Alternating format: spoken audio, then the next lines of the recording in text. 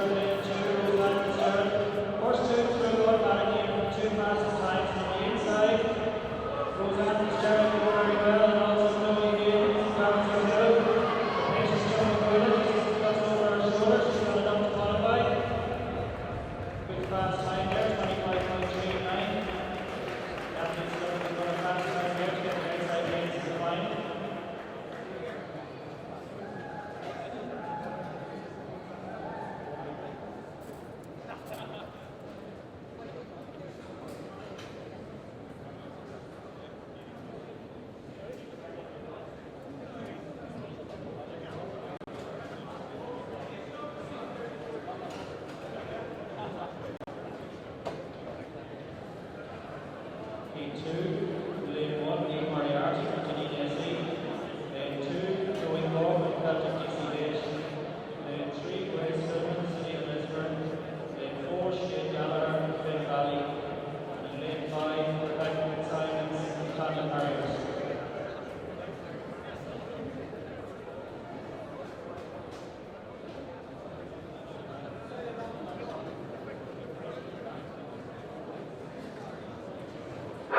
What is the B-boy Blackwood in here?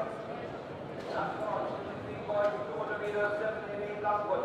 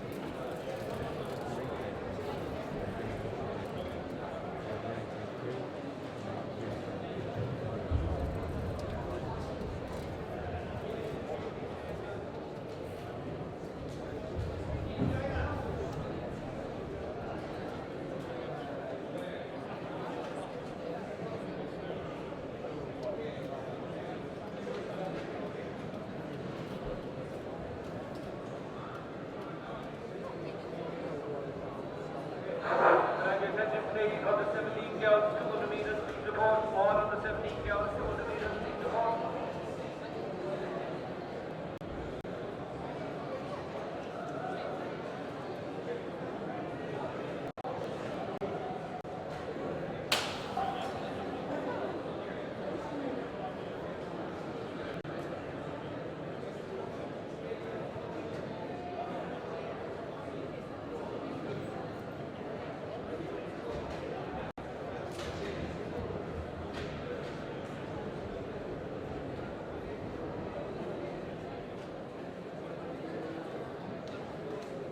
The line again, Moriarty, Lane 1, Gorman, Lane 2, Milton, Lane 3, Gallagher, Lane 4, Simons, Lane 5, and McCoy, Lane 6.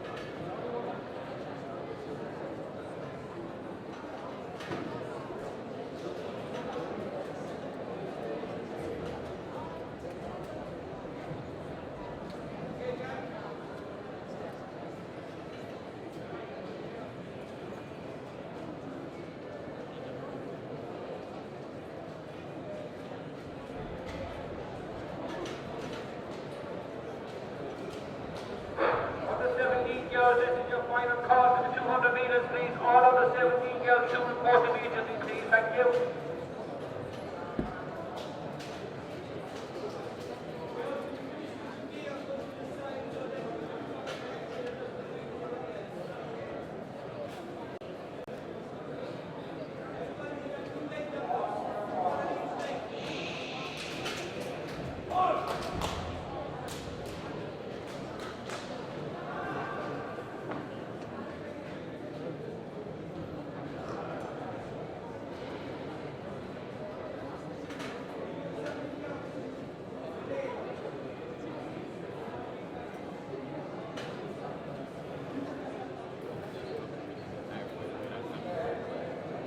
First heat was 16 meters. And it looks like Darren Miller, then fourth very well, Mrs. Berries. Leads up the stagger, Jackie on the outside, and on the inside, also somebody well. Conor Moore goes well on the inside. Polish opposite on the 60 meters. So two old spots. A good battle for home to stay there. But it looks like the 1-2 goes to Conor Moore and Darren Miller.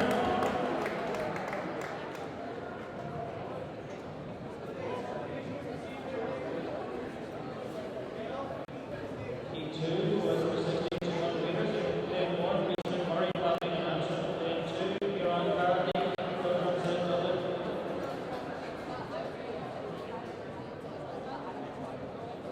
Heat three, Nelvin Appian from Lockwood SC, then four Huron McManus and Galleons, then five John Brown Salvage SC, and then six Aidan Darcy from Talon SC.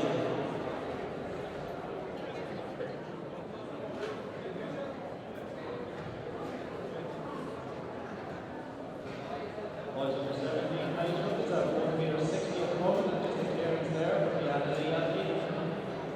Girls over 17 and 35.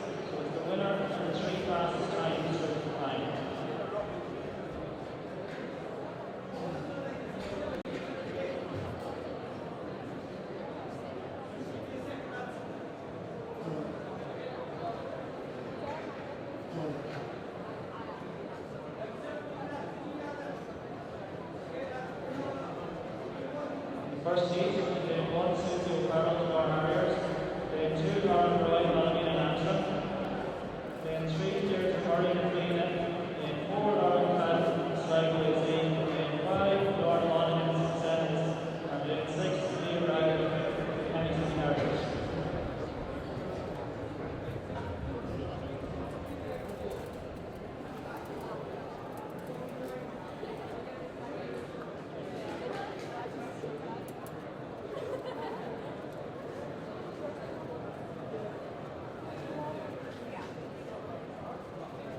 But Amy goes with her Mini Shamrock, who is competing in the 400 metres in Dublin. She's made her way back out to the check-in area. She's also going to 400 and 800. She's made her way back into the check-in area. She just has the wrong number. So Amy goes with her Mini Shamrock to make her way back to the check-in area.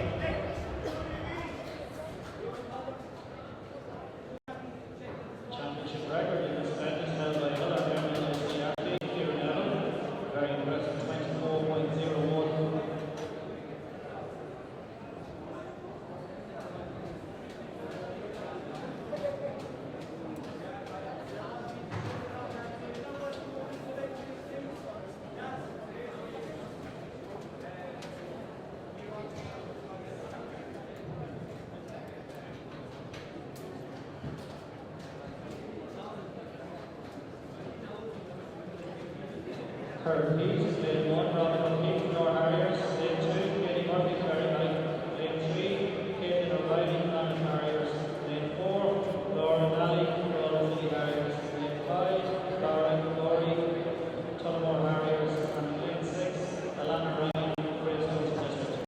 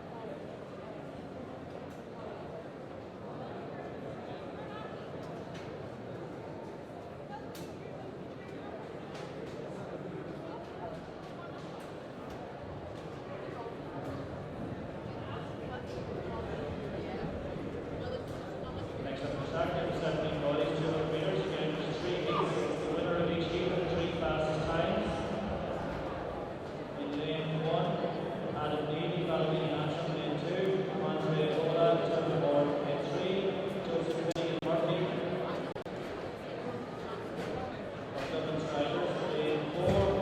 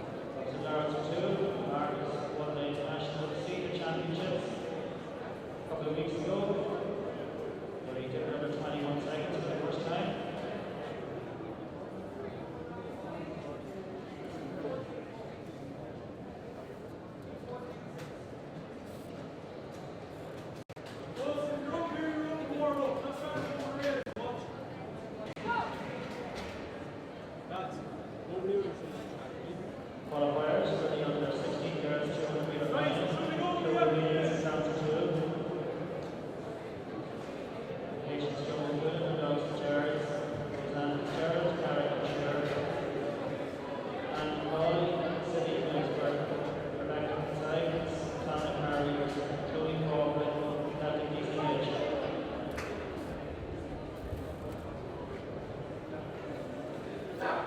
This is the second call for 200 meters, girls 200 meters, please.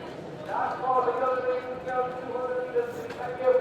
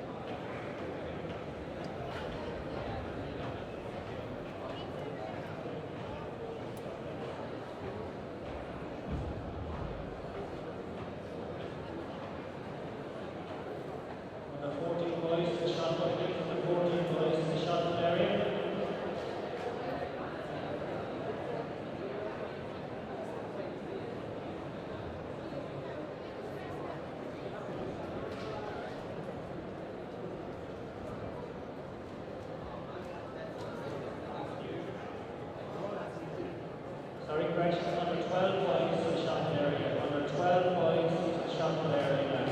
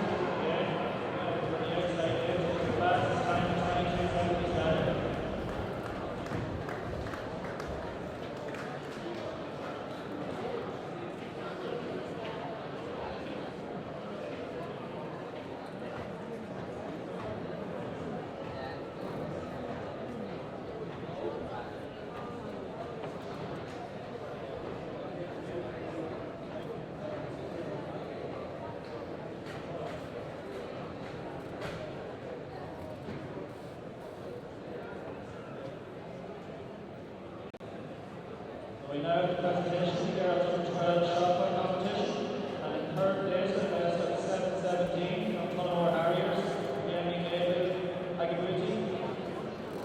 In second place, for the best of 7-39 in the last round, from Ennistrack, April Rochford. And the champion, for the best of 7 meters 93, from Nina Olympic, Emma Carroll.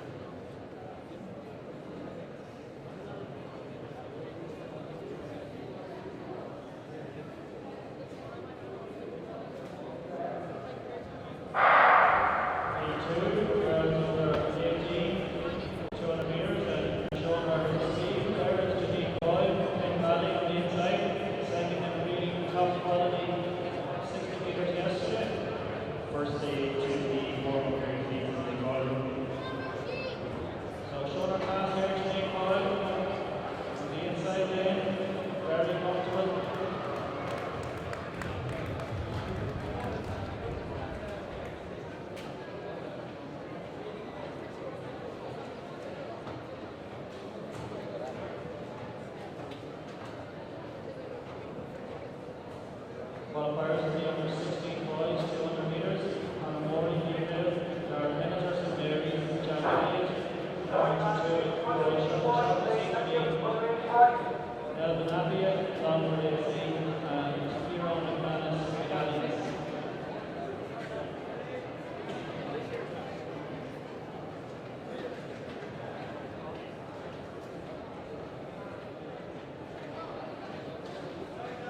Qualifiers for the under 17 girls, 200 metres.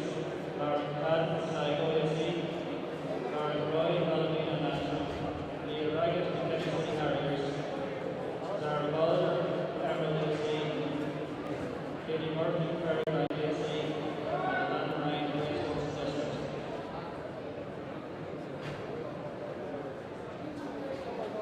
Qualifiers for the under 17 boys, 200 metres. Tony Wodabote, tennis track. Sean Benson, also tennis track. Thomas Mullen, Liverpool Japan. Aaron Sexton, Northern NC.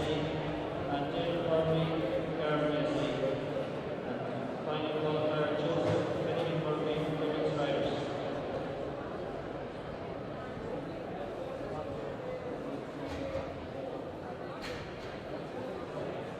Boys under 18 to long-term area leagues. Boys under 18 to long-term area and overall area.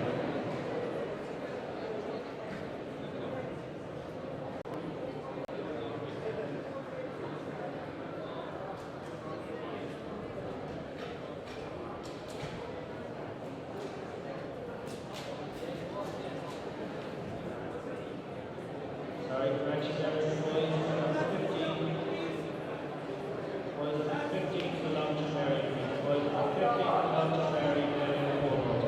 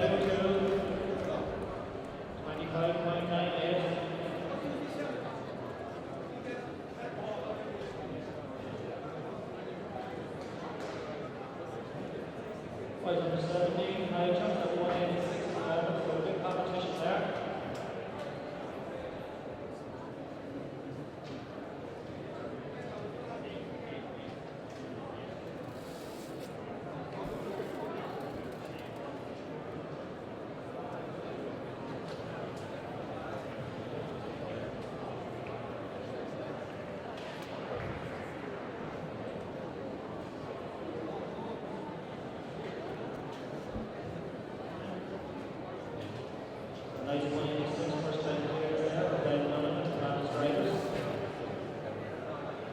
So going now is Ready Shamrock. Still Jerry Kearney from Pablo LC.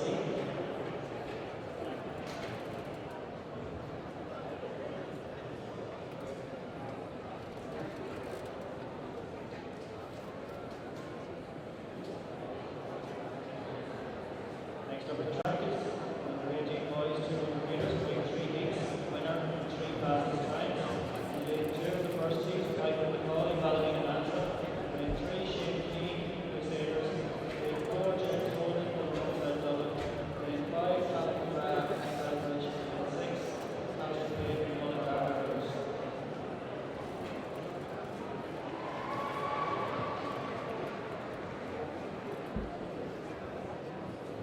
Two back into over now, 1 in 3.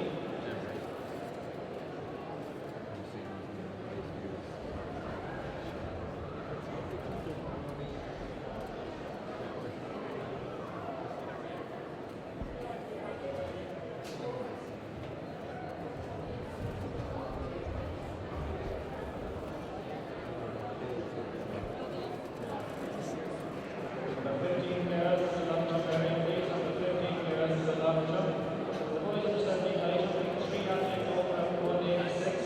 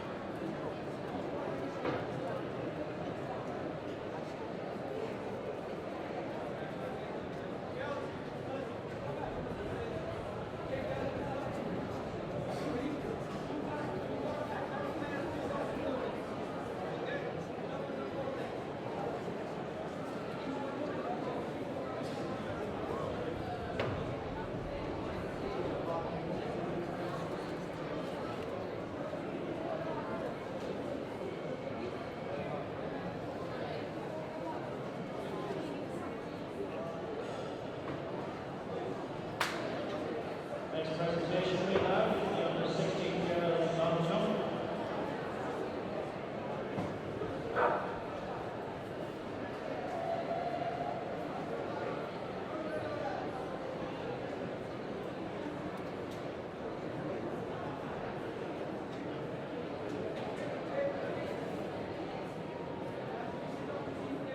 And in third place, so let's jump on 5:14 final round, Finn Valley, Lonnie Clare.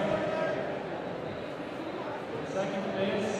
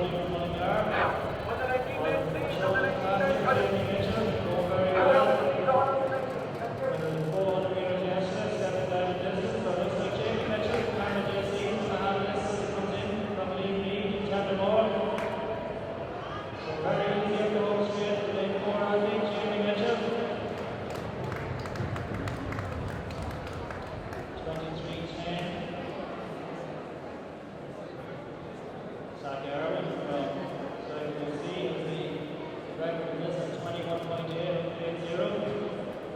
Zach, one of our top under 23 sprint athletes now, coming up to 400 metres. So still 3 athletes left at 189 here. The boys under 17 item. We have 1 athlete over from Abbey Striders. Ben Donovan, second attempt. Final attempt for Terry Curie from LAC. Also final attempt for Renee Shamrock. And for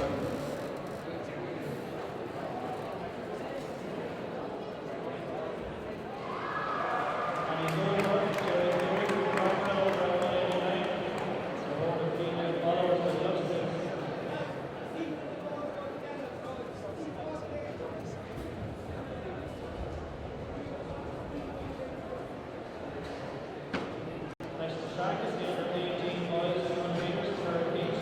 Lane 2 is Ferrari following an answer. Lane 3 Jack Dempsey going from the barriers. Lane 4 Shola Goju going with 60 metres estimate from Temple. Lane 5 Brandon Mark and Arthur Tully. On the inside David McDonald and Aileen Dixie.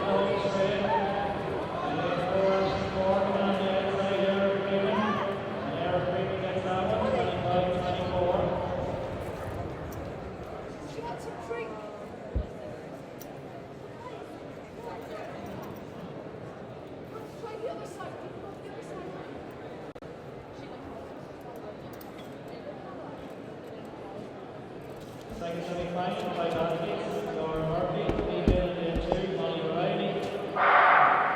Medalist in day 400 yesterday. In day 3, done runs in Dublin, Nicole King, Galway City Harriers, day 4, Cara Morgan, Carrie Shannon, day 5. Medalist yesterday as well, 400, Sophie McCabe, 3, day 3, and day 6.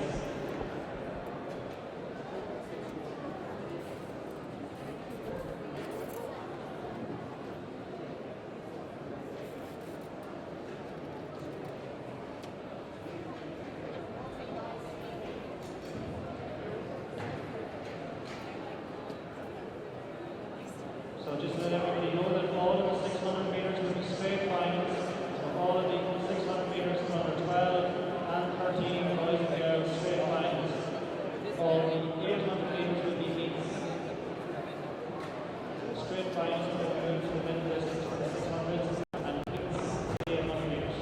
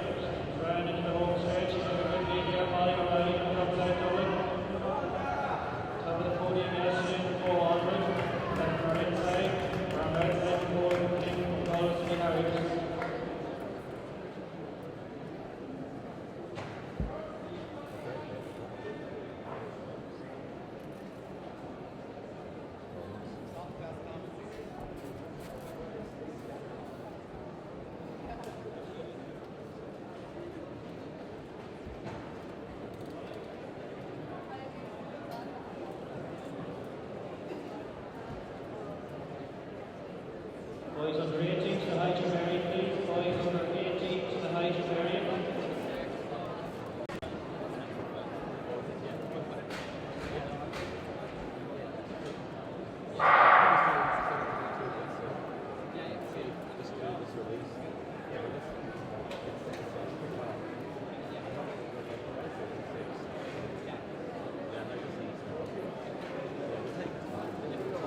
Next presentation we have. Boys under 17 high jump. Very good competition we had there. In third place, the girls jump up 1 meter 86 from Rahini Sharma from Pepper.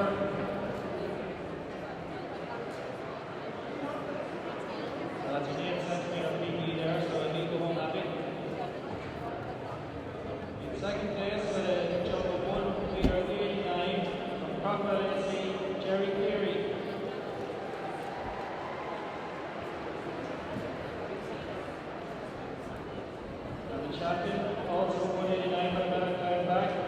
For Abbey Striders, Ben Donovan.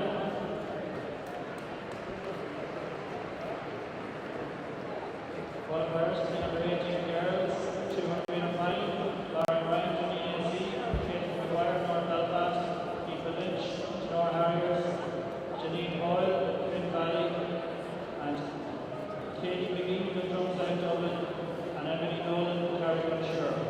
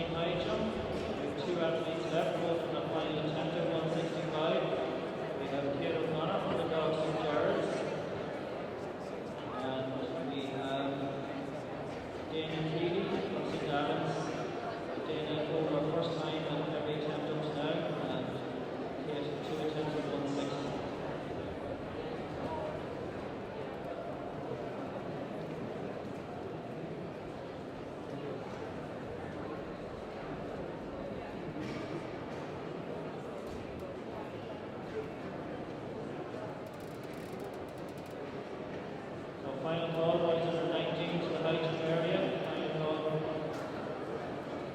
Final call, boys under 18 to the high jump. Under 18 boys to the high jump. 12 boys shot put. Well underway.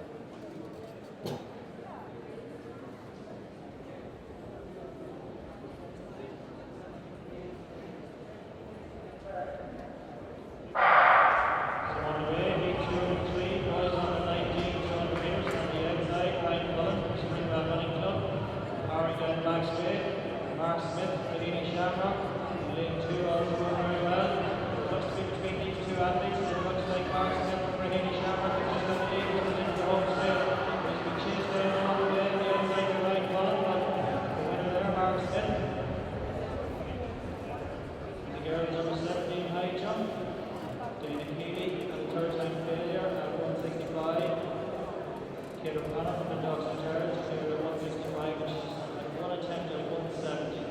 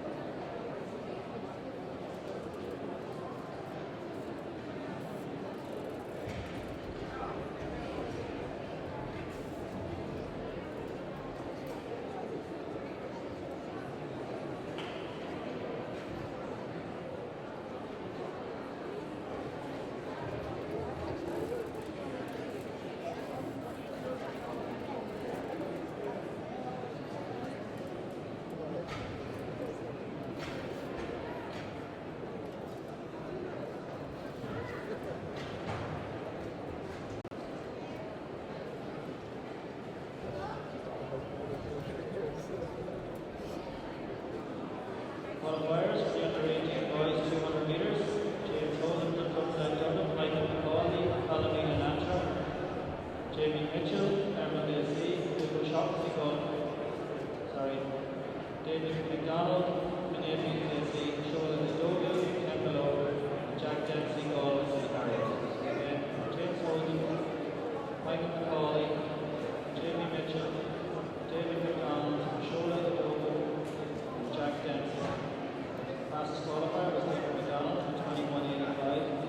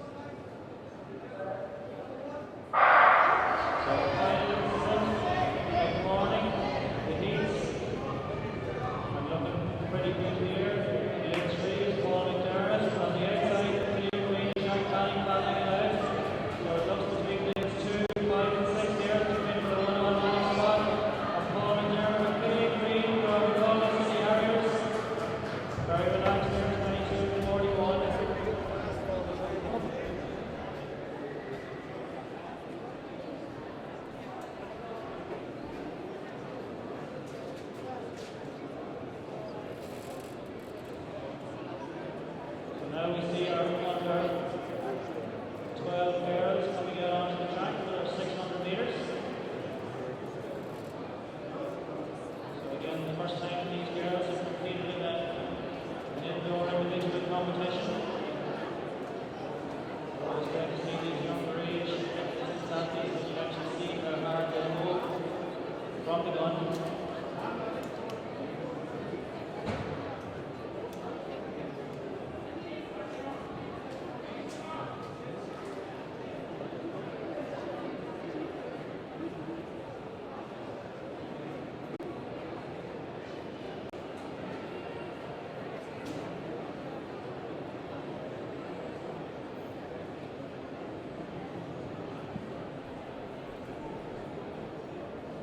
So just to clarify now, actually, the 600 metres, we actually are going to have heats for the under 12 girls, so it'll be the first three in each.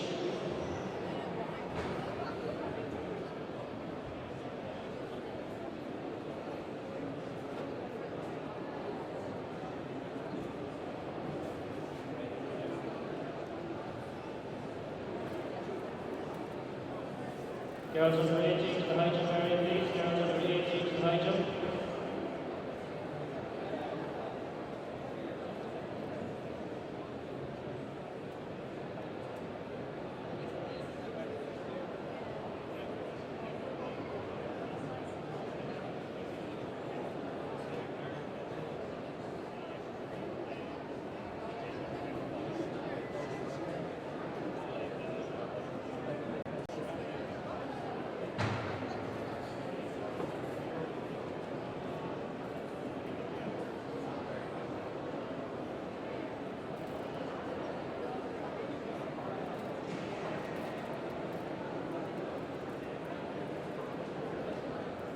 So girls under 12 will be a heat, 2 heats, first 3 in each heat, and the 2 best times through to the final.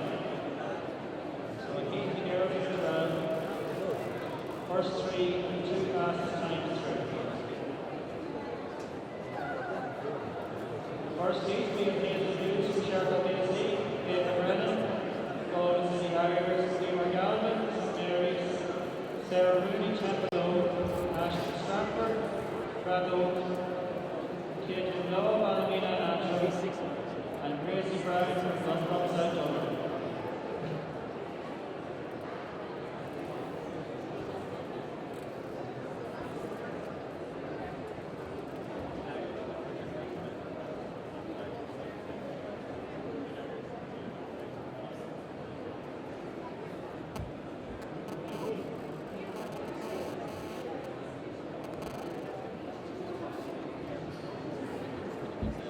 The record in this was won by Evan Moore from Golden City Harriers last year at 1:45.23. Remember, it was a fantastic effort by Evan. We'll be running in the next race girls in the 13,600 meters.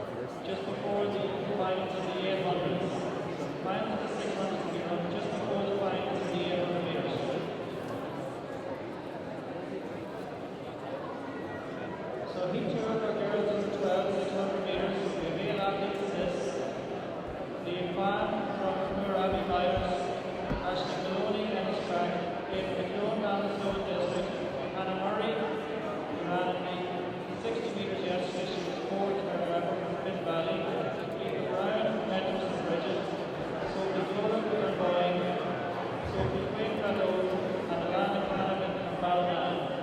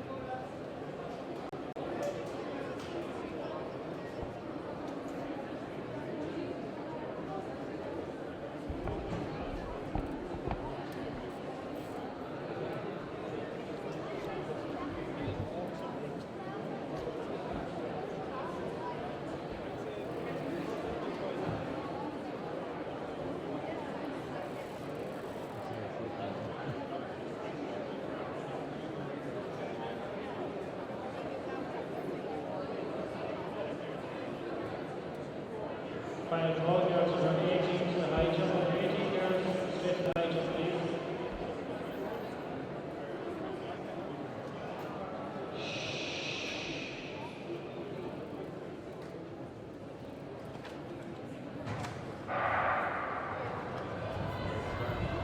So on the way there, girls under 12, 600 metres.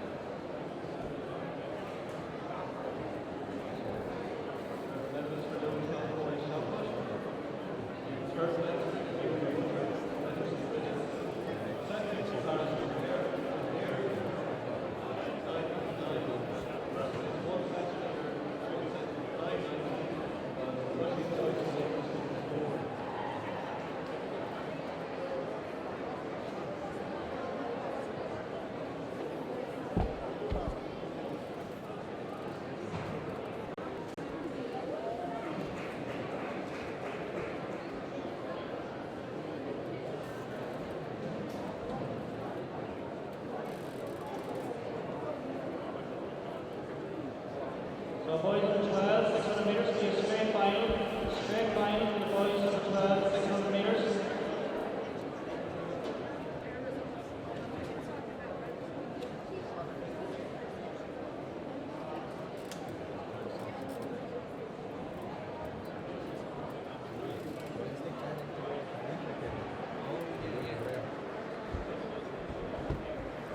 We can get a representative from Radon AC just to go over at the break area for the 800 metres, just over at the end with the GloHealth sign. I'll just go to the track referee over there. Radon AC official just over to the far side of the track, the break area near the GloHealth sign.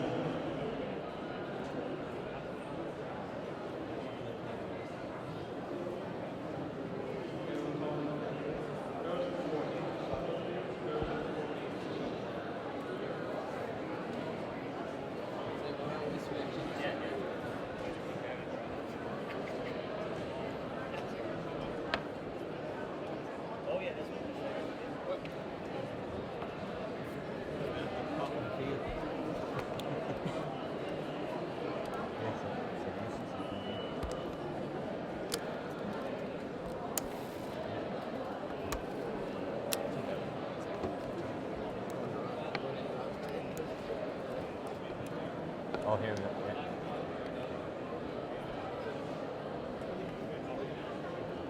Yeah, if you like, your home there a Yeah. second. Okay.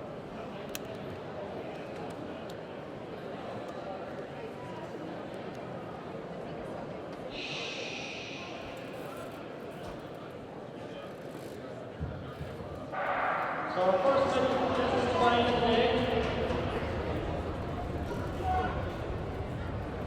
The Atlantic Cannabis Mother just take away the first aid area. The Atlantic Cannabis Mother please take away the first aid area. High jump.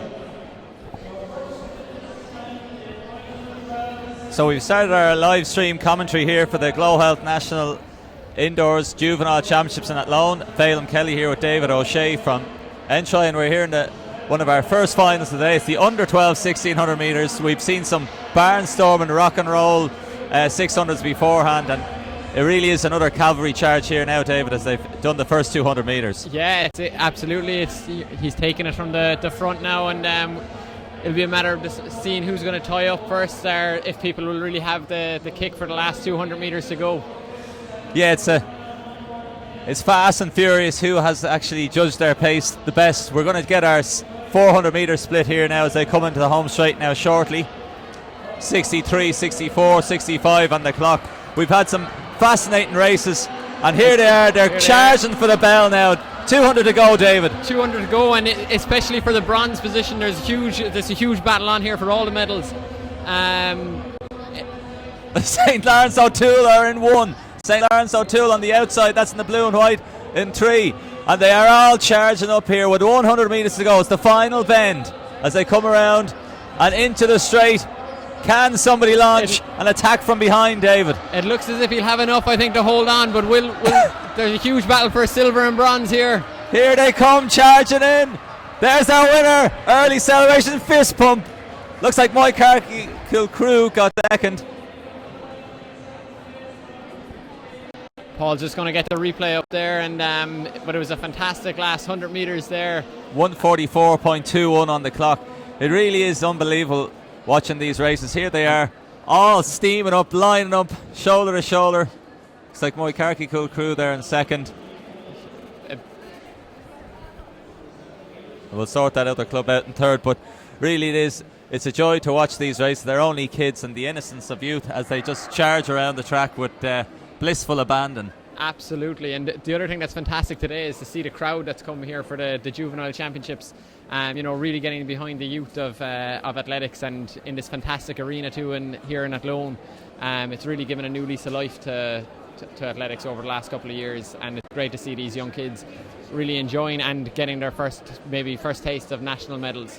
Exactly, yeah, they're just getting their first taste of experience here, and it is a great facility, and the great crowd here. If we might pan out just to the crowd just to show you the full house, because if people have been watching some of the streams beforehand, we probably haven't had quite as full a crowd, but it's something to look at and something to look forward to. Perhaps we can get some more juvenile races as part of the senior competitions, and that's a way of generating a bigger buzz and bigger crowds coming and to watch. Ultimately, what we want them to do is follow in the footsteps and become good seniors. Absolutely. You know, you look at the likes of the AIT Grand Prix that was on here earlier in the year, and you know, you've got a similar crowd here today, and at that Grand Prix they do a great thing of bringing in the youth and getting them involved and inspiring them by showing them the international athletes that compete on the night. But again, it's great to see them following through today and having a big turnout. Yeah, I think the relays do make a big difference at like the Athlone International, and it's a way of getting them to come compete, get a taste for it themselves, and then also stay on then and see the older athletes and internationals. That's it, exactly. So we have a triple jump competition going on. We've got a long jump as well, and some good performances yesterday. Elizabeth Moreland 5.85 in the under 19 long jump, a championship record anyway. Then we had Molly Scott, I think, was pretty much the star of the show. She ran 7.42 for a national youth record and tying the national junior record. And when you put it into context, 7.32 seconds is the standard for the world indoors. Not bad. Fantastic Not run. bad going. Then we also had, just pull it up now, in the pole vault, get the right age group, but we had a record in the pole vault as well. It was 4:30. No, that was in the under 16s in the national seniors, but Ellen McCartney added a full 30 centimetres to the existing AI national girls youth record when she won the under 18 pole vault with 3:30. So yeah, good pole vaulting there as we're lining up the next cavalry charge here over 600.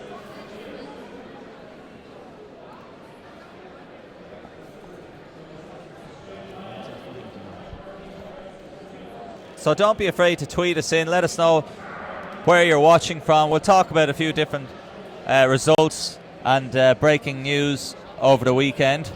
Once I've officially sent it out to the official airwaves as well.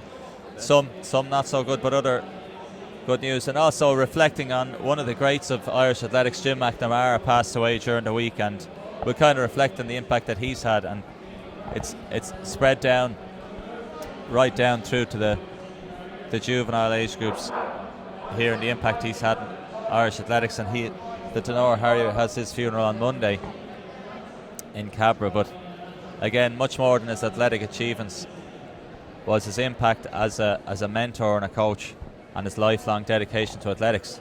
And we're hoping that many of the young athletes here will get a lifelong passion for the sport, and not just a trip to Athlone on a Saturday or Sunday in 2016.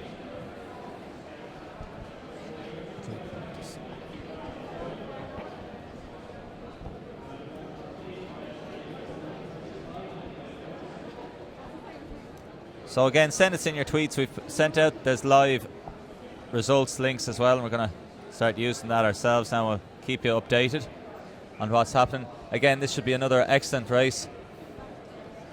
I can see in the MSB singlet there in the lime green and blue shoulders, that's Sive Mohan. She'll be one of the favourites for this race. The elbows are at the ready. That's it.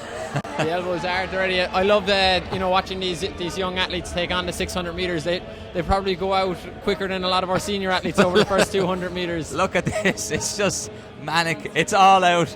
You'd swear it's just 200 metres. They are running flat to the mat as they approach the second bend here, and they'll come into the straightaway, and we're going to get a split here for this first 200 metres. 26 seconds on the clock so far. So probably going to come through in around 32 seconds. Yeah, 32 seconds for the first 200, David. That's a very good first 200 metres now, and with 400 to go, will they be able to sustain that pace all the way around? Yeah, some of the girls I can see in 1, 2, 3, in just in fifth in the pink shorts will start to feature, and then you can see Sive Mohan just coming to the back of that pack, and she will start coming through now, particularly over this next into the straight and then into the last lap. I expect her to start making her move. She's been hugging the curb, but here they are all again, David, wrapped 4 abreast, and here comes Sive Mohan around the outside. Yes, and she's running a very intelligent race, timing it well, getting a good kick to go now with just about 150 metres left. But again, it's the Galway City Harriers really striding it out. Sive Mohan, I think the Ratoath girl are battling for third. So Sive Mohan has now moved into third. They're battling it out here now into the straight. Who can come across the line? There's no quarter start given. That's a fantastic finish. Sive Mohan's coming through. The legs have buckled. You know, oh, what a brave run by the Galway City Harrier, and her legs buckled. We've got tears of joy. Sive Mohan gives her the handshake. What a race. 1:43.16 on the clock for 600.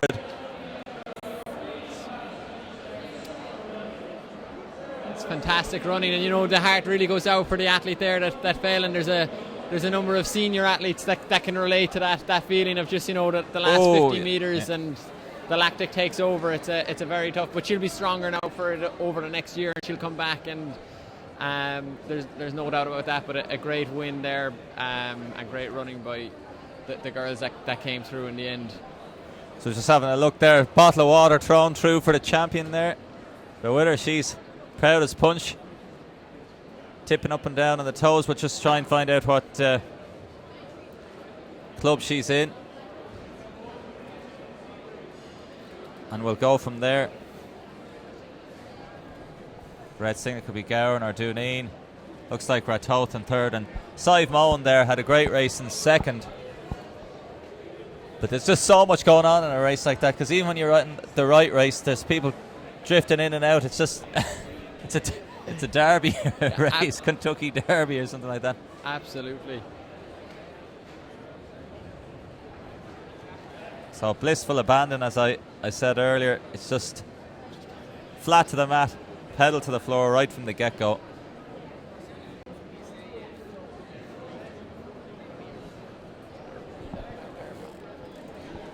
So just keep your messages coming in. I see Michael Hurley from North Cork has sent a message. Best of luck to Anila Borkowska Hogan of North Cork AC now in girls 600. So that would have been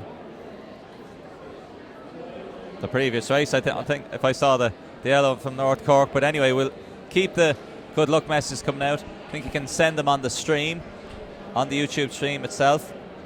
And then you can tweet us in and send us on Facebook.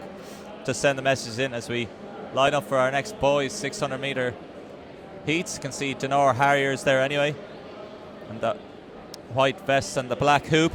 And as I already mentioned, Jim McNamara will be watching down in spirit at the next wave of Denor Harriers.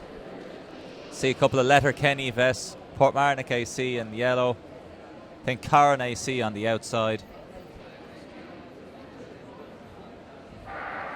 And all to play for another quick start. Again, another first 100 metres there. You know, the athletes as they get a little bit older might just start taking that a little bit easier on the first lap anyway.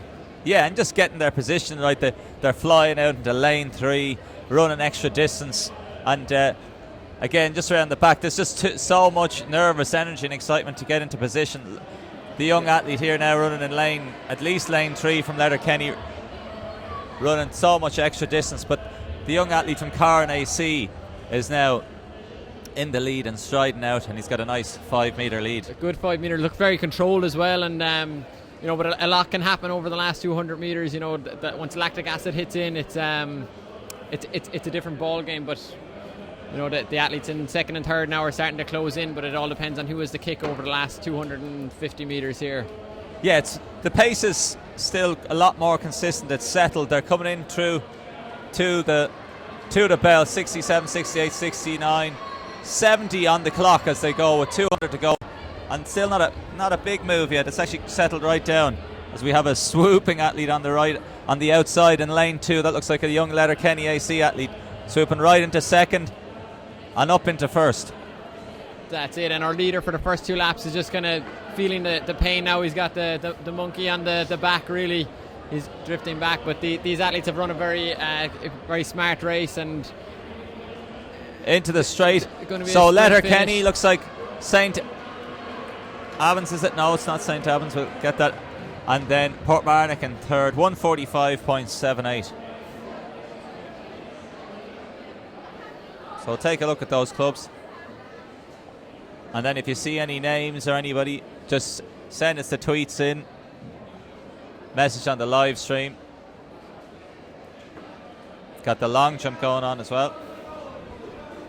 Oh, best of luck to Nathan Sheehy-Cremin is coming in. I think Nathan Sheehy-Cremin, for those live stream aficionados, might remember, I think he was on the Kick of the Week in Flow Track when Ronan Duggan and Carl Dennehy were commentating last year. So it's a great name, Nathan Sheehy-Cremin, and we'll be looking out for him again as we see our next 600 heats lined up. We can see the great singlet of MSB. It's always an easy one to pick out with the fluorescent greeny yellow on the blue stripes on the shoulders. You can see Shercock from here. So the young guns, they're all lining up. Another Cairn AC vest in the mixer. So it's exciting stuff.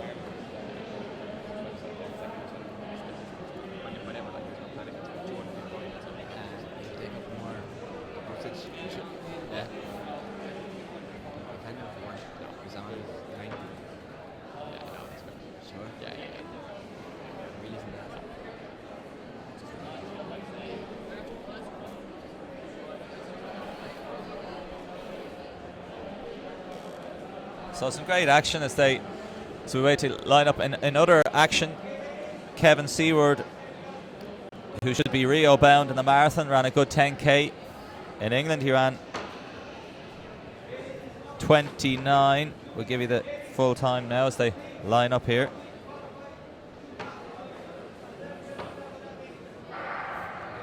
So away they go.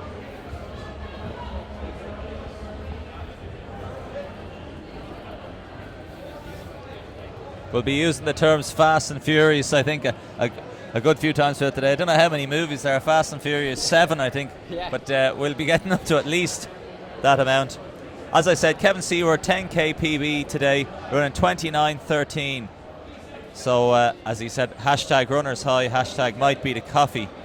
In more local road running action, Gary O'Hanlon won the Tralee Marathon yesterday in a shade under 2:30 as he builds up towards the London Marathon. And we have a young MSB athlete just sitting in nicely in second. Again, he did well there, actually, coming up the home straight. He moved out into the edge of lane 3, but got back into lane 1 there just as he hit the bend. So it was a good time to use the energy. As the young Shercock athlete just nips right up before the bend, just as you were mentioning, and into the lead. Another intelligent move there, and takes it on nicely coming up there to the 400 metres. They're on a 109, 110, so they'll probably go through in around 115. Yeah, 75 seconds through 400, so I think that's 5 seconds slower than the first heat, so they're going to have to get a move on. Yeah. The young Shercock athlete striding out nicely now, just in full flow. They're all going to have to make their move, and there are some making up the move up the inside. And he's nipped him on the inside. It's a cardinal error there. He's let him right up the inside, and this was a nifty move. Talk about very intelligent running there now, and a very big sprint finish here for the second and third places. The first three, I think, are... So that is some nice close running by the Duneen AC athlete. 149.50, so I think that was a good 4 or 5 seconds slower than the first heat, and that's why they were full of running coming into the straight there. But that's it. As a fellow Duneen athlete, I have to make sure I give out the fellow clubman a good shout there. It was great going through on the inside. Very intelligent move, and saw his opportunity and took it exceptionally well. Is that why the entry singlets are red as well? As a Duneen man, David, letting your true colours show here now. That's it, exactly. So us commentators, we'd never be biased. No, surely not at all. Not at all. Just leading out a few more messages here. Well done to Kate O'Connor in the high jump, and best of luck to Patience. That's Patience Jumbo Gula from Anthony Woods and all in Dundalk St. Gerard's. Again, Brian Murphy, best of luck to Patience and Kate O'Connor in their events today from St. Gerard's AC Dundalk. So St. Gerard's Dundalk are flat out on the good luck messages, but we know there's lots of clubs out there. Some of them active on Twitter are always good, are Clonmel and Emerald AC. As we see a Finn Valley AC athlete here. always great with letting us know what's going on. And we might take a look, he might twist the scorecard there once we get a mark on that long jump. So 474 in that last long jump that we saw from the Finn Valley.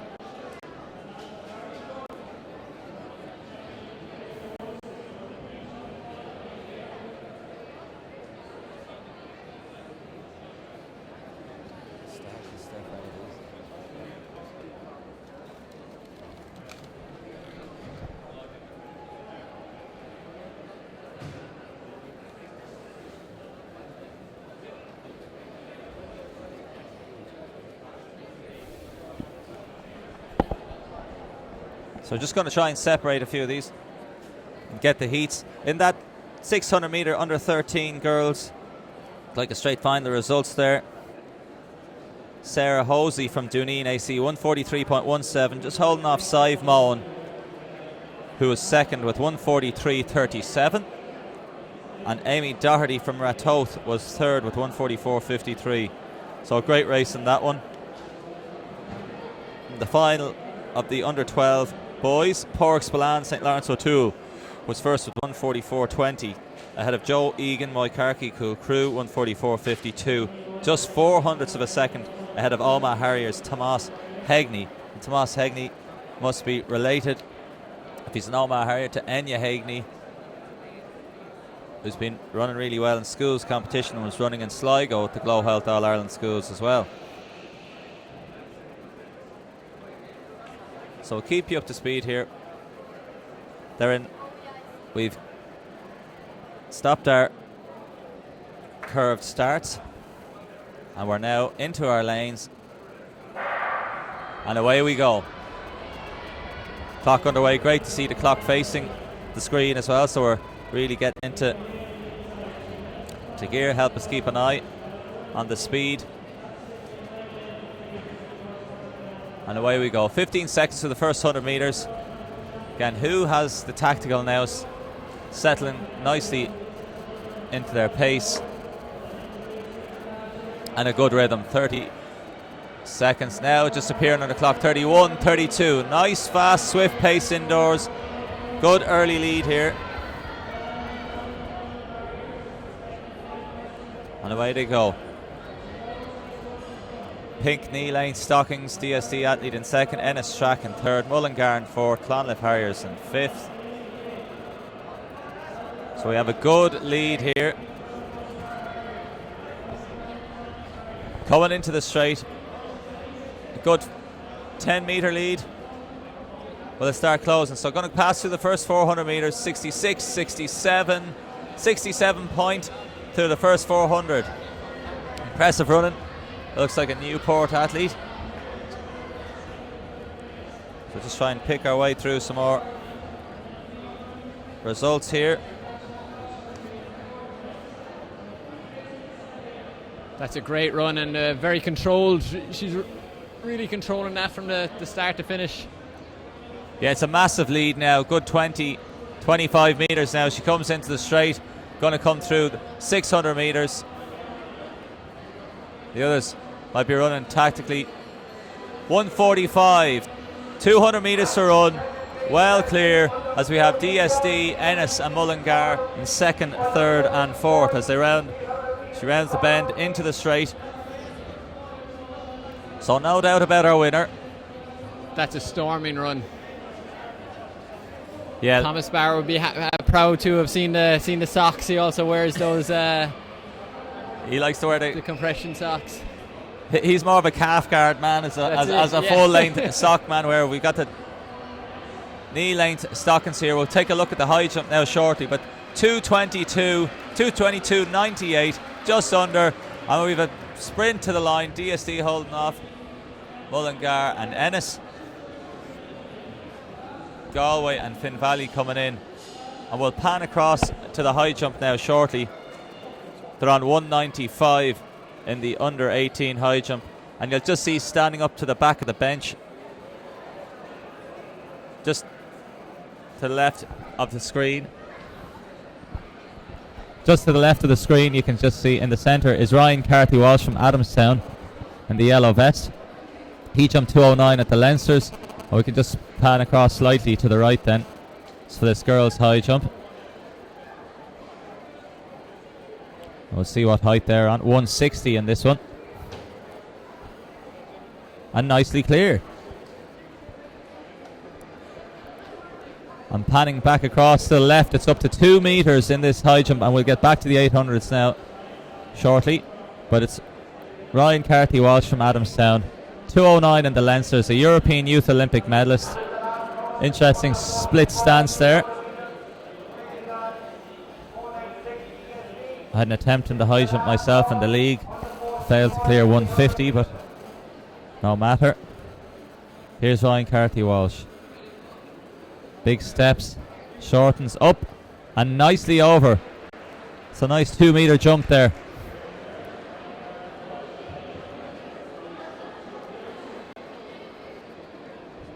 So, back to our panoramic view. We've got our 800 metre girls races back in action.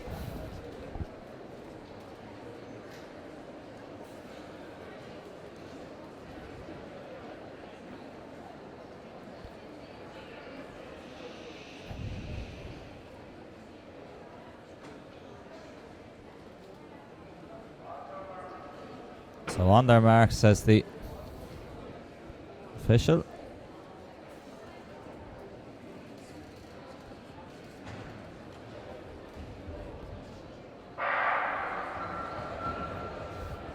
False start there.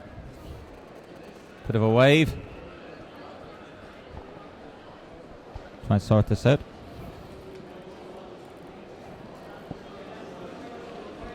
So Dave, we'll just let you take over and I'll just try and draw up a few of the online and the heat and the start lists, and we'll just put you under pressure there for a couple of minutes there. Well, we'll be back, and don't worry, I'll always swoop back in with a few words of questionable wisdom.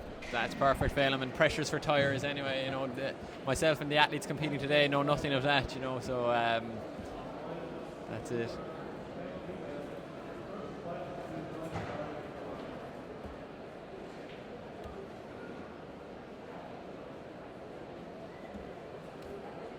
So the officials just making sure all the athletes are comfortable and know what they're to be doing here now.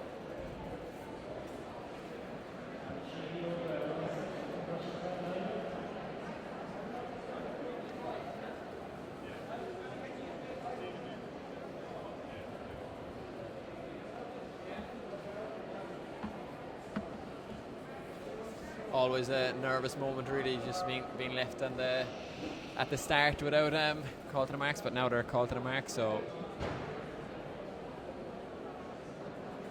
the gun is gone, and it's the best part of the race, really, when you get to just go for it rather than hanging around. So a lot of athletes going quite well here. Very good run from lane 6, taking the lead.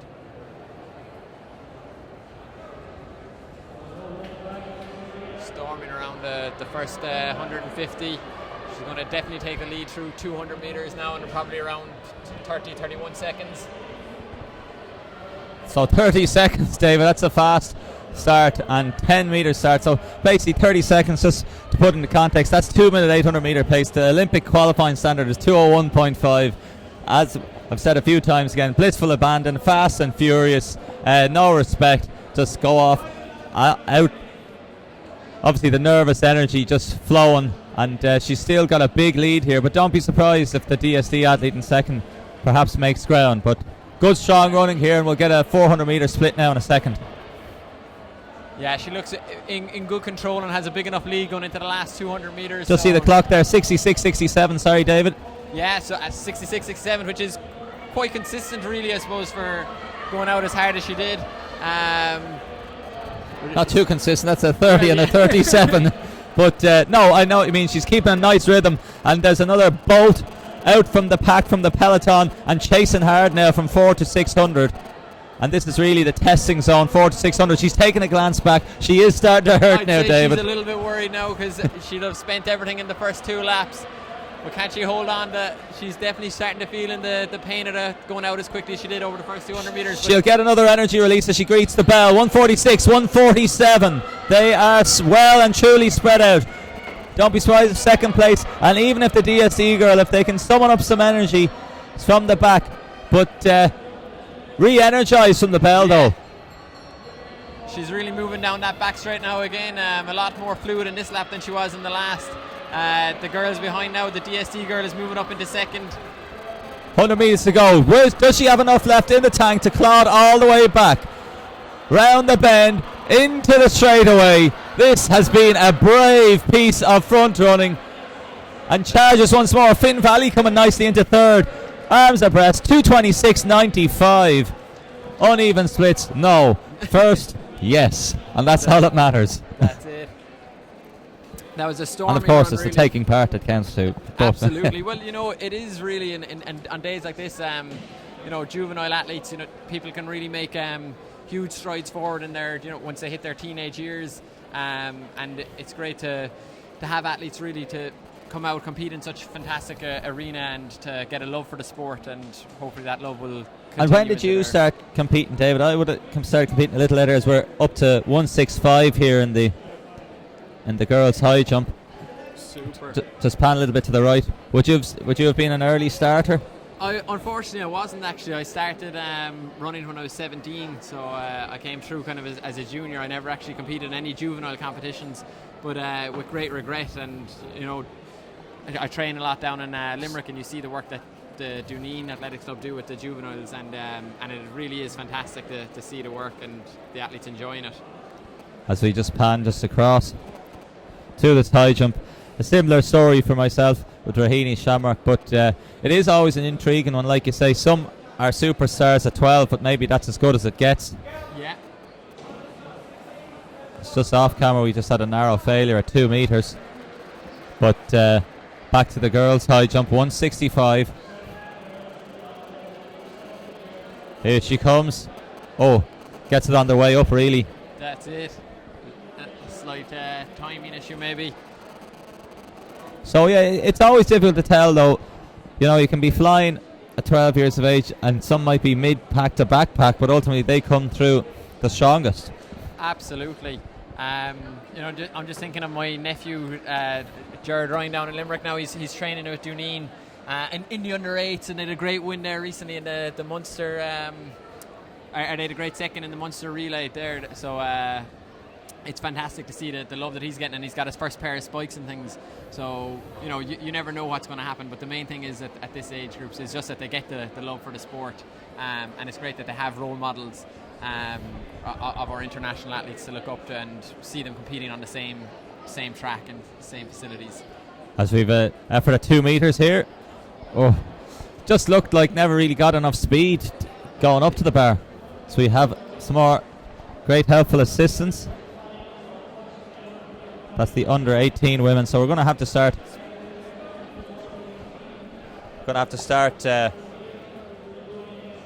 Sifting through all this paper. We've mountains of paper. Yeah. So we're working our way through that. I will try and get you going. Again, we can see how we're getting on in this one. So we try and pull up a few heats. So well done to Hugh Hamilton, Kildare AC, third in a 600 metre heat, and best of luck to his brother Peter in the under 14 800. Best of luck to Niamh Foley in the long jump. Send us in another message just in terms of the club, and always important that we get our club shout outs.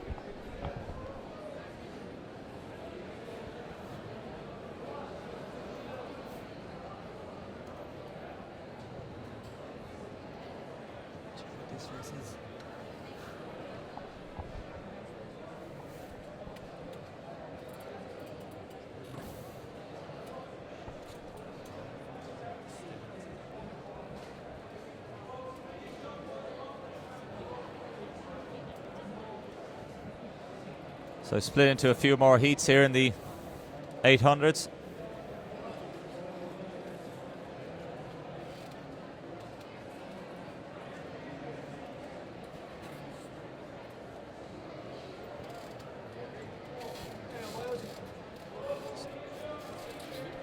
So it looks like Michael O'Hart get them into their positions here. Still have a packed house here in Athlone.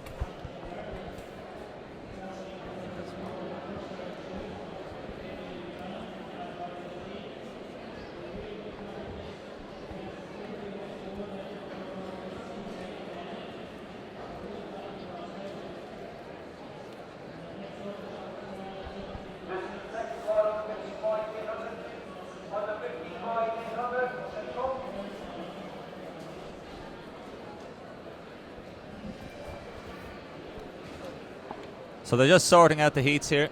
So we just have the under 12 finals of the 800 metre results just in here.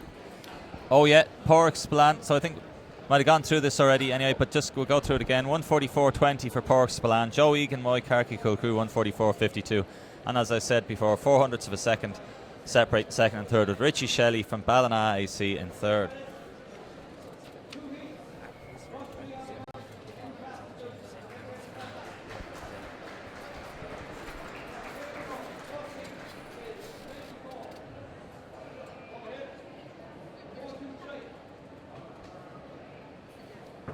So they're on their marks here.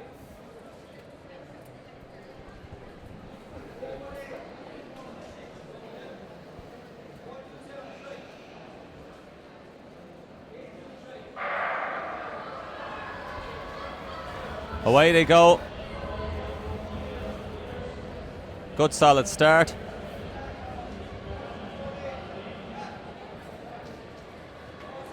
It's like Dermot Healy, he qualified in Heat 1 of the under 13 men's 600. Out of Tiernan Rowley from Dunleer and Jack O'Connell from Portmarnock.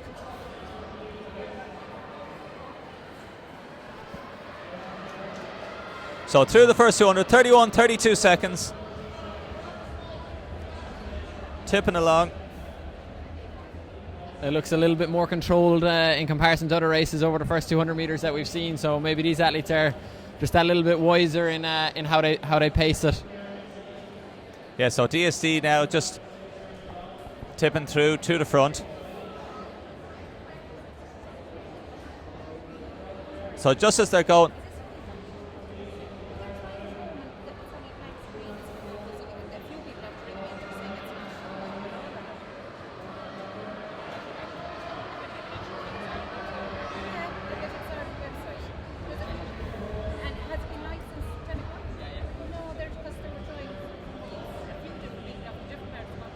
so through they go.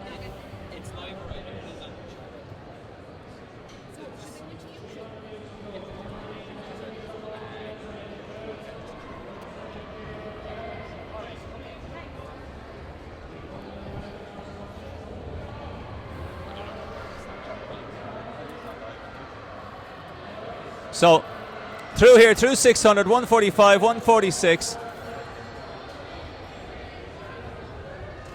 Ryan Carthy Walsh just failed a 206 in the high jump. Shannon Sheehy just also failing there in the high jump for Cushenstown. So the clear leader here.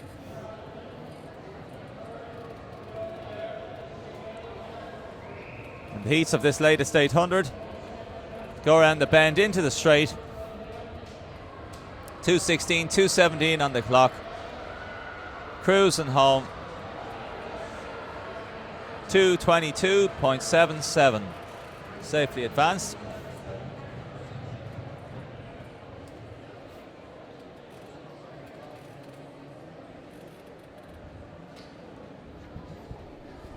So we're just going to go to a quick ad break here now. It doesn't cost much to feel amazing. A pair of running shoes and a bit of determination is all you need. Running increases your confidence, giving you greater control of your life. Tailored health insurance from GloHealth means you can choose the cover that suits you, your lifestyle, and your budget. Get real value, real control, and feel amazing. GloHealth. My cover, my way. It doesn't cost much to feel amazing. A pair of running shoes and a bit of determination is all you need. Running increases your confidence, giving you greater control of your life. Tailored health insurance from GloHealth means you can choose the cover that suits you, your lifestyle, and your budget. Get real value, real control. Feel amazing. GloHealth. My cover, my way.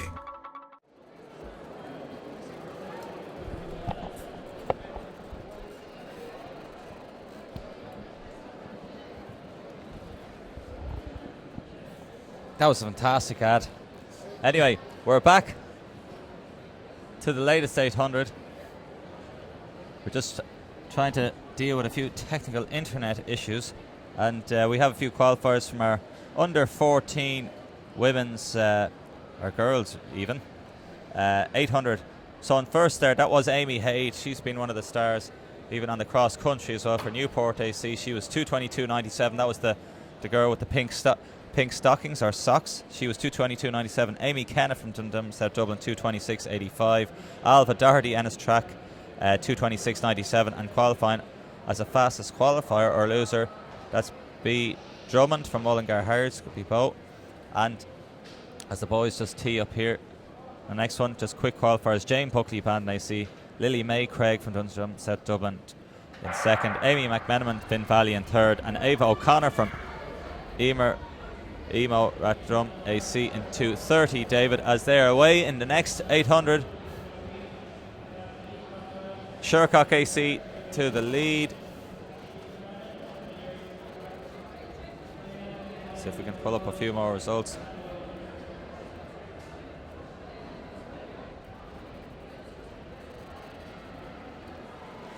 So again, steady start, 30, 31, 32, 33 through the first 200 metres.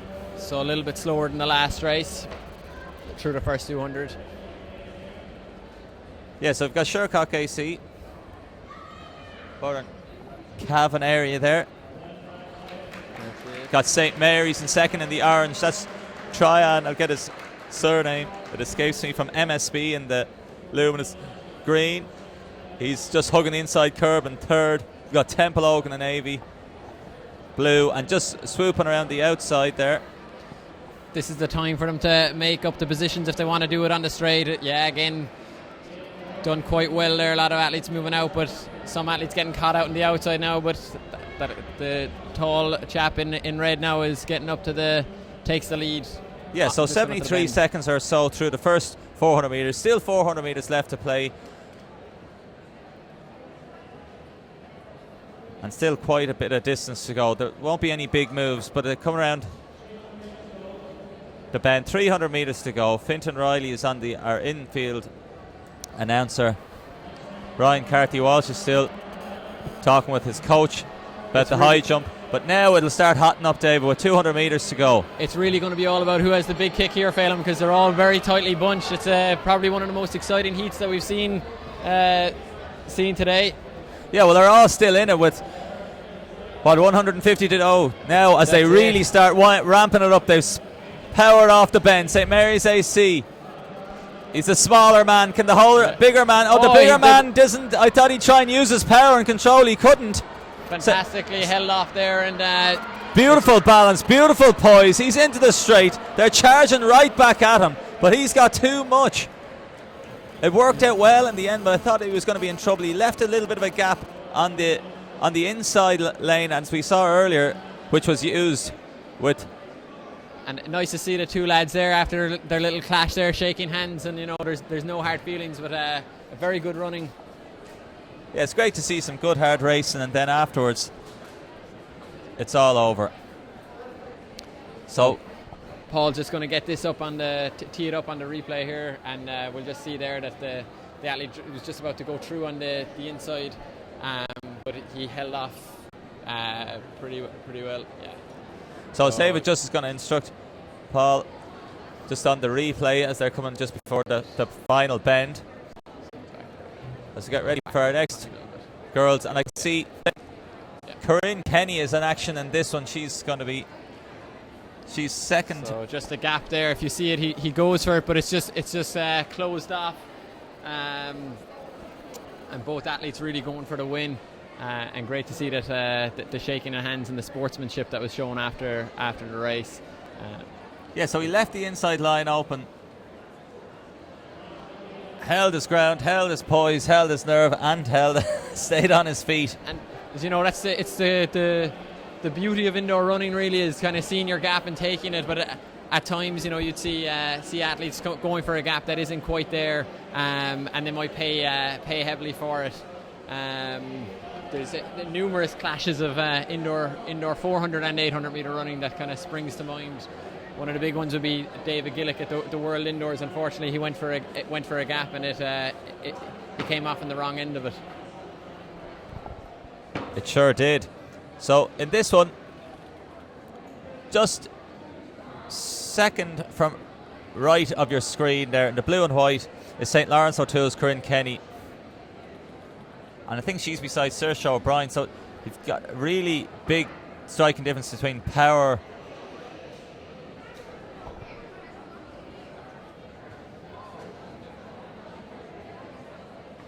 and I'm still looking for the second word. But basically, Saoirse O'Brien won the All-Ireland Schools Junior Girls Cross Country in Sligo. Corinne Kenny, she's on the record books in a number of the different 800 metres. So Corinne Kenny charging straight to the front. You can see big, strong, powerful girl. Saoirse O'Brien, I think it is, from Westport. She is a smooth, classy runner and really impressed at the All-Ireland Schools in Sligo last week, and she won the Junior Girls Cross Country. So again, this is tactically debatable, but they're through in 32. They're all stretched all over the track, panicking to get into position. They all want to lead, but Corinne Kenny is in the lead from Saoirse O'Brien.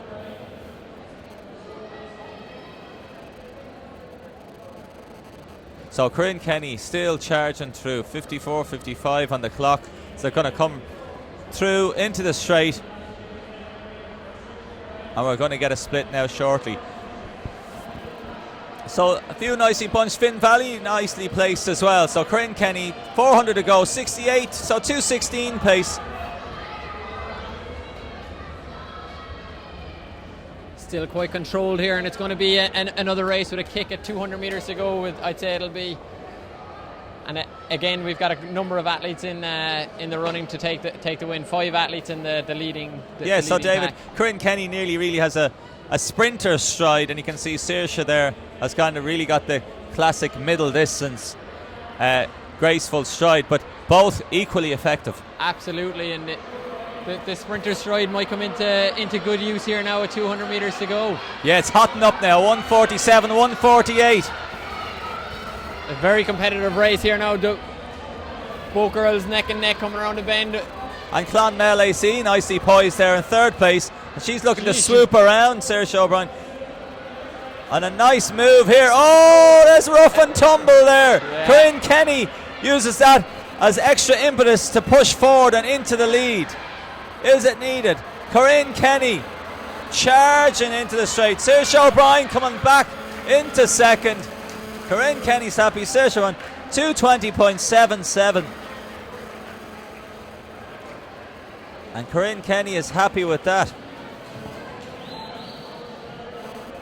So 2:20.77. Nice, more sportsmanship there.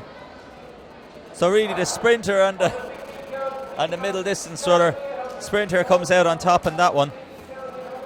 But it's great running. There's a number of the athletes have made a quick transition from the country onto the track, and some with great effect. Lewis O'Loughlin won the under 16 1500 metres yesterday, and he's probably going to look back and double in the 800 today. He won the junior boys 3,500 metres cross country in Sligo racecourse last week, and there's a couple of athletes in similar vein. Yesterday Adam Fitzpatrick from Kilkenny City Harriers did likewise. But good to see Corinne Kenny still blazing the victory trail. She's been around for a couple of years now. She's been setting records. Good to see her in a race and holding out there. But more great running. Absolutely. And again, there was the athlete there that finished third just on the final bend, really going for it, and she did it quite intelligently in that she went to make the overtake on the straight, but just couldn't get there just before she came into the bend, and just kind of chopped her stride, and it may have cost her a little bit. But you know, again, these athletes are going to learn from all the experience they're picking up over these years of competing, and when they come back in maybe 10 years and they're competing for national senior medals, they'll have a huge wealth of knowledge, and they'll have been hardened up from days like this.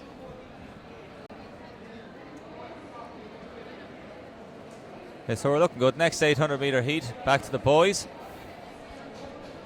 I think Ryan Carty-Walsh is still in action here.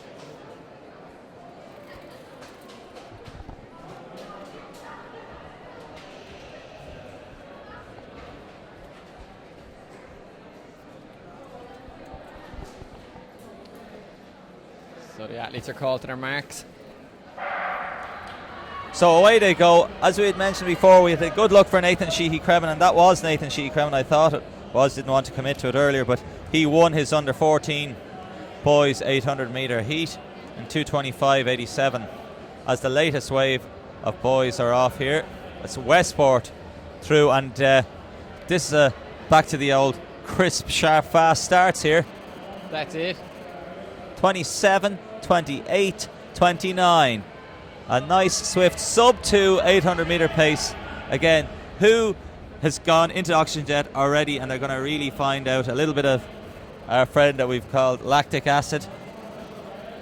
Too many hydrogen ions flowing through the blood system. They won't be able to cope, perhaps, but nice flow still. The Westport athlete, again, he's cruising there, looking smooth, silky smooth. That's the green vest with the dash of red across. Tal AC on the left, hugging nicely in second, and that could be City of Lisburn in the lead. And then, of course, the famous black and amber, can we say, of Leave LAC down in Cork there. They're building their own great indoor facility. Actually, they've been gotten licensed, and they've got a premises, and Christopher Harrington, a member of Leave L, I think he's the lead man on construction there, and they're building their own high performance down there in Leave L. So great to see more indoor facilities, which should hopefully lead into more success and increased participation throughout the country. So coming up to 600, 140 at the bell. As we say, there's the Leave L man now, swooping into second. The silky smooth Westport athlete just at the back of that pack. Can he make a move? He is rhythmical, but can he now be effective as they come into the closing stages? He needs to get himself into a good position coming off this bend if he's going to make a move. Yeah. Uh-oh. Slight step inside. Going to see how many to qualify. The Westport athlete, he's steaming up on the outside. He's nipping up. He's nipped into third. So, saving energy. Leave L. See Lisburn, they have the handshakes. 2:13.92 on the clock. So a bit of the Steve Ovets there, Seb Coes. Let the officials sort it out. But again, more excitement. Yeah, we'll start saying the age groups when possible. We're just waiting for some of the internet things there, and just to decide, and we'll say age groups as long as we know the age groups that they're in.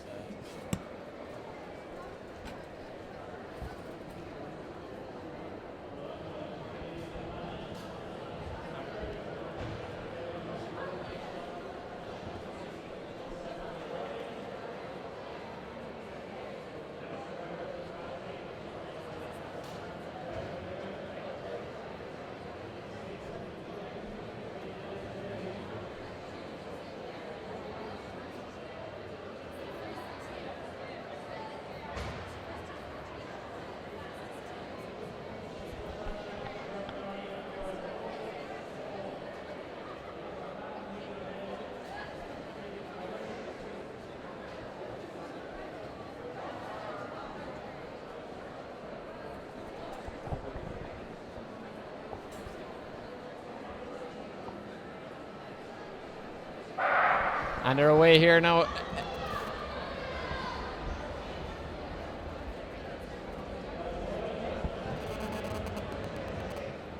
So jostling for positions here. Everyone's trying to get into a good position, get into the inside, control the race. and then conserve energy for the first couple of laps.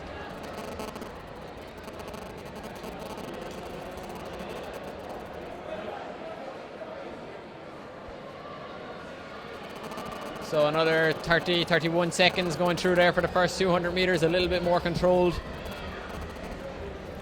She'll be in the under 15 section here now, and the winner of that last girls race is Corinne Kenny in the under 15 girls, and that was 2:20.78 ahead of Saoirse O'Brien, who won the All-Ireland Schools last week. She was second in 2:21.44, and Ava Fennessy from Clonmel AC 2:22.36. That was the under 15 girls 800 metre final. Tullamore Harriers athlete really leading this race now. He probably might have gotten some tips from Gordon Kennedy down in that area. Down Tullamore, down that neck of the woods, and there's a number of fine Tullamore Harriers middle distance runners at the moment. We'll be looking out for Mark Milner later on in the day. Damien Lawler and the crew there doing great work.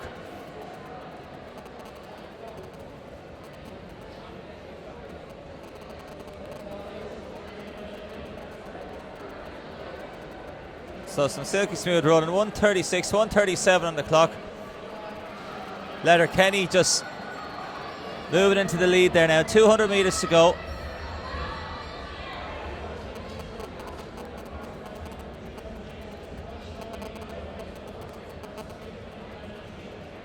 So she'll be the first three to advance.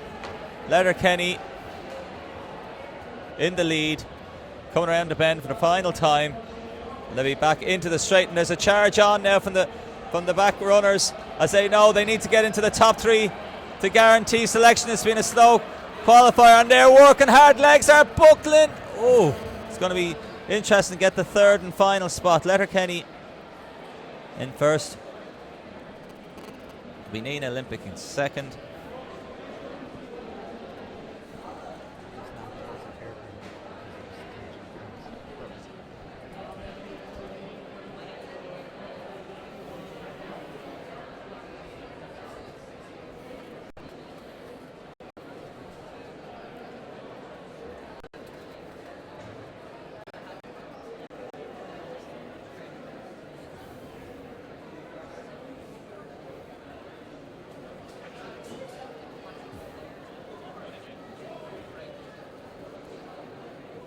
So here's the replay. Looking for that third and final spot. Ooh. Might have been some girls missing out.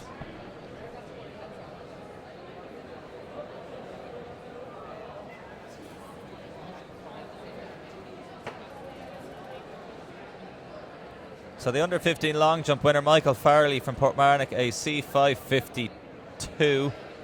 Head of women's Sivakumar from Leevale AC, 5:33, and Daniel Hurley, Old Abbey AC in third and 5:31. That's the under 15 men's long jump.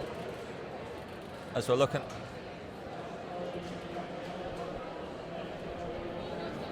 should be looking at the under 16 girls here.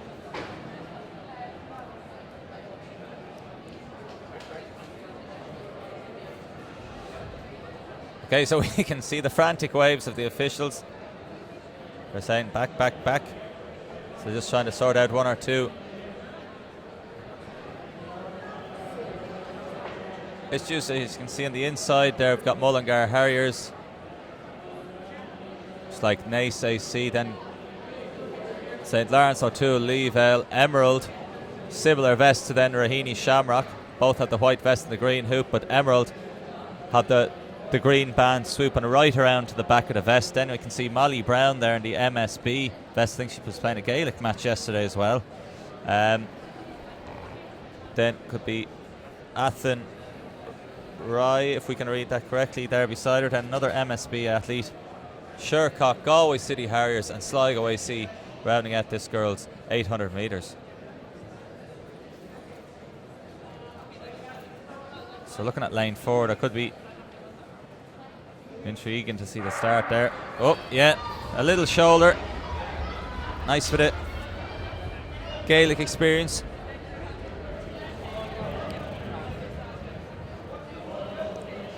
Should be in this under 16 girls 800. So a fast start again from this Galway City Harrier. Going to split around 30 seconds through the 200. Bang on 30. St. Lawrence O'Toole in pursuit. Mullingar Harriers, Leavell, Shercock, Nace, Emerald, the two MSB girls, Athenry, Sligo and Raheny Shamrock.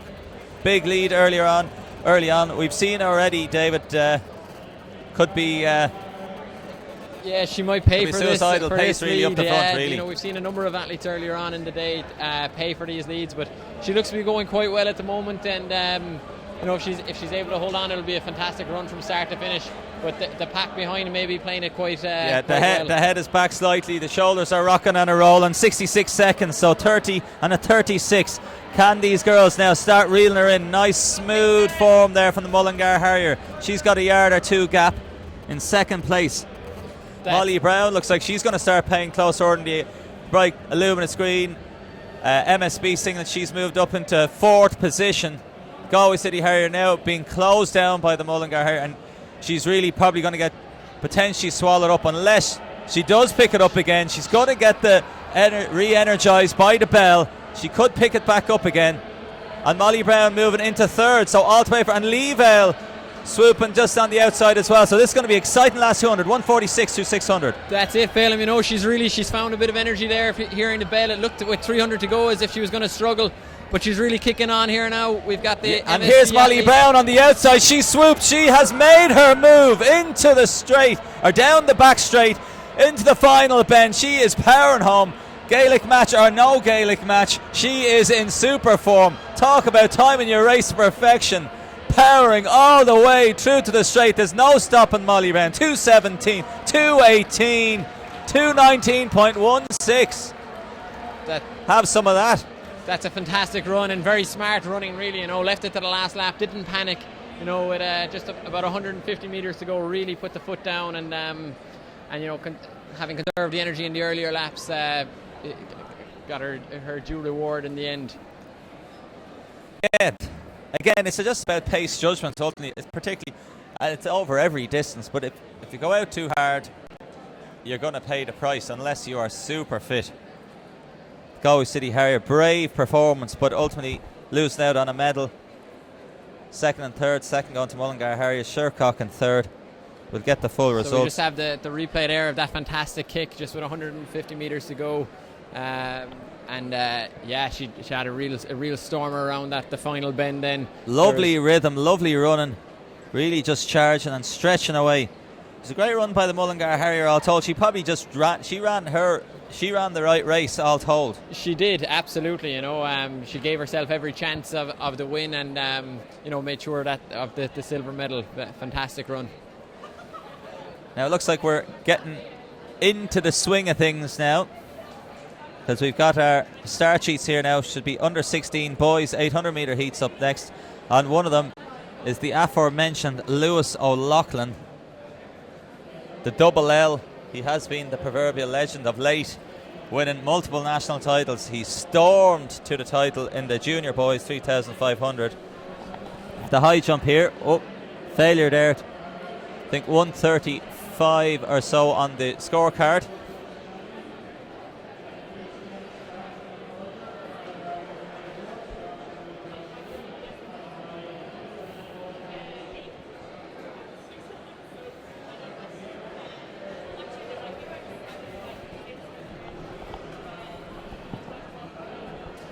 So just look at this lineup here.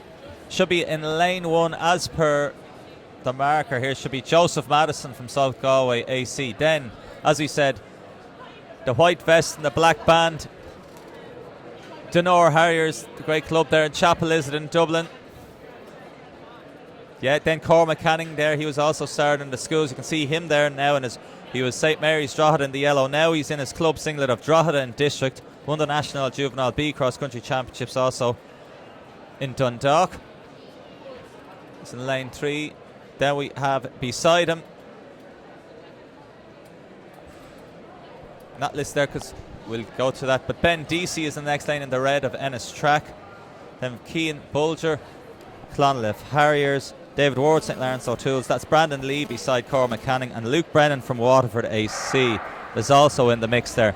So not quite in the lanes as per sheet, but they're all in that heat, and away they go.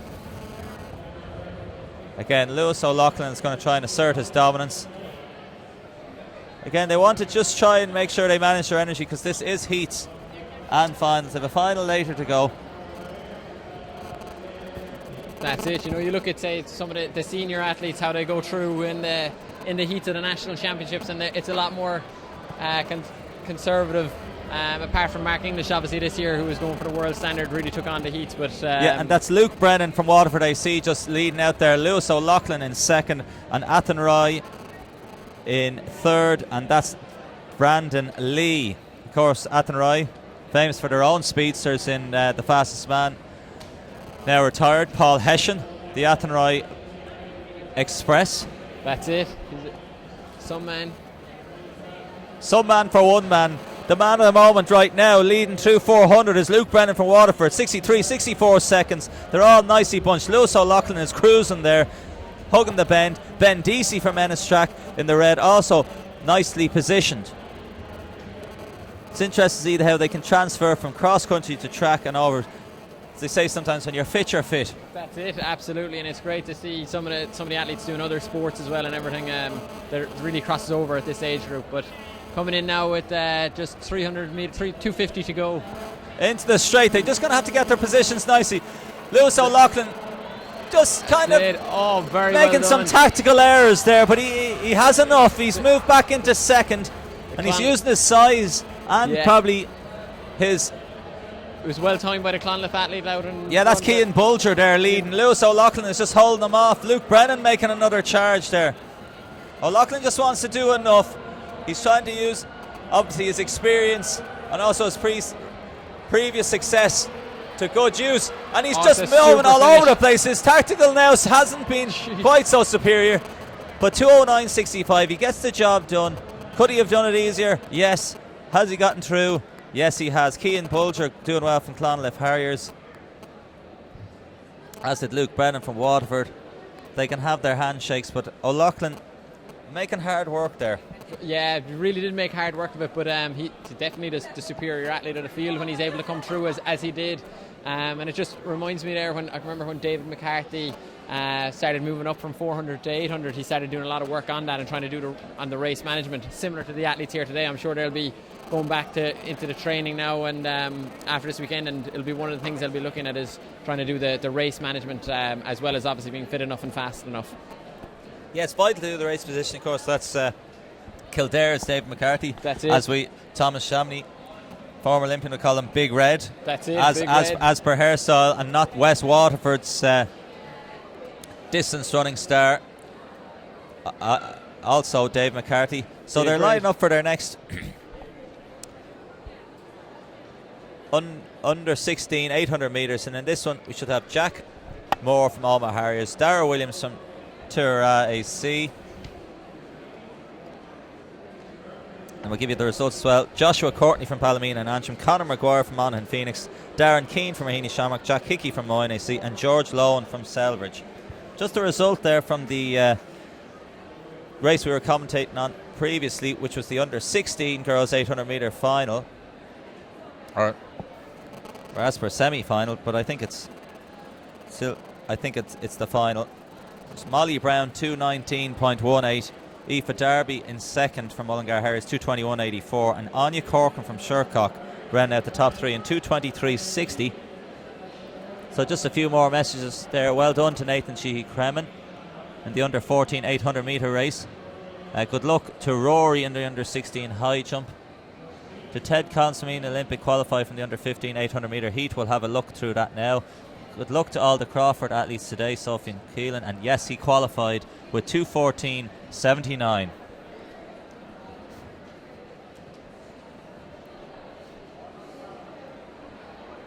And the starter, as said, on your marks, and as you can see, they're now towing the line.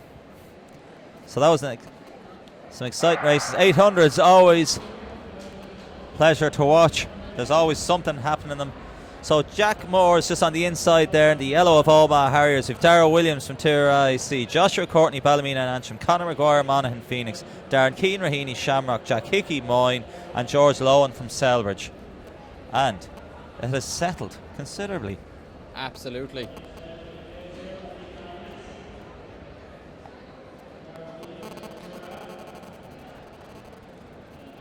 .32 looks slow but still steady. 32 is still a decent lick.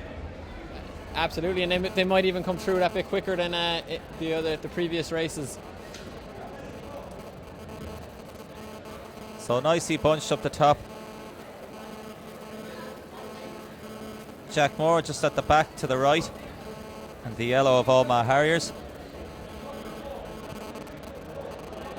And the straight, so slowed even more.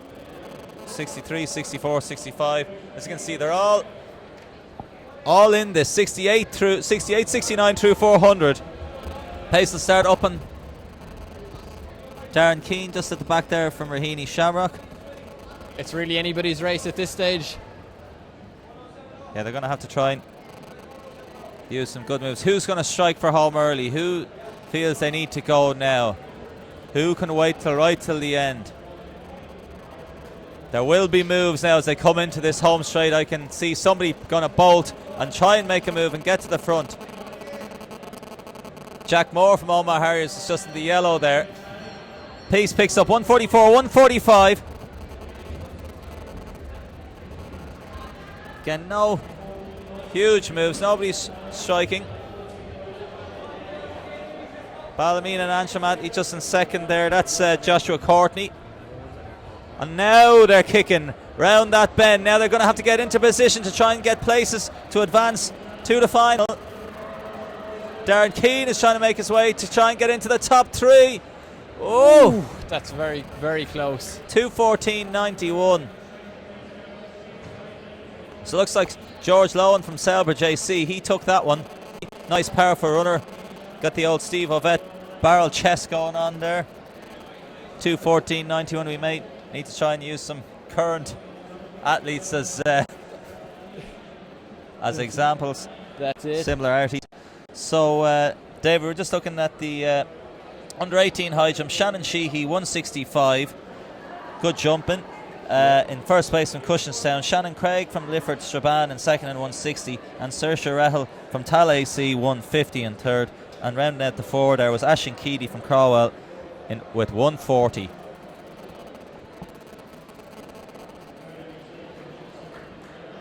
And we just have the replay up here, Phelim. It was a very tight finish there. The athletes in second, third and fourth. Yeah, you can see Darren Keane just from Raheny Shamrock in the white and green. He's looking, but he's been edged out of that top three. And I'd say he'll miss out on a spot in that final.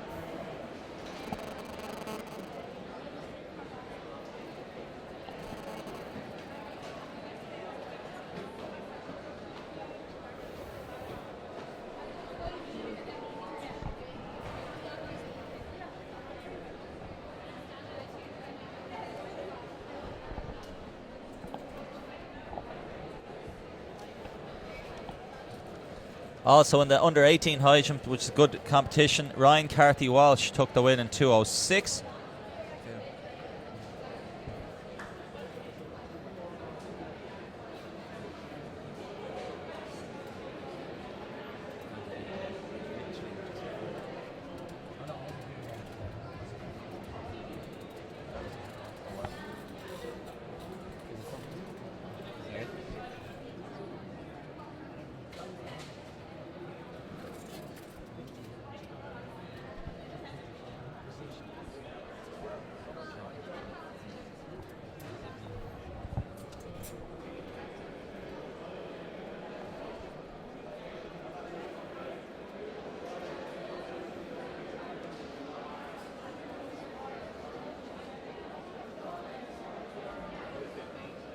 Now the girls are just coming to their marks here now.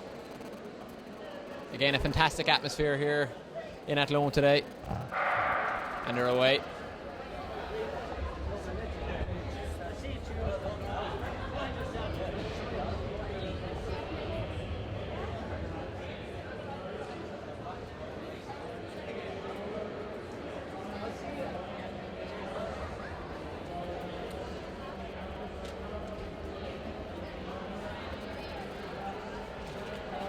Just coming through the first 150 now, and they'll be hitting the 200 and around the 31, 32 second mark.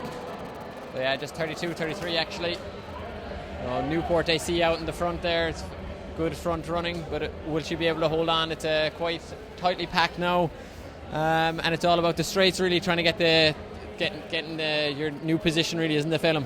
Yeah, well, Eamon Coughlin, the aforementioned chairman of the boards, and he was involved in obviously Twitter when Conor McGregor was saying he's the first Irishman on the cover of Sports Illustrated, and Yes. we soon discovered Ronnie Delaney, and of course Eamon Coughlin was 3 times in the front to cover Sports Illustrated. Yet I digress, but back to the point is basically you're trying to use the bends, as he would say, as a slingshot, and you're going to generate your speed on the curve and generate and slingshot off the bend down the straights. That's where you should be making your moves in indoor running, is down the straights. Obviously, in 800 metre running, you've got 1, 2, 3, 4, 5, 6. You've got around 8 chances to make your passes. You shouldn't be passed around the curve. Obviously, in the sprints, particularly in the 400, that's why we're going to see people busting to make the front. That's it, yeah. Of the race at the first breakaway, David, sorry. Yeah, I was just going to say, Gary Ryan, when he went to the World Indoors there, he talked about always just trying to get in a good position for the straights, and then really kick in the straights so no one gets by you and waste their energy, and then they'll have lost it by the curve. But the Newport AC athlete here is really holding on quite well, taking the bell.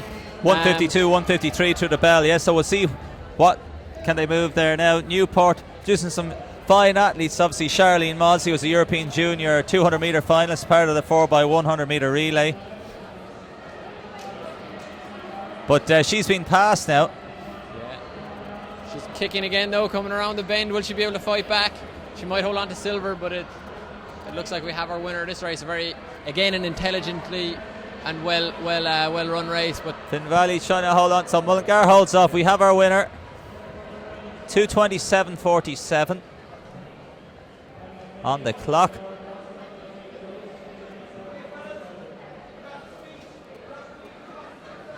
And see, one of the next athletes coming out is one of the good luck messages. That's Kate O'Connor, one of the multi-event stars. She's for Dundalk St. Gerard's in the red singlet.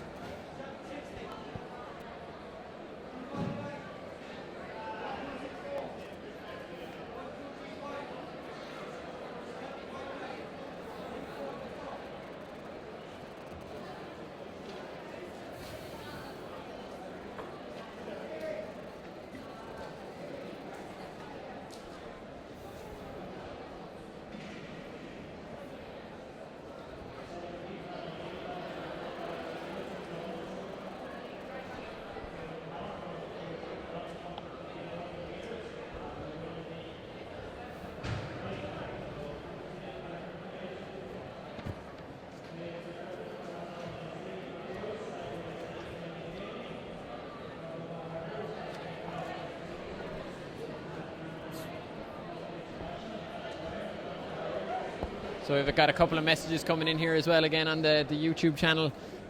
We've got come on Boyne AC, good luck to Annalee athletes competing in the hurdles. The Kearns watching live from Donegal, wishing all the best, wishing all the Cranford athletes the best of luck today. So we're away here again in the girls 800 metres. Just have a message in there as well. What time are the 800 metre finals? We'll get those times to you. They're at 2 p.m. is going to be the 800 metre finals. So just back here, this is the second heat of the under 17 women's 800 metres, and I think it was Davicia Patterson from Beachmount Harriers took the first one in 2:27. In this one we have Hannah O'Neill from Medstone Bridges. She's just at the back of the pack at the minute. Alex O'Neill from St. Crohn's AC. Catherine O'Connor, that's Kate O'Connor. She's currently sitting in third there from Dundalk St. Gerard's. Maeve Dervin from Roscommon. Emer Joyce Sligo. Enya Hagney, who I think her younger brother was competing earlier for Alma Harriers. Hannah Brown from Clonliffe Harriers. And Aoife Sheehy from Galway City Harriers, rounding out this second under 17 women's 800 final. The first 3 places and 2 best times advance to the final. Fantastic. So, leading out here from Omagh Harriers, I think that's Enya Hagney just hugging the rail there. So going through 475.76. Kate O'Connor will be sitting pretty there in third. She has got blistering 200 metre speed. She's got great power. She's jumped at least 170 in the high jump this year. Great javelin throw. She was in the All-Ireland schools last year in the track outdoors. She was second in the 800 and won the javelin with a record throw of around 40 metres, which is not bad for a junior girl, 14 years of age. Fantastic. So Enya Hagney still in the lead here into the straight. 147.48 on the clock. Now there'll be some moves. Now just drifting wide. There you go. There's the powerful athlete. Kate O'Connor just going to have to try and start playing closer order. It's just in the lead there. Be Alex O'Neill. Now Kate O'Connor makes her move down the back straight.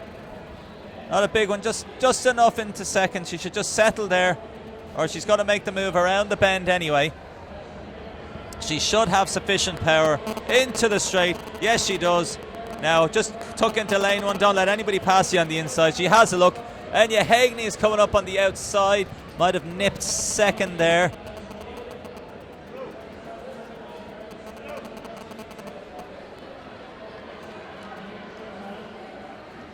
So 2:27.39 on the clock to round out the second semi-final.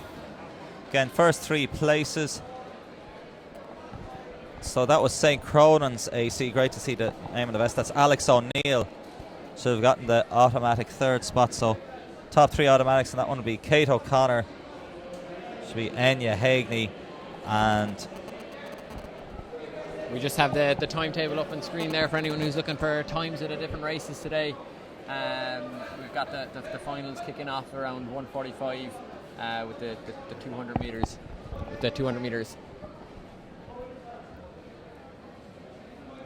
okay, so a few more 800 meters to go.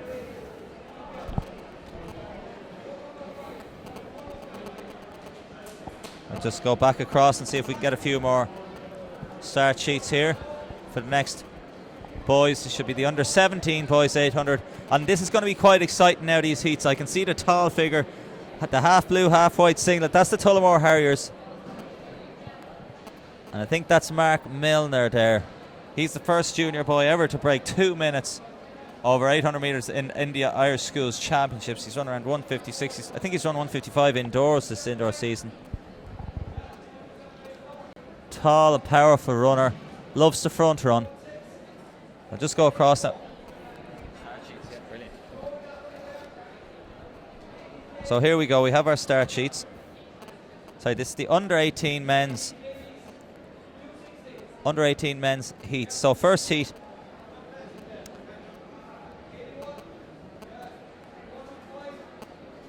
Just have a look because they're not quite as per the start sheet. So we've Clonliffe Harriers in lane 1. And looking at that could be Jack Horn by power of deduction. In lane 3 anyway, that is Mark Milner, and he's going to be the heavy favourite here. He's head and shoulders.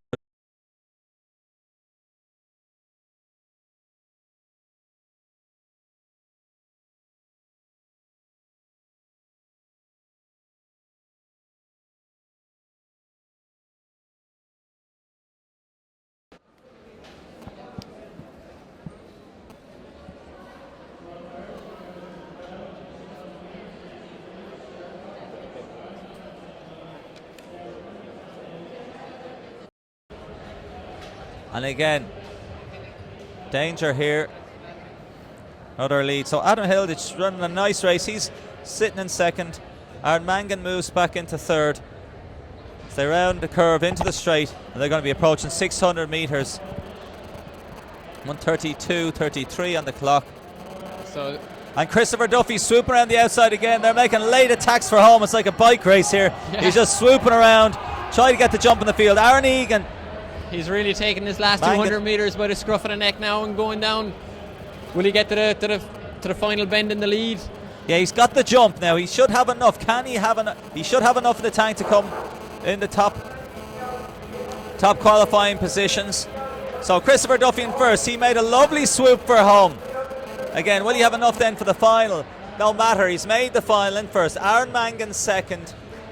Rourke and O'Gibbon a third, and Adam Hilditch just missing out in fourth. 208.18 though, so I think they'll be qualifying as well. Adam Hilditch should nip in as the fastest qualifier nonetheless. Sorry, just 1 second.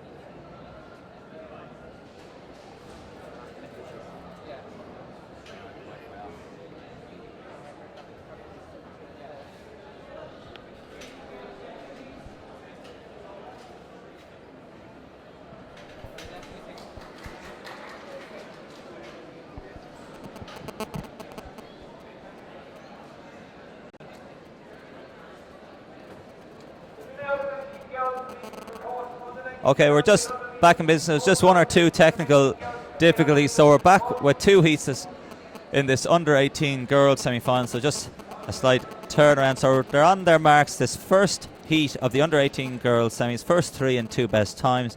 On the inside, Alva Finnegan, Raheny Shamrock, Rachel Brown, Greystones, and District AC. She won the 1500 yesterday. Margaine Dussault in Verdee, Niamh Malone, Monaghan Phoenix, Annie O'Connor, Kilkenny City Harriers, Anya McKinney, Springwell Running Club, Lucy McCann, Tenor Harriers, and Ayla Schmerta from Raheny Shamrocks. So we'll have to have a look at that. So that's as per programme. Now let's just see what we're looking at here now. Who is in the lead? Looks like Rochelle Brown from Greystones. She won the 1500 metres yesterday. She's in the lead. Annie O'Connor from Kilkenny City Harriers in second. And then Monaghan Phoenix, that's Niamh Malone in third. Niamh Malone, I think, also a hurdler. Stepping up to the 800 metres. So 51, 52 through 300 metres. Shell Brown stretched it out from Greystones. Annie O'Connor in second. And Kilkenny City Harriers. Niamh Malone third from Monaghan Phoenix. So going through 471.72, David. Yeah, it's very good running. So 224 pace for 800 metres. She won in 4:45 yesterday over 1500 metres. In the heats, it's really trying to conserve your energy for that final, isn't it? You know, some of the top athletes, one of the things they hate in the heat is an athlete that's, you know, trying to get into the final and really takes it on and tries to get that fastest loser spot. But you know, everyone the leader here seems to be quite in control. Yeah, this looks like Rochelle Brown. She's That's it. Confident, in control. 148, 149, 150 through 600. Annie O'Connor leading the charge for Kilkenny City Harriers. Niamh Malone in third. Also got Invertees, Margaine Dussault in there, as is Springwell's Anya McKinney. So the move is on. They're closing up hard though. 100 to go. Shell Brown will have to pick it up again, and she does. I think she just kind of switched off there. The girls are swooping around the outside. She's paying closer order because the girls also have a kick. She's run the 1500. She's going to have to do a bit of work here. Does she have enough? Annie O'Connor's moving. Yes, she has enough for the tank. Looks like Niamh Malone might have nipped second. Margaine Dussault swooping around the outside, second or third. 224.96 on the clock.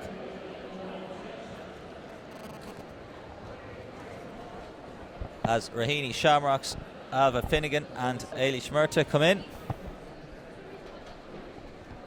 They've pushed it hard.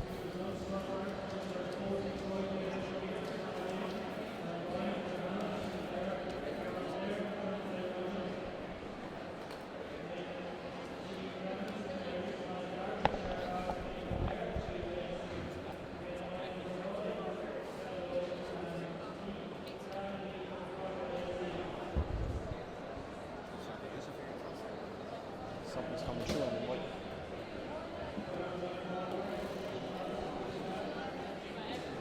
This way.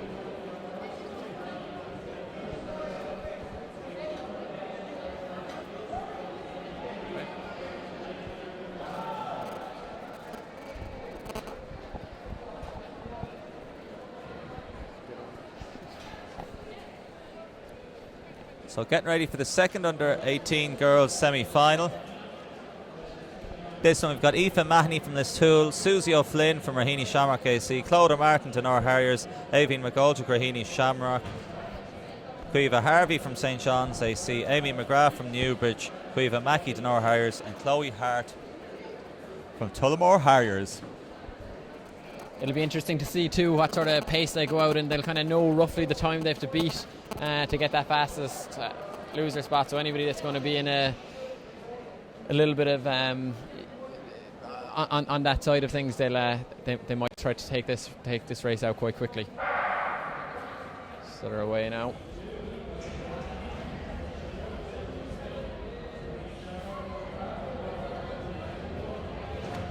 So yeah, this race is looking quite quick now.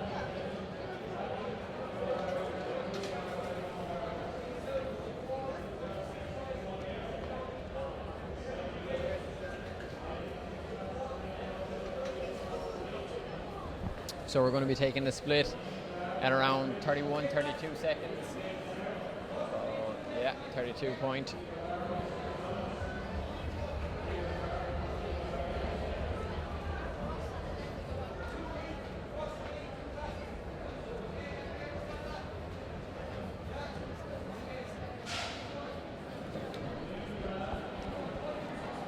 Amy McGrath. Amy McGrath from Newbridge, good. You're listening to the infield announcer as well. That's it. We're using our ears, eyes, internets, if it was working, would help as well to keep us informed of the latest results. But we are getting a few that we are getting the messages in. So just keep us posted. If you spot something we don't spot, keep us posted so we can give you the best commentary possible. As Amy McGrath's leading the charge here, the second under 18 girls 800 metre semi-finals at the GloHealth National Juvenile Indoor Championships here in Athlone. It's day 2. We're going to have relays galore next Saturday, and the Masters will be in action here next Sunday then as well. So it's all go, go, go in Athlone. We've great help here. Results just from the previous race. So they're coming through 550 metres into the straightaway where they're going to pass through 600 metres now shortly. Winners of the last under 17 800, sorry. So it's right the first time. So St John's AC's Cueva Harvey now in the lead. Tullamore Harriers Chloe Hart trying to make a move.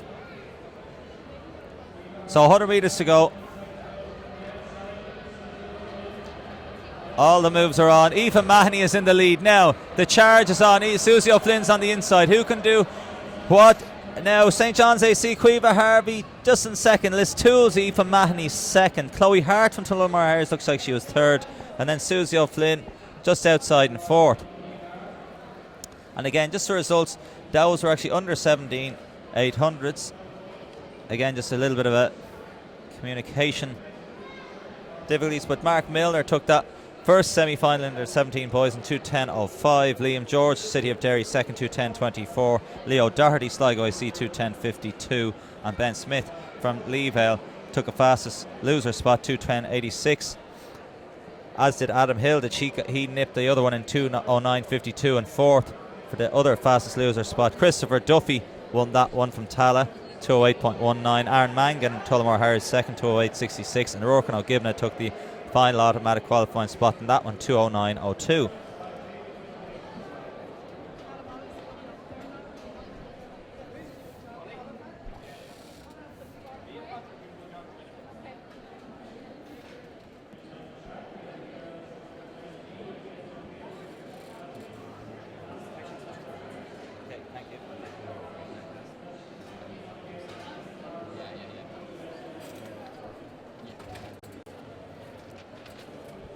Okay, we've got a small select field in this one here for the under 19 girls 800. We've got Amy Hamill from Glasgow Harriers, Aisling Joyce from Claire Maris and Carla Sweeney from WSAF.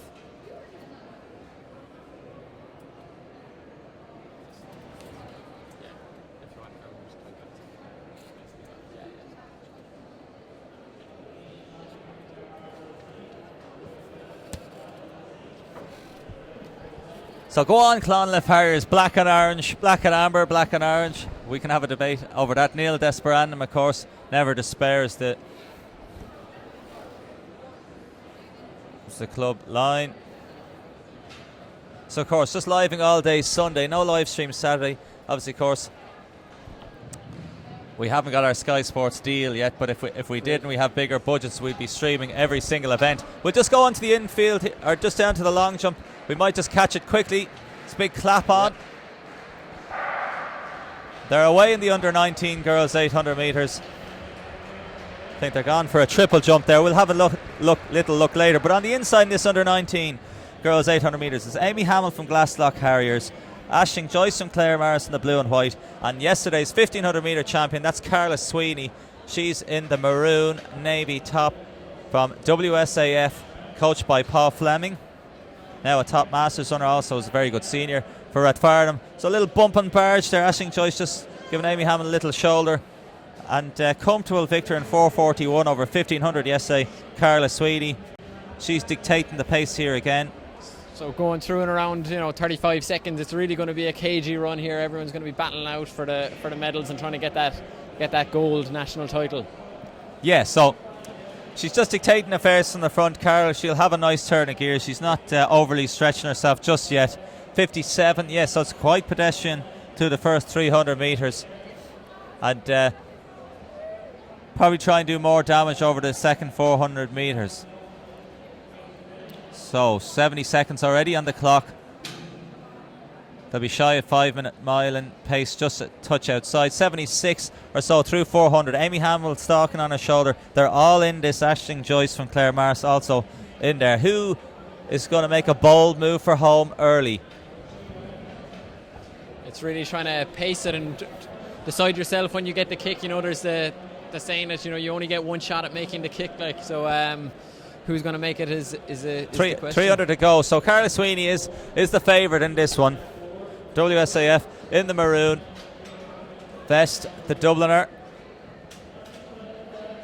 Striding out, Amy Hamill from Glasslock Harriers in blue. Aisling Joyce in blue and white of Clare Maris. 156 through 200. Now the pace just ups ever so slightly. Still no one's quite made their move as they go around the bend, down the straight. Can Amy Hamill make a move? But Carla Sweeney dictating affairs from the front. Now she tries to strike. Can she hold her off in the bend? Hamill is going to strike. She gets her just before the bend. It could be a perfect move. It's a 200 metre, well really a 100 metre sprint. Carla Sweeney is making a move back from the outside. Her legs are tight. She's the 1500 metre champion. But talk about perfect timing. A brilliant finish. 2:26.03. That was your typical indoor bike type of race. Who gets the jump? And if you don't make it just in time, a vital move, and just getting to the front of the bend, that was critical. It was fantastic as well, and having the patience to wait, to 100 metres to go, and then really making that decisive kick. It was probably the race of the day so far. Seeing those type of exciting finishes and seeing the girls really stretching the legs and moving for home. We've seen a lot of 800 metre runners so far today, kind of tying up with that 100 metres to go, but there we saw the real clinical kick and finish.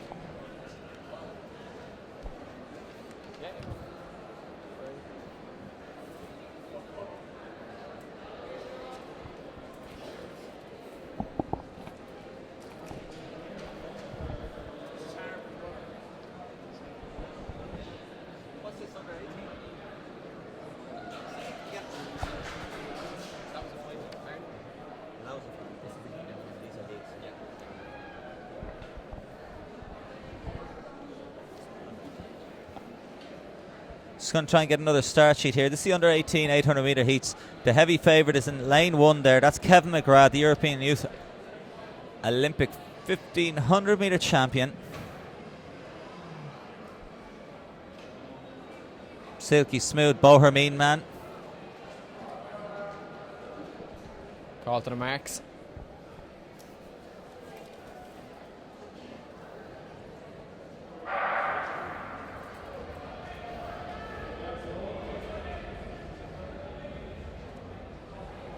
Yeah, he eases into the front there, takes it out, takes the lead, makes sure he stays out of trouble off the first bend.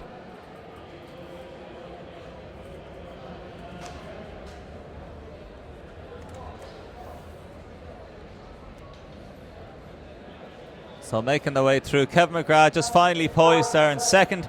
He's just looking down at the heels of the other runner. He's in control, just trying to conserve as much energy as possible. He's in a nice striking position too, just staying out there on the edge of lane 1, just making sure that if anybody makes a move, he's going to be able to respond and make sure he stays in touch over the first 400 metres. Bit of jostling there in the top end with the athletes at the back of the field. And it's all still tightly bunched together, David. 58, 59, 60 on the clock, and 62 just they go through 400 metres.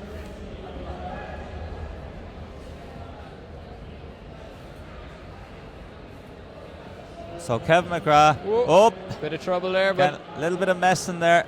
Need to be careful. I'm at the 300 metres to go now. Kevin McGrath probably just as much needs to edge to the front, just as much as stay safe as much as anything. He makes his move. He's into the lead now. Has a little look over the shoulder, just as well, just to be in control. Just puts down the accelerator there and opens up 10 metres, as cool as you like. Kieran Carlin there taking pictures in the orange vest there from Finn Valley. Always takes great pictures. And now he's shut down again. Taking a look to the right, Kevin McGrath. Just needs to be careful. Just doing all he needs to advance to the final. And he's shut down. He might just pick it up. Oh, yeah. Just picks it up again. 2:03.69. So it does enough. Spartans in there as well.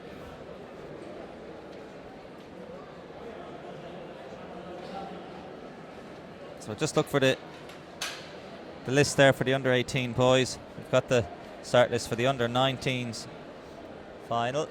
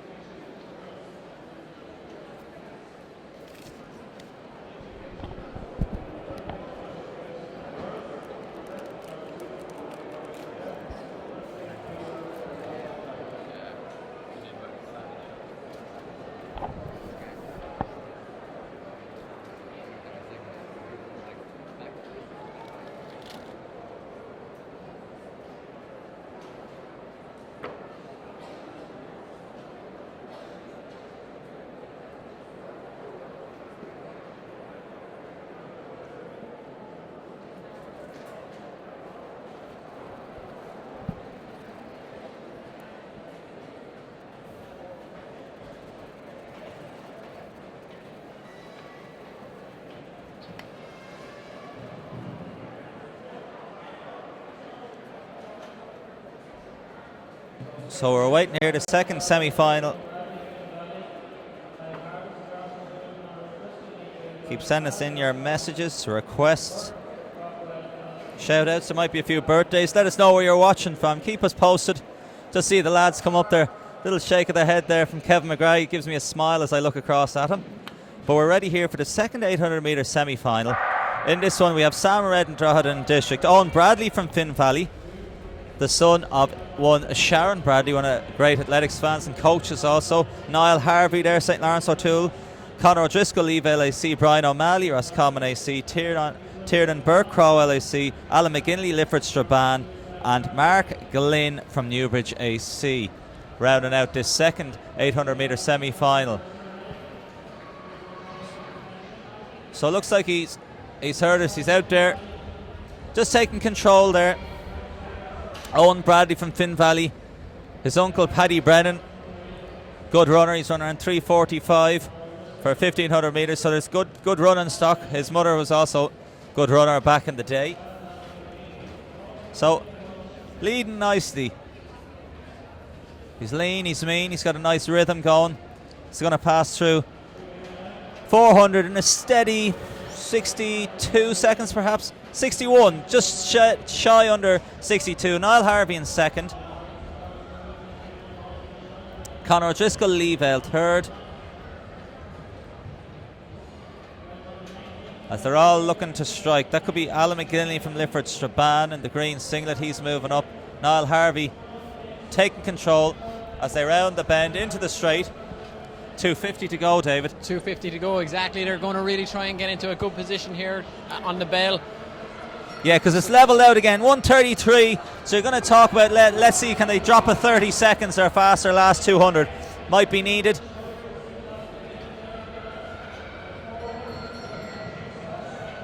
So big moves down the back straight. They are really dropping the pace. It's a decisive move there now made, and you can see that the athlete is still very relaxed. The shoulders are relaxed, and Niall Harvey's going to have to hold off there if he's going to want a spot. They're battling. Harvey digs in again. Can he hold on for that spot? Conor O'Driscoll, I think, in the forward to shut down Lifford Strabane. That was Alan McGinley in the red and the white. So he won 2:01.92. So around a 28 second or so last 200. So swift 28.29 last 200. So the result of that swashbuckling sprint finish in the under-19 girls 800 metres, that was Amy Hamill from Glasgow Harriers just getting the edge and the jump on Carol Sweeney. She is 2:26.06. Ahead of Carol Sweeney, the 1500 metre winner from yesterday, 2:26.27. And Aisling Joyce, 2:27.40. So keep us posted.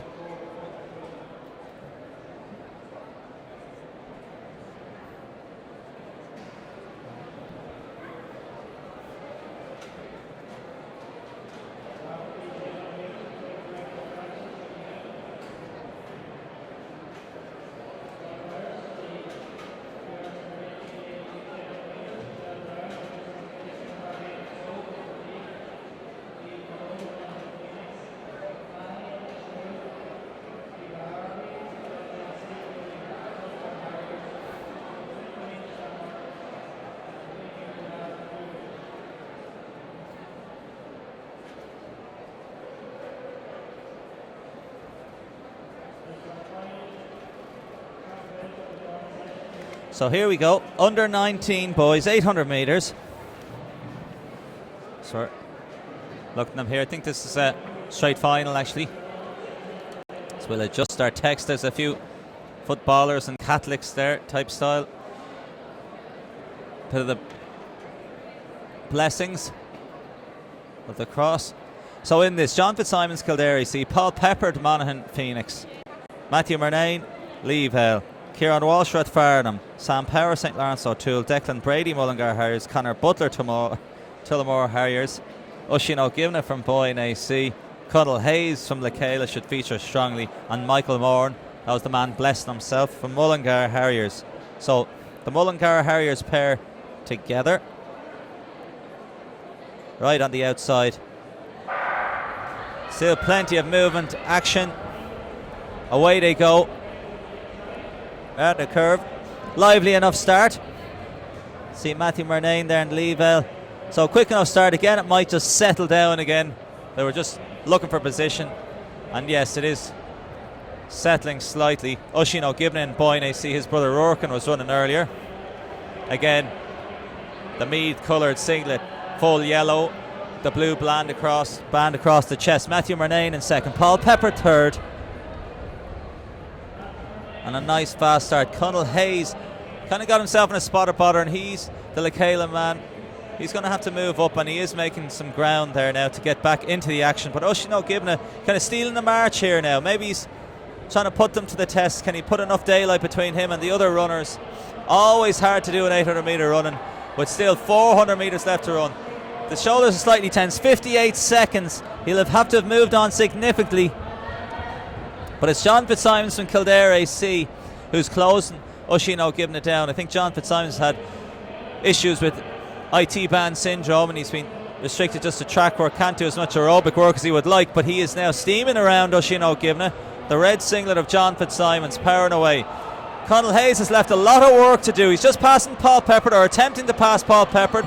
He has just passed Paul Peppard, and now he's moved into second.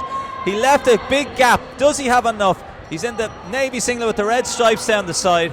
That's Conall Hayes, but it looks like An error at the start of the race might cost him dearly, as Paul Pepper is hanging on gamely in third and could even come back up for second. No stopping John Fitzsimons now unless he ties up badly. The title is in the bag. He has a little look back. He can power on again. Good over 400 metres as well. 800 metres too. And that is some nice running. Clenches the fist. Be happy enough at the time. 155.50. But Conall Hayes will be questioning himself. He left at least 10 metres to play with, and he could never close that 10 metres down in the end as well. He was backing around 6th or 7th or 8th. You can't do that in indoor running. Too much work to do. Got up for a second. Paul Pepper, I think, will be happy with that run. Looks like he nabbed third. But again, we were just talking, David, tactically. Conall Hayes from Lecaila came through for second. Might have been the favourite. John Fitzsimons is a very good runner, though. I think he split 48 seconds for a 400 as well. But if you leave yourself too much work to do indoors, Conall Hayes back in around 7th place, and a 10 metre gap ultimately that he couldn't close. Yeah, absolutely. It was a very good final though, all the same, and 155.5. I'm sure he'll go a lot quicker than that over the season, but it's great. It's all about coming here and getting the win and getting the medals on days like this. Yeah, super. 155.50, not bad running at all now indoors, and a championship race as well for the under 19. So some nice swift running there. They upped the pace.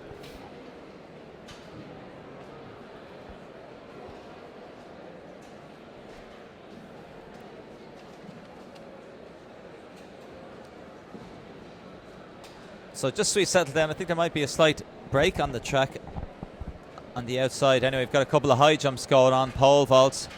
Next up will be the 200 metre finals, so we're going to be moving into the sprints. Yeah, we have our list here, and we've got a lovely rainforest of paper here just on the desk in front of us, and lads been nippling on Nature Valley crunchy bars as well, wrappers and everything else. So we're trying to keep ourselves together. Yeah, there's a bit of a gap. I can see Fintan Riley's going for a much needed cup of tea, and we might play an ad, maybe 7, to give ourselves a little bit of a break. But Paul said anyway, just give me 1 minute as he gets himself together. So slight break in the track. We only have one ad. We might play it 7 times, but we'll keep you up to speed, and we're going to try and get some of our internet working better as well to keep you posted with other results around the country. So here's a fantastic ad. It doesn't cost much to feel amazing. A pair of running shoes and a bit of determination is all you need. Running increases your confidence, giving you greater control of your life. Tailored health insurance from GloHealth means you can choose the cover that suits you, your lifestyle, and your budget.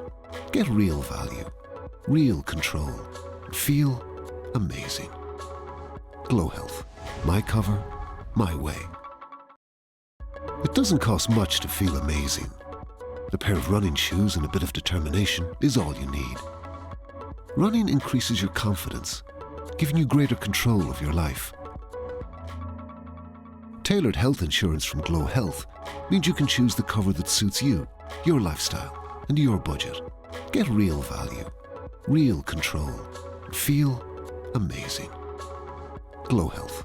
My cover, my way.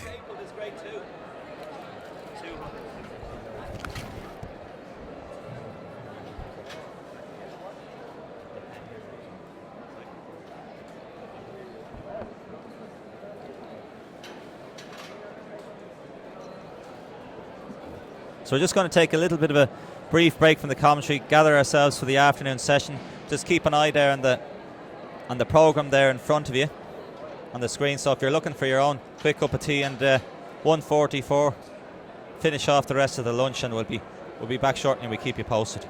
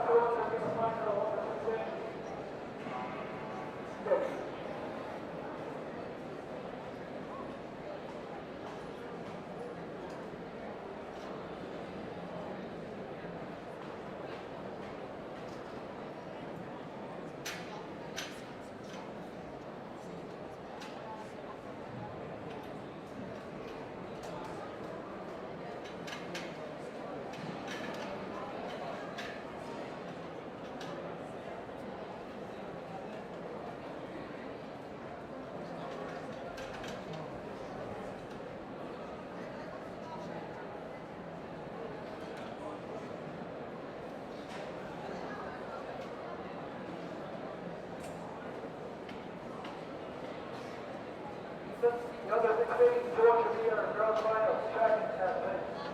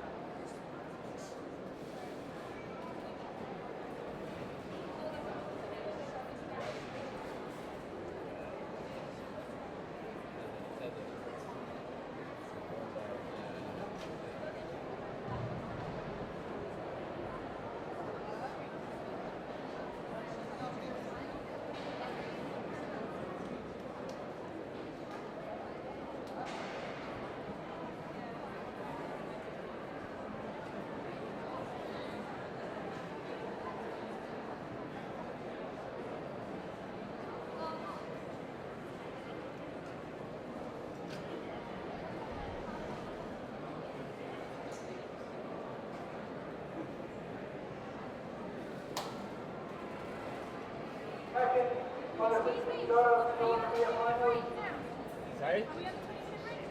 I think so, yeah. We are anyway.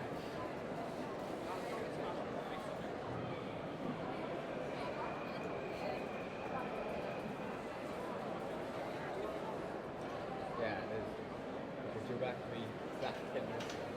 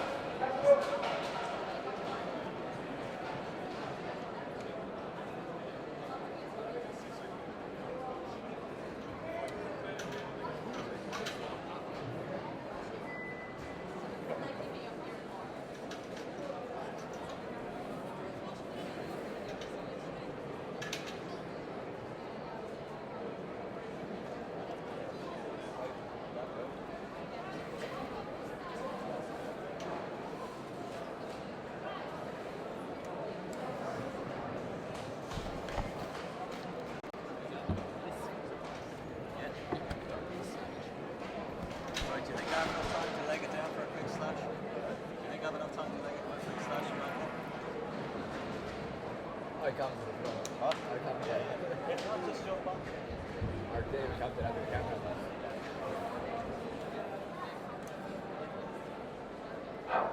is the last call for the under 16 boys, so you're missing long with the blue knee. This is your last call for the under 16 boys, 200 meter final. Under 16 boys, 200 meter final, long with the blue knee, no knee.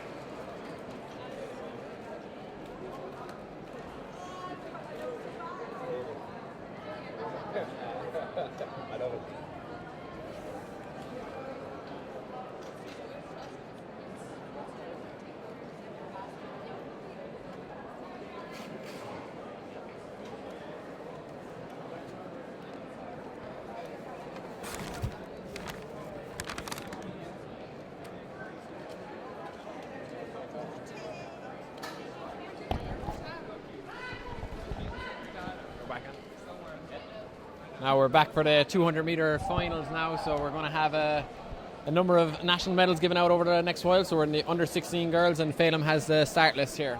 Yeah, smell the rolls streaming out over here, but a good first heat here. Just in lane 4, Patience Jumbo Gula will be the favourite in this one, but on the inside, Chloe Corcoran, Celtic DCH. The starting school sprints as well. Roseanne Fitzgerald, Carrick Sure in 2. Rebecca Fitzsimons, Clonafairs in 3. Patience Jumbo Gula, Dundalk St Gerard's in 4. Anne McCauley, City of Lisburn in 5. And Chloe Hayden, St Lawrence O'Toole should also feature heavily in the favoured lane on the outside of lane 6, David. So, yeah, Chloe. It's all about really trying to get into this, eat up the stagger going into the second bend. So it looks like lane 5 there, Anne McCauley really from City of Lisburn, yeah, she's coming through. Patience Jumbo Gula, who would have thought would have done a good bit better, she's out of it from lane 4, maybe too tall for the indoors, but Anne McCauley in 5 takes it. Chloe Hayden second, and in third, Patience Jumbo Gula, but she's happy with that. 25-24. Roseanne Fitzgerald, we were just chatting to her there in the call room there just before she went down. She just got run out of the medals in a very solid 4th position though, so you know it's no easy feat. We just have her here in the replay. She was just coming through, it was very tight, but she just got run out in the end. Yeah, so close enough, but Patience Jumbo Gula a little bit back, but still comfortably ultimately in third. But great run from Anne McCauley, City of Lisburn AC. Her clubmate Ellen McCartney did a pole vault record in the under-18s with 3:30 yesterday. So City of Lisburn going well so far in these championships, and nice run from Chloe Hayden from the great club St Lawrence O'Toole there in second in that one.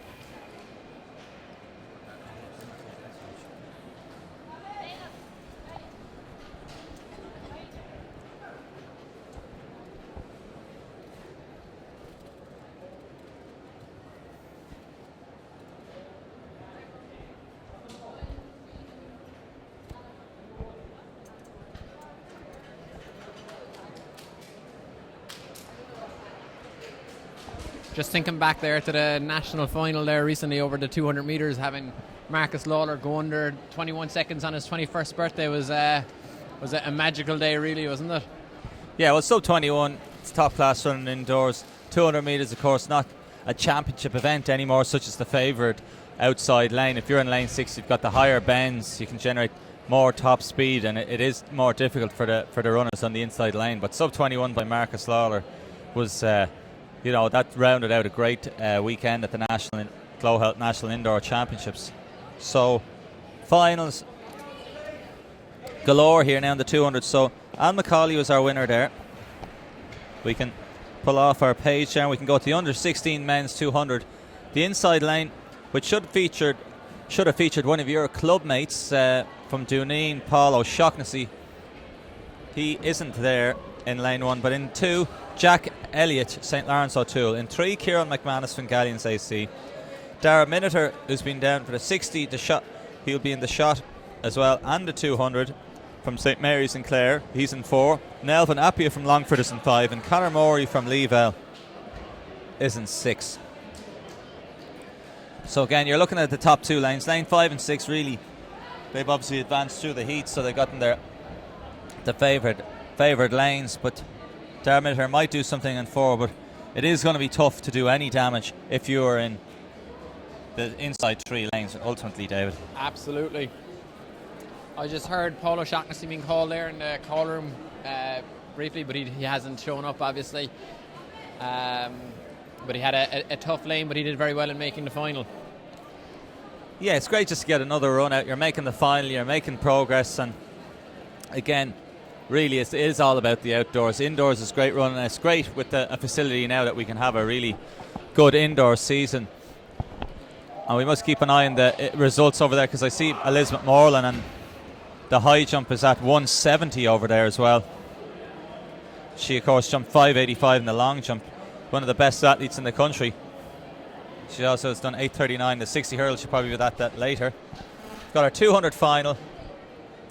And if we can keep this panoramic view for as long as possible, we'll see Elizabeth Moreland just in the right of your screen, just up at the mat to the right of the big AIT sign written on the track. She's having another seat for herself. And wouldn't be surprised if it's a near record height. But away they go here in this 200. On the outside is Conor Morey from Leavell. Appia in 5 from Longford. Miniter in 4. McManus in 3. Elliott in 2. Conor Morey going very well out in lane 6 now. He's coming around the top end.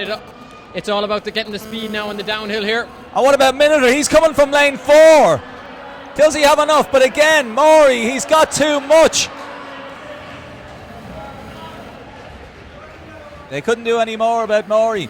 Anyway, pardon the pun, but Leavell's Conor Morey 23.33 and a cracking run in lane 3 with Kieran McManus. We'll wait and see. Might get a replay here now. So here they are, powering around the bend. Conor Morey and Miniter there in lane 4 in the light blue of St. Mary's. He's come through well. Now watching just in the red here, Kieran McManus is charging through. He's going to chase down Nelvin Appia. Morey has it sealed. Very close. Yeah. Can we go for, as Johnny Jones, can we roll it back there? Roll it back there again. We go for just a little bit slower, just more towards the finish line. So here we go. Morey, he has it done and dusted ultimately coming into the straight here from Leavell. So we're doing a little bit of dartfish nearly analysis. Yeah, we'll look at the foot plant there. Yeah, pretty good from all, David, really. Yeah, absolutely. Very, very good running techniques by everybody here. Now, Nelvin Appia, he's in 5. And look at lane 3 there, Kieran McManus. 1, 2, whoop, and back a bit. Can we roll it back? Doing the real Johnny Jones here. Roll back, forward, back and forward. But we do have the live results link as well, so we'll try and have a look at that. So if you want to look at that, you might even send us a message and keep us posted, because the internet is not, we need a few optic fibre wire cables or whatever they say. Sorry? That's just us. They can see this. Yeah, we're just looking at that ourselves. Looks like lane 3, I would say. Yeah, it does look like Kieran McManus got it just over the line. So again, we'll await the official results, but that is really close. Miniter, you can see the smile on his face. Well, we can see it. But he got a nice second place from lane 4, but in third place. Again, who are we looking at now? Under 17 girls, 200 metre final. In lane 1, Leah Raggett from Kilkenny City Harriers. Alana Ryan in 2. I think she was 3rd in the 60 metres yesterday from Greystones District.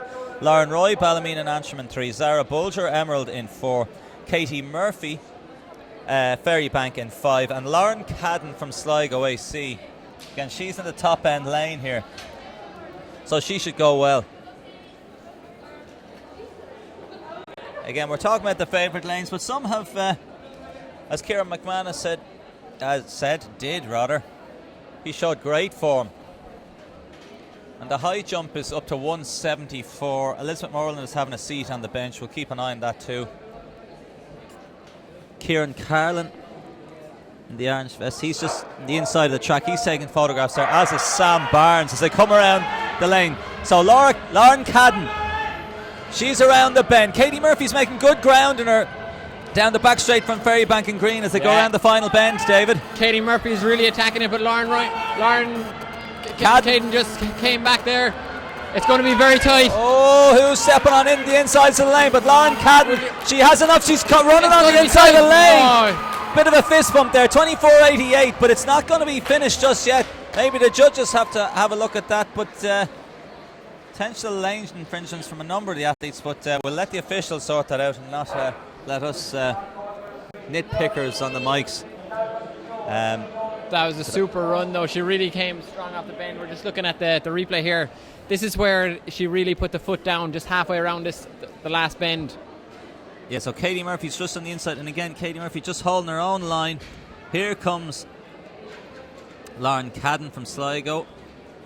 Yeah, she's not I think you can run on the line anyway because you're not impeded. She wasn't impeding the other runner. So some good running there as we see Sam Barnes just from Sportsfile just go off shot. He's been taking some great pictures all weekend. And fast and furious, we're back to the old cliches here now. That's it. As we build back towards the next 200 metres, the under 17 men's 200. In this one, again, lane 1 is empty so far. Oh no, I think he's walking back. There he is. Good man. That's Thomas Mullen, Lifford Straban in the red vest and the white stripe. Joseph Finnegan Murphy from Dublin Striders and 2. Great to see Dublin Striders back there. Not always visible, but they've had some great sprinters enter these, including Fiona O'Friel, multiple national sprints senior medalist. In 3, Sean Benson from Ennistrack, generally features prominently in the juvenile age groups. David Murphy from Gowran, normally good at the distance, but great to see them thriving in the sprints. Tony Odabute, another Ennistrack man, he's in 5. And Aaron Sexton, who set a record over 60 metres yesterday of 7.07. He's out in the outside lane and he's going to be the favourite. Yeah, that's very quick moving for 60 metres now from an under 17 athlete, and it's also great to see 2 Ennistrack athletes making a national final. So Lauren Cadden, I think she's only 15, and I think a European standard, be European Youth Games standard, but that's good running. Okay, Aaron Sexton the favourite. He's out in lane 6. He's run 7.07, a record over 60 metres, so we'll expect him to get out fast and early round the top curve here. Again, difficult enough starting on a high bend. And away they go. Sexton is away. He gets out quickly. He's looking at Marcus Lawler's record, I'd say, at 22.30 today. He set his own 60 metre record yesterday. So away he goes. He is away and clear. Tony Odabute in lane 5 looks like he has it sealed, but Sean Benson in lane 3 might come up for 3rd. So here comes Sexton. Odabute making good ground. Sexton 22.21. That's a new record, even if it is corrected. 21.97 on the clock, unofficial. You were a good call there, David. Yeah, going 7.07 over 60 metres, that's serious moving, and to seal the deal now again with another record, that's a fantastic weekend's work, and he can be very proud of himself. Yeah, well done to North Down. They're really produced some great results. Andrew Mellon, of course, has been featuring prominently at the university's live stream. He won the 400 in a great battle. Second in the national senior 400 then, just a shade behind Richard Morrissey from Crusaders, but that is great sprinting. 21.97, lovely running indoors. Tall, languid, smooth striding North Down athlete. Probably not so languid, but he's powerful. Yeah. Long-legged rather than languid. He seems to have his knee taped up as well, so I wonder come the outdoors if there's any bit of a niggle there. Will he be going quicker? She'd wonder, is that part fashion psychosomatic sometimes? Bit of an old niggle, lash on the old tape, get a bit of colour on your legs. I remember Eric Cantona broke his arm. I'd say it was well healed. He kept the cast on for a good while after. Very good. So always great when you can combine the old fashion with substance, style and substance all mixed together. That's Aaron Sexton. Absolutely. 60-200 double. So under 18 200. Janine Boyle is having a busy weekend. She did the long jump and the 60. She was second in the 60 yesterday in 2:54, I think, and she was third in the long jump. And her clubmate Arlene Crossan, who did the double in the 400 in the long jump, not a bad double. So anyway, in the lanes here, Donora Harriers in lane 1, Aoife Lynch. In 2, Emily Nolan, Carrick Shore. In 3, Caitlin Maguire, North Belfast Harriers. In 4, Katie McGee from Dundrum, South Dublin. In 5, as we've mentioned, Janine Boyle from Finn Valley, coached by Shauna Carroll. She's got a great group, and there's a great set of coaches up there. They really are thriving over all disciplines. And in 6, Dooneen AC. What do you think, Lauren Ryan? Lauren Ryan, I'm definitely going to go for Lauren anyway in this race. You know, she's training. Not only is she a fellow Dooneen athlete, but she trains also at Haley and Drew Harrison a lot out in the University of Limerick. So she'll be training with the likes of Thomas and Jessie Barr, Aina Madden, those people. So she's really training with the best. And you know, I'd certainly back the Dooneen athlete in this race. A good lane and everything. And Drew and Haley Harrison, how long have they coached now? 20, 30 years coaching many of Ireland's best sprinters. Centres, Gary Ryan amongst them. Tom Cummins, Tomas Coleman, David McCarthy, Big Red as he called him earlier on. And Tomas Coleman, now that you've mentioned him, he's probably one of the most talented runners that never really got the most out of himself due to injury and whatnot. But what a 400 metre runner he was, 45 seconds. And Gary Ryan again, Paul Hession really has brought the sprint into another level, but really the trailblazer, I suppose, was probably the likes of Gary Ryan. Absolutely, you know, so they've a serious stable down there, Haley and Drew, and you know they're getting loads of people to make huge breakthroughs. The star at the moment is Thomas Barr. Is he really? Have you heard of him? He's maybe just a little. Yeah. Once or twice. Skips over the hurdles the odd time. I think I saw him. Do you know what? I have to check it out. I think this is embarrassing for him, but I think I've actually beaten him over a 400 hurdles race. He was only a Gosson, but well, he'll have to get his rematch again. But that was when he made his big breakthrough. Hadn't he run around 50? He went from around 57 seconds to 50. He did. So he was 2010. So he was mixing it with the scrubbers like myself at the back, and then he said, "You know what? I better do a bit more training because I can't be losing to the likes of him." And I might have had a part. Anyway, they're in their blocks. Stand up, says the official, as I got ahead of myself. It's always that nervous moment, really, when you're being asked to stand up again, you know. So the athletes, it's about holding your nerve and making sure that, you know, you get back, you regroup, you stand behind your blocks, and you refocus. Yeah, so it is nervous times. It's funny enough, you're nervous as a juvenile, but you can never quite shake the nerves. No. We might even talk to Aaron Sexton. He might chat to us. He's coming over to us. We'll chat to him after this one. So you might have heard us on air there. I was trying to put the mic away, but Aaron Sexton is going to have a chat to us just after this 200 metre race. He's going to talk to us. Two records. We might bring Tony in as well. Sure, why not? They can talk to us about the races. Good to get a few of the athletes involved and let us know how they're getting on through the day. But double record day. They're in their blocks. They're out. They go. Very good start there from Lauren Ryan. She's storming away down the back straight. So Janine Boyle has good 60 metre speed, so she's making the gap, but will she have enough speed endurance as they round the bend and into the straightaway? So here they go around the curve. Janine Boyle has the edge, but expect Lauren Ryan to come back off the top bend. Fighting back, it's going to be very close. Oh, the legs buckle. Lauren Ryan come through. Lauren Ryan gets it. We need a little bit of assistance there, Janine Boyle, because I'd be worried about the hip there. Anyway, we'll sort that out. And the speed there, she just nearly had too much speed going into that. She's done the long jump, she's done the 60, she's had a long weekend of action. She was trying to hold her legs together and just buckled coming into the straight. She'll be okay. Yeah. I think the legs just gave up on her. As you can see, she's tried to keep up a heavy landing. A good dodge there from Katie McGee from DSD. So it's as much stress as anything else, but we'll get the two lads in here now. We'll get Aaron in first and then we'll chat to Tony.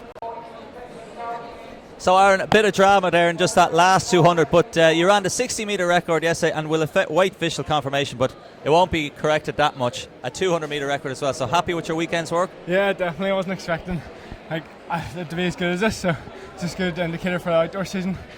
Training's going well. Yeah, so you'll build up again, look to defend probably the school's titles then? Yeah, that's what I'll be building to now, just the more major competitions, and start trying to get quick for the outdoor season, but need to keep putting in the hard work. And who's your coach? My dad, Roger Saxton. Okay, good man, Roger. And what are the goals then for the summer? Is there any international competitions? Yeah, there'll be like Schools International and possibly Celtic Games and possibly European Youths for 2000, 2001. So hopefully I can run those times as well. Good stuff. And you doing any other sports? Yeah, I was playing rugby all winter training there. It's like helped with my strength and stuff. And that's me stopped now for athletics just the rest of the year. Brilliant stuff. So Tony, nice run in second place there. Oh yeah, thanks. I felt good over off the bend. My friend Aaron, he was the better man today.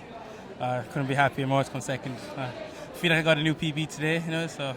Yeah, you've got to be happy, new PB. So you've got a decent crew. Kevin Mulcair is kind of stealing the headlines maybe in Ennis Track in the distance ranks, but there's a few of you. Sean Benson, he might have gotten up for third there, we're not too sure, but you've got some good sprints. Who's coaching in the sprints in Ennis Track? Alex Conway will be our main coach. He's up in Dublin at the moment. Couldn't come down today sick, but I respect my coach, and training's going well for the past few weeks, and hopefully, the European youth, like Aaron said, will be a target to get, It's good stuff. Are you going to focus kind of on the 200 outdoors? Or 400 maybe? Or? My mind probably mainly set on the 100. Okay, I'm way off. Maybe the 200, It's always hard to do 200 anyways, Okay. You never like to do it, but, it's good fun doing it all the time. Good stuff. Well, thanks very much for talking to us, lads. Fair play. Great running. Thanks. Thanks. Well done, lads. So good to chat to the athletes. Cheered on there as well from the sideline. So the next 200, that was exciting stuff. So just pull off that page onto the next one. Just to mention there, Janine Boyle got a nice round of applause there. She left the track, and the girls wished her well as well. Wish her all the best. I'm sure she's not too bad, and speedy recovery. Tough weekend. Anyway, lane 1 is empty. In 2, we've got Michael McCauley, Ballymena and Antrim. In 3, Jack Dempsey, Galway City Harriers, great name. James Holden, Dundrum South Dublin in 4. Jamie Mitchell, Emerald AC in 5. And David MacDonald from Menapians in 6. Jamie Mitchell, great over 400 metres as well. Part of the Noel Morrissey crack squad in Emerald AC there. So great to hear about some of the other coaches there. Roger Sexton and I think it was Alex Conway and Ennis. So away they go, charging out here. David MacDonald has a great start there again. I'd say he could be looking at another record of Zach Irwin's 21.80. He's storming down the back straight. He had a youth record earlier on a couple of weeks ago in the season, but yeah, he is home and hose in this. It's about record breaking time. Jamie Mitchell looks like he's getting past on the inside of the cracking running lane through, but here's MacDonald. The clock ticks. 21.77, yes, so if that's official, if that's confirmed, it'll be a .03 new record there. He'll just be going under Zach Irwin's record we saw of 21.80. So 21.80, so the one lap stars, of course, 200 metres. Just I know from the previous weeks, 200 metres is one lap of the track indoors, 400 is 2, and up you go, obviously. But one lap wonder there. David MacDonald, coached by Shane McCormick and Menapians AC. That is some cracking running. And officially, as per clock, Aaron Sexton. We'll see if we can find the lads. We'll keep them posted on their results. Aaron Sexton, North Down. 21.97 from Aaron Sexton. I see McDermott, coach of the previous record holder, I think, Zach Irwin, in that last 800.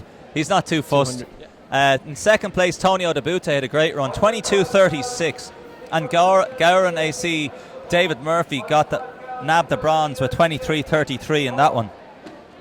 So some great running here.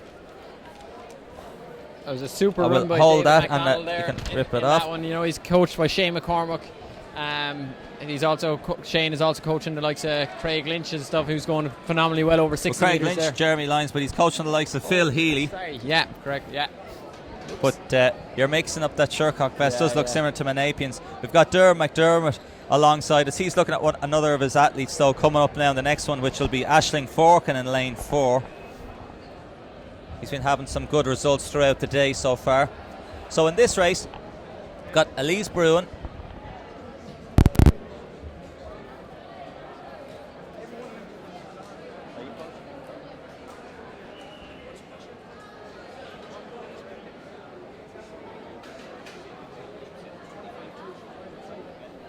So we're just having a quick chat to McDermott. He said he's applying the simple school of thought of Stuart Hogg, the great sprints coach in Scotland, who of course guided Paul Hession to 60, 100, 200 metres standards.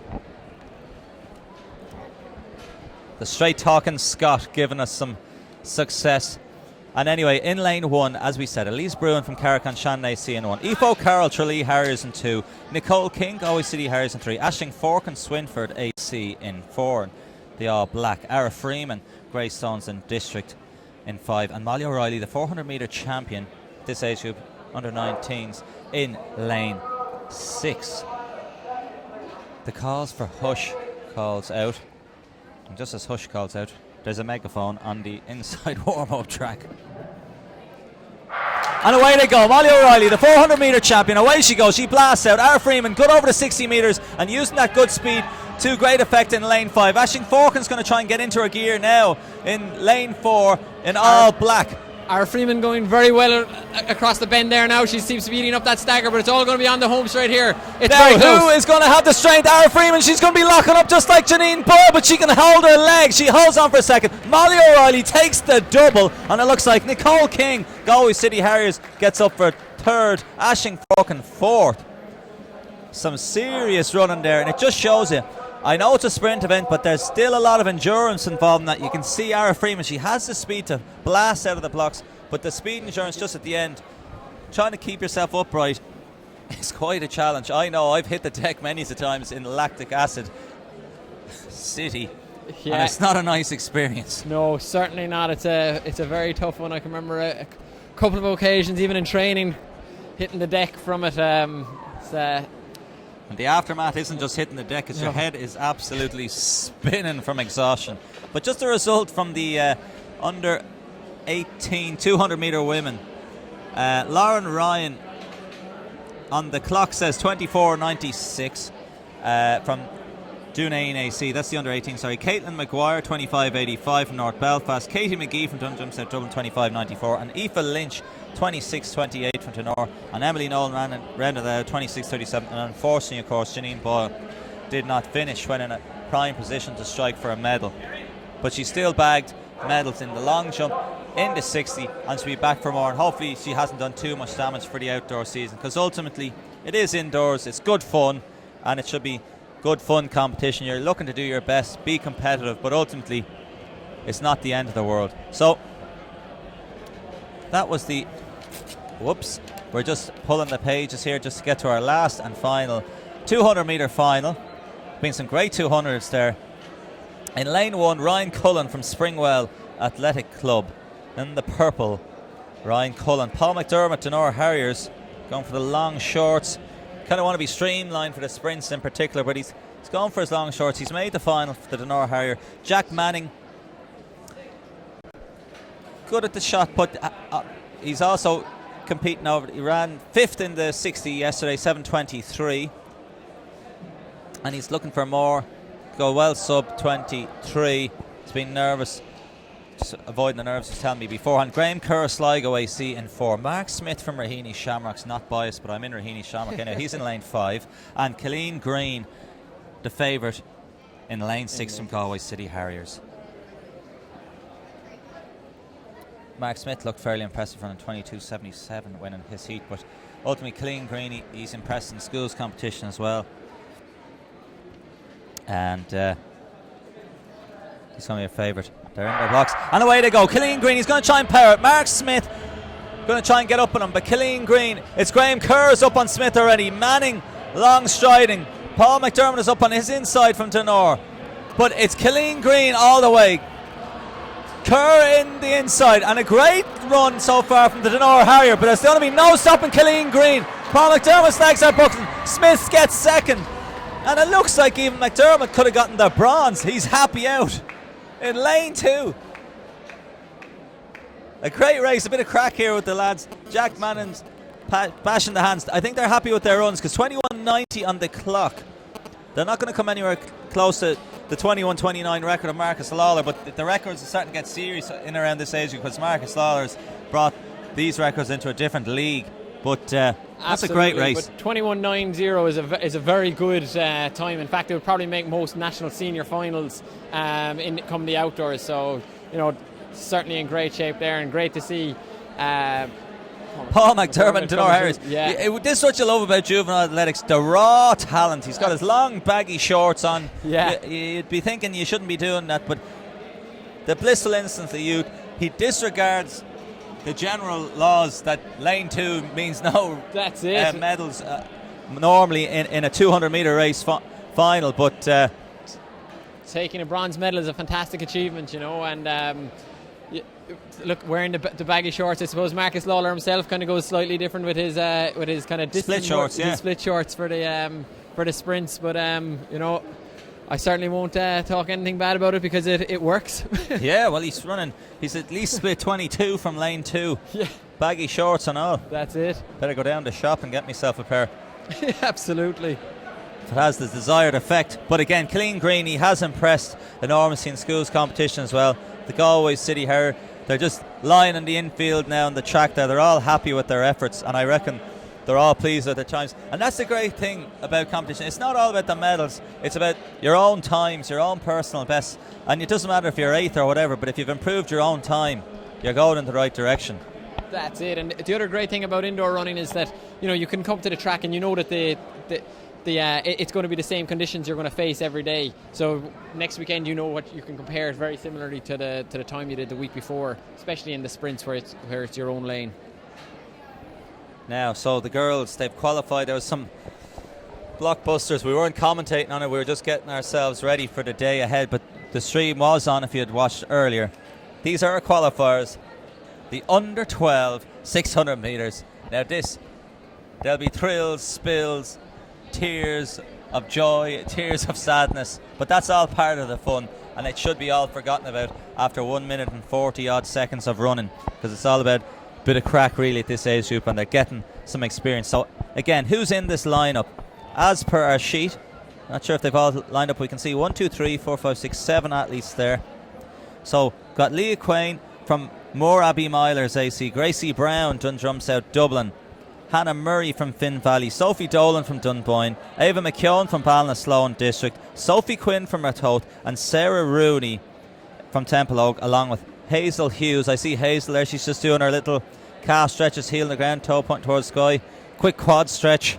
Don't know how much good stretching does at under 12s, but it settles the nerves.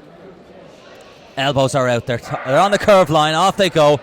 The clock's on the way up, and again they just don't pay disregard.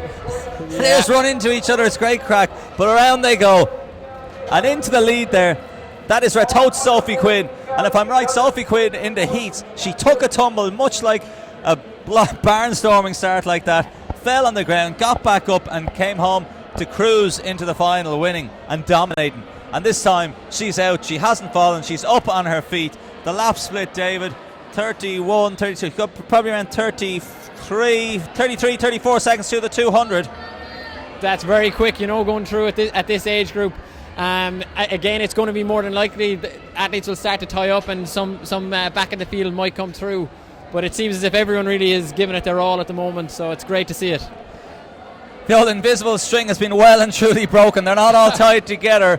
The Ratoath Starlet heroine is really stretching them out. Hannah Murray from Finn Valley AC is in second. They're all on their own personal time trials here. Who can do the most damage? 68, 69. She is poetry in motion.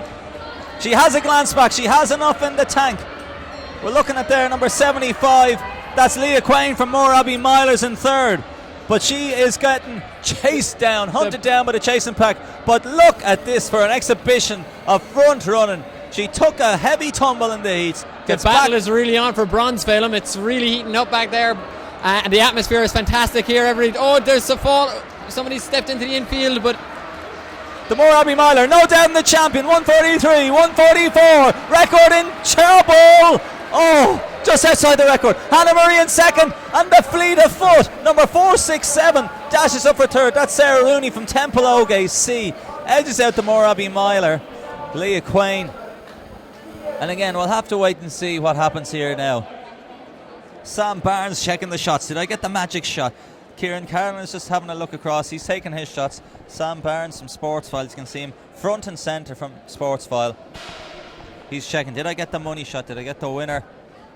Eyes open. That's the critical one always in the photography. You get some nice pictures, but the eyes are closed. It's not as much use. But what a run. 145.38. The record still stands to Emma Moore at 145.23. But front running on her own, cruise control. If she was in any kind of a race, It's a storming run, really, and it's also great to see the emotions from the girls. You know, not only obviously winning these type of days are going to stand to them as they go into their older years, but you know, there's the girls coming 4th, 5th, 6th. You know, it's fantastic occasions, and they're only going to learn from it. And you know, they can watch this back later on and learn from any mistakes or any areas they have to improve on, and come back again next year. And it's just great, really, because you know what? Just get out there, run as hard as you can for as long as you can. And again, you just try and learn then just a little bit about pace judgment. There's more kids just on the, just in the zone here, there at the check-in zone. We might just take a little pan back just to give you a little feel for what's going on behind us. Not just that you want to look at us, but we'll. So I think there's too much activity in the back here, so we've been given the negative on that one. But in the inside here, Jack O'Connell from Portmarnock, Diarmid Healy from Middleton, Oisin Kelly from Cranford, Cian Spillane from Farnfore Main Valley, Gavin McManaman from Castlebar, Kelvin O'Carroll from Dooneen, Evan Keown from Letterkenny, Tiernan Rowley from Dunleer AC. Well across now, they'll all just jump across each other, but look, a little bit more social on that one, David. Absolutely, I've got it back to our very own Dooneen men as well, so you know, hopefully Kelvin will have a great run here. So he might be pacing it right now, just kind of hanging into the back there and letting the guys do the work in the early stages. Yeah, I think he nipped up on the inside actually earlier in the day. He did, you know, he's a very intelligent Dooneen runners. We're all very intelligent down there, you know. Yeah. So here comes Cranford AC's Oisin Kelly. Great surname, that one. But anyway, Oisin Kelly, 33 seconds. He's running lovely here. He is. He's looking very relaxed. His shoulders are nice and relaxed. You can tell that he's in a good rhythm. Diarmid Healy from Middleton in second. Will he be able to respond now to this and move in from first Diarmid? now. So under the pace is hotting up. Pace is hotting up. Diarmid Healy, Middleton in first. Cranford's Oisin Kelly in second. We'll just check on the third runner. Don't think it's Letterkenny AC. I think he's a little further adrift. But here we go. Coming up to the bell lap. Oisin Kelly sitting pretty. He's in second. He goes to swoop again. Can Diarmid Healy hold him off? And that's Farron 4. Cian Spillane is in the mixer there. Oisin Kelly, he bided his time. He let Healy pass him. Now, the diminutive figure from Granford in the red and white. He is striding out. He's got one bend to negotiate. 100 to go. Can they summon up some extra energy? But Kelly looks like he is striding away. Can Healy hold on for silver? Looks like they're settled. Something else might happen. But Oisin Kelly is going to win. Healy's going to hold off for second. And the Farnfore Valley man, Cian Spillane in third. 141.82. Just outside the record. Well, a little bit outside from the one and only Shane Fitzsimons. 139.32. That must be the Mullingar Harrier. Very mature run there, Phelan, from Oisin Kelly, wasn't it? He just really controlled it in the last bend. He just made sure he had enough in the tank and looked very relaxed, very comfortable, and took a great win. Some great fist pumps there. I think it must have been the father of Cian Spillane there. He's happy out. Good job, son. Good job. We get you the old McDonald's out there in Athlone. Bit of an ice cream, maybe a chocolate milkshake. Not that I would ever indulge in such delicacies, but nice to have a little reward after. Just the results back from that 200 metre under 19 men. Killeen Green 21.90 from Galway City Airs. Mark Smith in second 22.40. And what a run in third from lane 2. Paul McDermott 22.60 in third. Graham Kerr 4:22.67. Jack Manning fifth 22.91. Another nice sub 23 clocking. And Ryan Cullen 23.57. So a solid standard all throughout that 200 under 19 boys. Absolutely. Just come back to that 800 metre there. You just see, go back to the Dooneen, sorry, the 600. Yeah, Kelvin there walking off the track. A little bit disappointed, I'd say, today, but it's fantastic though to make a national final and to do himself his best in it. And I'm sure he'll be back. It's good to feel a bit disappointment and then come back again the next day. So I think it's important not to just be getting success all the time. You have to. It's how you deal with the defeats, as all the cliches go. And that's it, exactly. Even Conor McGregor, Mystic Mac loses. Gets choked out. That's it, exactly. It's easier to lose in athletics anyway. At least you hold your You're not gonna get a consciousness rear most of the naked time. chokehold. Well, hopefully not. Anyway, Hopefully not is you right. can get into oxygen debt though. Feels probably just as bad. But we'll go through this under 14 girls 800 meters now in just a second. Just the result of the under 12 girls 600. Sophie Quinn, as we said, the starlet, the heroine from Ratoath, 145.38. Ahead of Hannah Marie Finn Valley, 149.48, and Sarah Rooney Templeogue in 151.07. Just getting the better of Leah Quain from Moore Abbey, 151.47. Now, in this start list, we have Jane Buckley from Bandon. The Cork Bandonites. think Mrs. Duggan might have a role to play there. Lily May Craig from Dundrum South Dublin. B. Drummond. B Drummond from Mullingar Harriers. Keep us posted on that. Amy Haid from Newport, probably going to be one of the favourites. She's in the pink socks, long pink socks. Ava Connor from Emo Rath AC, and Amy Kenna from Dundrum South Dublin. Alva Doherty from Ennis Track, and Amy McMenamin from Finn Valley AC. Now, any messages coming in? Good, bad, or indifferent? Words of encouragement from the athletes, words of derision towards the commentators, probably. Highly likely. Highly likely, yeah. So elbows out. The Away bias- they go. The bias of the Dunedin athlete, that's probably been slated. But here we go again now. It's a little bit of shoulders and elbows out there as they come to the break. Shoulders, elbows, knees and toes. It's the Finn Valley athlete, Amy McMenamin, 2-4 now in this 800.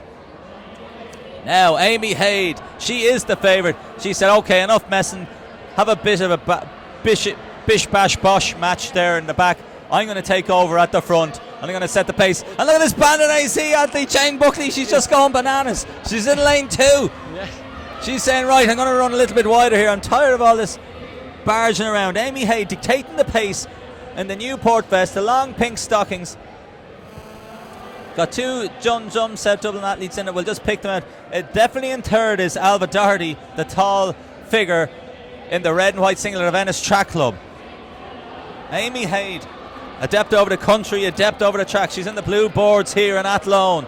We're going to get the 400 metre split now. Jane Buckley still running, as you can see, just to the left of the picture in the yellow singlet in lane 2. Amy Haid, 67 or so through. 2:16 is record. She's on record pace. Alva Doherty has moved into second. Yeah, it's fantastic front running here. It's all about, can she do it by herself? Can she get there? Can she get this record? Just look at the motion, just a lovely cyclical action of the legs. The heels coming in, striking just under the bum, the foot planting right under the hip. This is perfect, smooth running.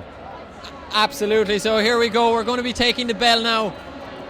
Will she have a kick for that 200 metres? Will she be able to do it? So Corinne Kenny, we've seen her earlier on. She won 142. She puts the foot down. Alva Doherty and Jane Buckley, the brave buccaneering Bandon runner. She's hanging in third now. She might even get up for second. She's been running hither and thither all over the track. She's still in medal contention. Yes, no. The race is certainly on for silver and bronze. It's looking to be, again, it's going to come to who takes the lead going into this bend is going to be vital. Okay, the clock reads 2:06, 2:07, 2:08, 2:09, 2:10. Mightn't have enough now for the record. The crowd are getting behind her. Is she going to do it? No, she's running out of steam, but what a run. 2:17.86. What a win. DSD athlete comes, that's number 483.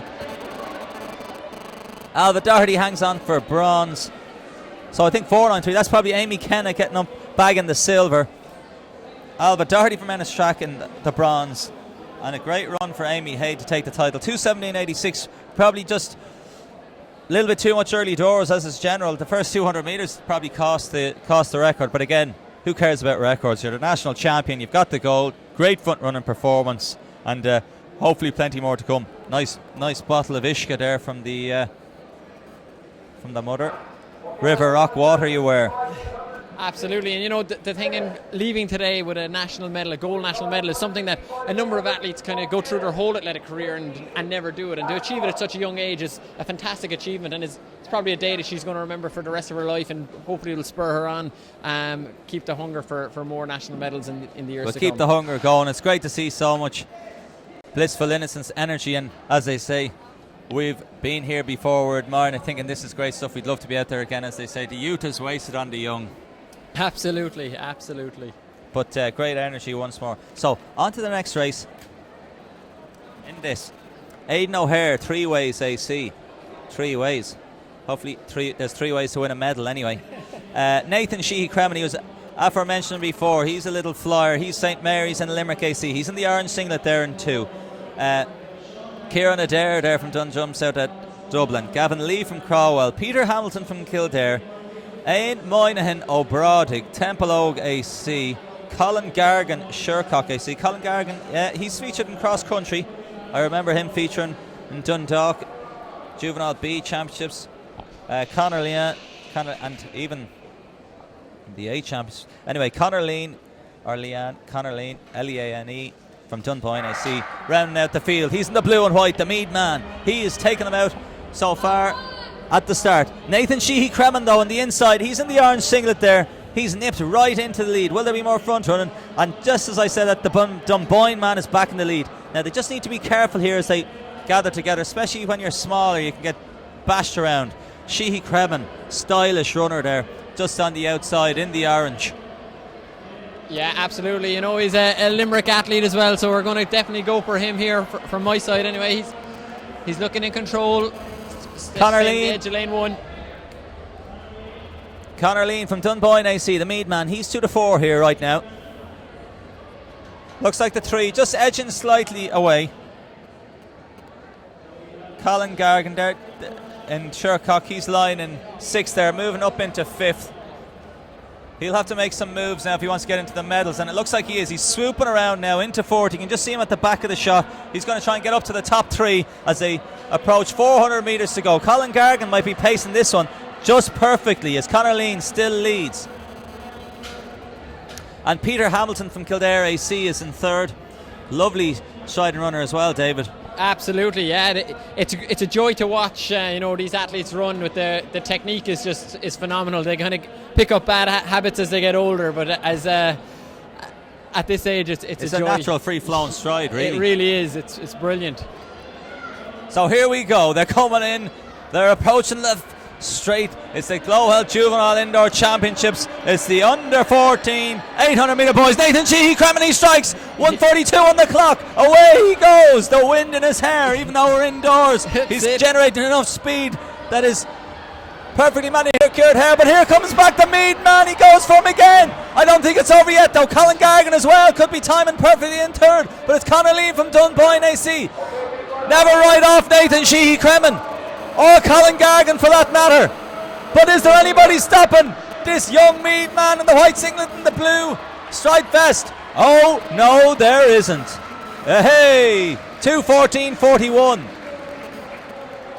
Great running. Record 2:11.45 by Liam Markham, not under threat, but great middle distance tactical running there. Absolutely, and it's great to see the lads all shaking hands straight away after the race and everything. You could see Nathan Sheehy-Cremen giving a hug there. You know, he just got overtaken on the last lap, but it was a fantastic battle by all the athletes there. That's brilliant running. So I think, did Nathan Sheehy-Cremen, did he hold on for the silver there, did he? Or he just got back to bronze actually in the end. But Colin Gargan from Shercock. That's it, exactly, yeah. Okay, so another brave run. Sorry. So just as we were saying, Amy Haid was just outside the record there in the under 14 girls 800. She ran 2:17.88, previous record, and still the record 2:16.12 from Corinne Kenny, St Lawrence O'Toole. Amy Kennett got up for silver from Dunjumps out Dublin, 2:22.79. Alva Doherty, Ennis Track, holding on for the bronze with 2:23.05. Jane Buckley, honourable mention in 5th, 2:24.70, but I'd say she ran even conservatively 810 metres, probably more like 820 or 830. She was running wide, up and down, but a great brave run from the Bandon girl, and she'll be back for more. Absolutely, just looking at the lads there leaving the track, you know, it brings me back to thinking of Niall Toohey and David McCarthy as they were growing up. You know, they were great friends off the track and great rivals on it, and that's kind of stayed that way all the way up until to the current day. And you know, hopefully these athletes are forming friendships and rivalries like that. Yeah, well, I think there's nothing like a rivalry to spur you on. It gives you that extra motivation to go out train and pushes you on. You just dig in that extra bit. It is a lonely sport, but the friendships and the rivalries do make that extra special. Under 15, 800 men, they're towing the line. Liam Clancy, Temple Oak, Aaron Brown, United Striders, Matthew Willis, City of Lisburn, David Smith, Letterkenny, Oisin Ryle, Westport, Tommy Connolly, Leavell, Ted Collins, Nina Olympic, Cian McPhillips, Longford AC. As I think in one of the messages was, go Ted go, run Ted run. I think he won the Munster Schools Championships, featured in the All-Ireland Schools Cross Country in Sligo Racecourse there last week. So, good clip in this one.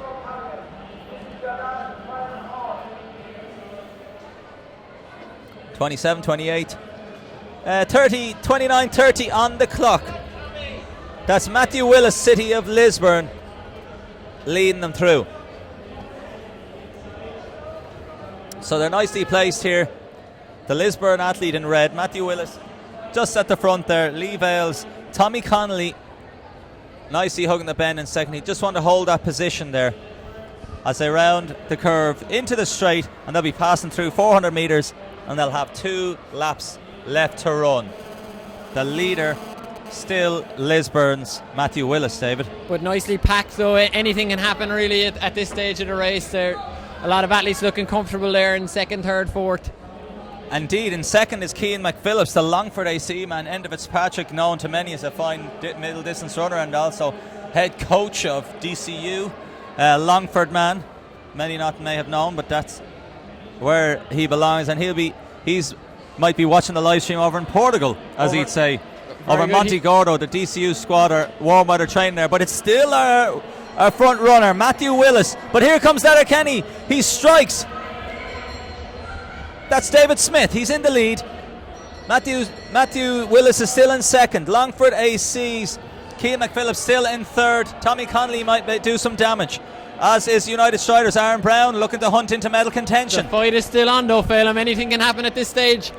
He's been front running. He's now in second. He could still round the curve and get into the lead here. He moves out into lane 2. He strikes. David Is it Smith. going to be enough? No, it's coming up now. David Smith. Yes, he says. Arms outstretched. Goes to the ground. Nearly Ala Mo Farrer praising Allah there as he goes to the track. We used to call them the Letterkenyans, and now he's praising some fine Letterkenny AC athletes. Maybe Mark English has taken a little look at that. So great run there from Letterkenny athlete. That's David Smith. So again, it's just who has enough strength, because there were some fine looking runners in the heats. Probably just ran out of gas in the final. It's always going to be tough at this age to do a heat and a final in the same day. Yeah, it's tough at any age, really, having the heat and the final. You look at the 400 metre in varsities, and that's what the lads were talking about. They were trying their best to conserve their energy before going into the final, and it's really about who can manage to get through the championships, and especially then as you go up into internationals, Europeans and Olympics, it's who can get through the rounds with the most energy saved for the final. And that's where you got to get your endurance training in. So just the results: under 14 boys, Conor Lean, Dunboyne AC 2:14.42. Colin Gargan, as you said, he did nip up for silver, 2:15.50. Nathan Sheehy-Cremen actually was a little bit further adrift. He'd run out of gas towards the end, probably bolted too soon. Nathan Sheehy-Cremen third, great run nonetheless, 2:16.84.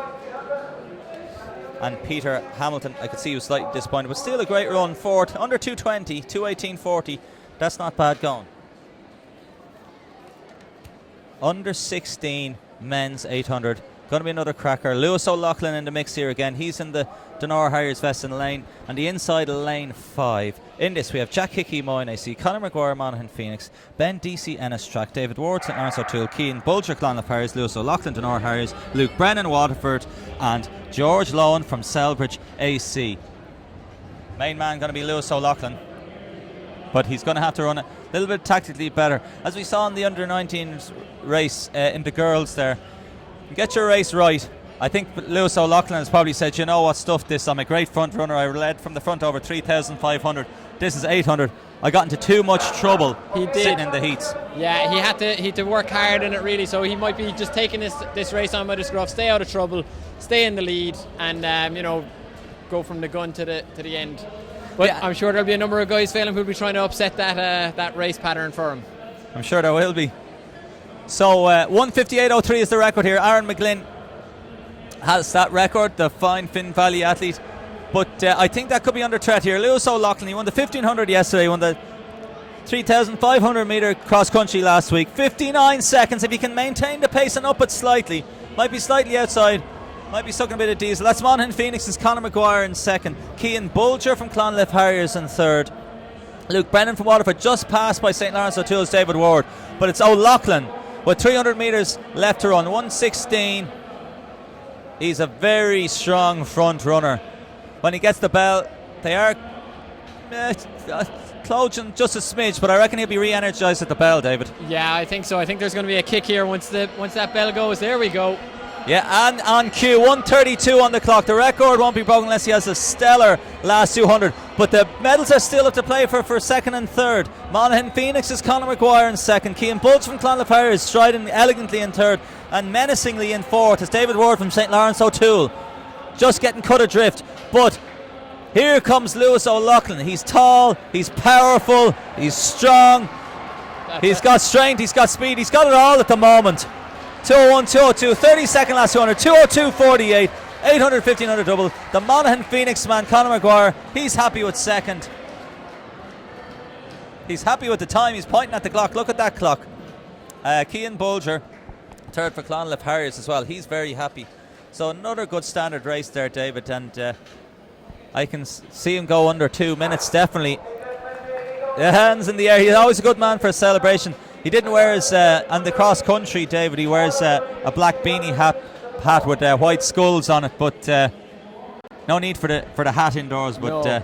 quite the character all the same. His technique coming up the home straight there, Phelim, I thought was exemplary really. The knee lift was absolutely perfect, everything was in line. He didn't seem to be tying up too much from lactic or anything like that, so I'm certain that there's a sub 2 minutes in him there, come the outdoors especially. Yeah, and a one-off fresh race. He ran the 1500 yesterday. We see Kevin McGrath gives us the wave there. He's going to be coming up later in the under 18 boys 800 metres, and we're looking at the under 17 women's 800 next. We've got more results as we fling paper around. So the under 15. So we see some regular names on the records. Shane Fitzsimons holds this under 15 rank, 203.85. The winner was David Smith's Letterkenny AC, 209.74. Edging that tactical affair ahead of Matthew Willis, City of Lisburn, 209.94. And Cian McPhillips, Longford AC, 210.82. End of Fitzpatrick will be happy with that Longford man. In the under 17s, David, the rundown. Roscommon AC, Maeve Dervin. On the inside, Laura Crossan from Finn Valley. Enya Hegney from Omagh. Devicia Patterson, Beachmount Harriers. Alex O'Neill, St. Cronus. Emma Fagan, Newport. Kate Nurse, Suncroft. And Catherine O'Connor, Dundalk. Catherine O'Connor, strong, powerful athlete. As we've said, great multi-eventer. She set records earlier in the year, schools records. And it's the Newport athlete at the moment. Emma Fagan was in the lead, but then Enya Hegney is just hugging the rail there in the yellow of Omagh Harriers. And then on the far outside in the green is Beachmount Harriers, Davicia Patterson. And now she's taking the lead. So obviously 33 seconds, David. Solid enough pace. Yeah, absolutely. It'll be depend now if they're able to keep that pace going and who's going to make the move.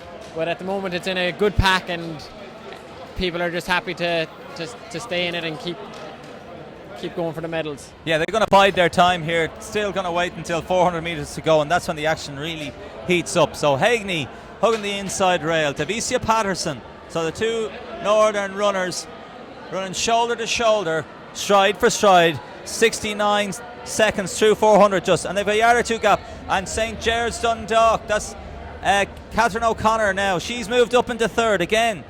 She's looking to play a tactical master class. Trying to get themselves into a good position just before they make the strike, and it all depends, I suppose, Phelim, on who makes the strike first. You see some people might strike from 500, other people wait till the last lap to 200 to go. There's going to be some moves, I say, into this home straight now. Who's going to swoop? It looks like St. Cronan's AC, Alex O'Neill. She's moving up on the outside, as is Kate O'Connor on the outside. They're going around, making big moves with it. Still a long way to go. Kate O'Connor, powerful athlete. Alex O'Neill, they're still holding out from St. Cronan's AC. Can she hold off the powerful, strong striding Kate O'Connor? Or can Devicia Patterson make some moves in third place in the green singlet? But it looks like St. Cronan's AC, Alex O'Neill has it all done. Oh, Kate O'Connor looks like she's nothing left to give. She's taking a look to the left, look to the right. She's settling for silver. 2:18.10 on the clock. Good running there. Alex O'Neill ran a smooth race. The old record still stands. Elizabeth McWilliams, 2:12.50. That record gathering legs, I'd say it's close to good 10 years now. Elizabeth McWilliams more an athlete of my vintage, so probably maybe more than 10. We'll say no more. At this stage, yeah. So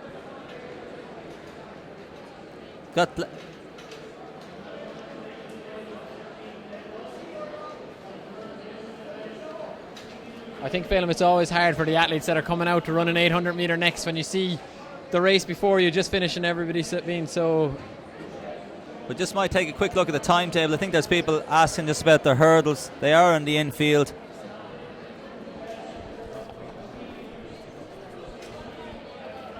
So we're a little bit behind the schedule. If you can just check at the timetable there, we'll have a look.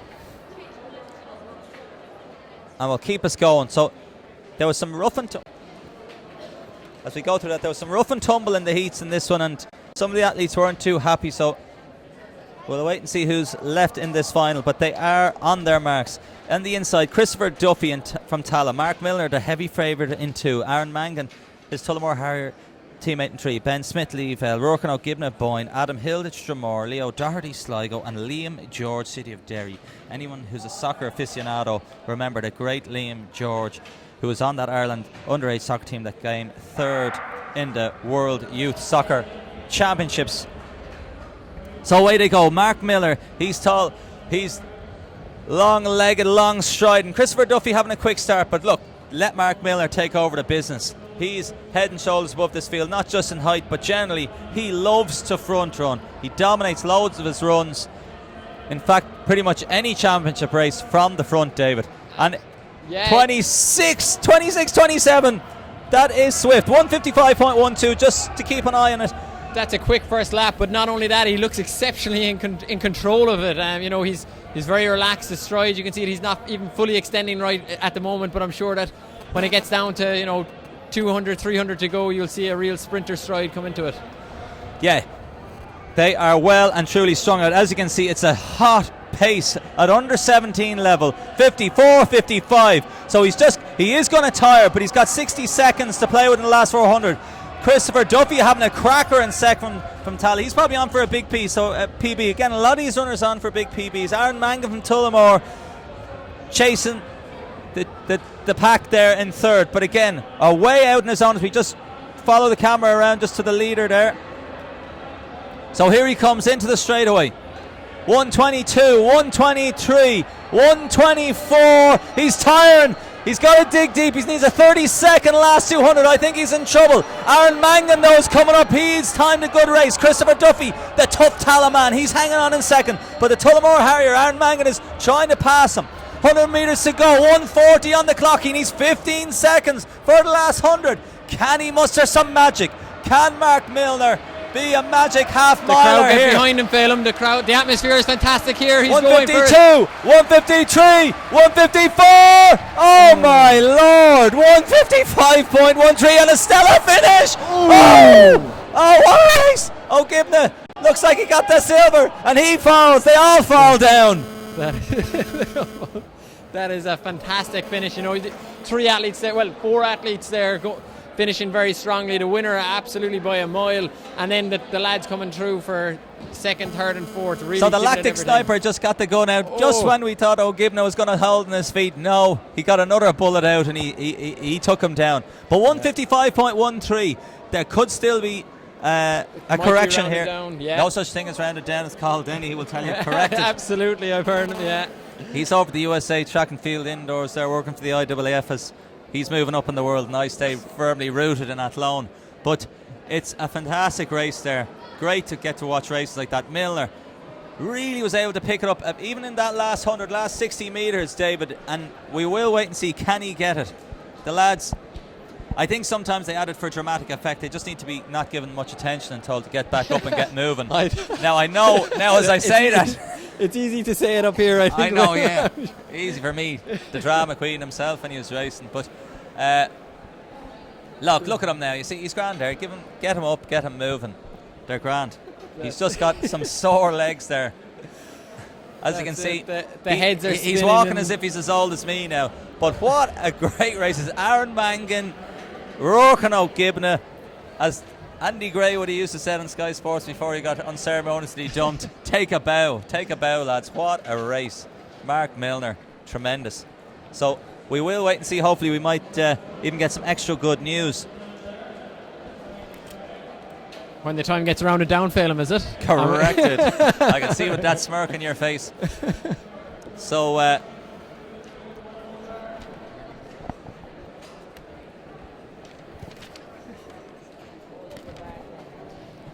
to give a big shout out there now to Owen O'Brien and Paul Tracy, keeping the show on the road here with bringing the images you're seeing. So it's the technical committee, we're away here. The under 18 boys 800 metres, Mark Lynn, Newbridge AC, Dara Finn, Celtic DCH, Finton Stewart, City of Derry, Niall Harvey, St Lawrence O'Toole, Conor O'Driscoll, Leeville, Kevin McGrath, the favourite in this one from Bohermeen, Alan McGinley, Lifford Strabane, and Dara Kelly rounding out this field from North Sligo.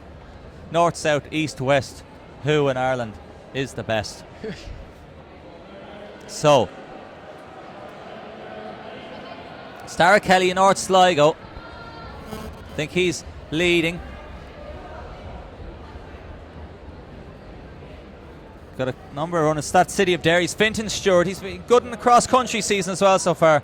Kevin McGrath, menacingly though for the opposition, is in second.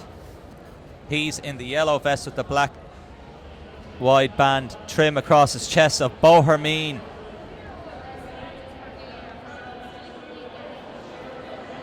So the Mead man. So 61, 62, plenty of happenings there.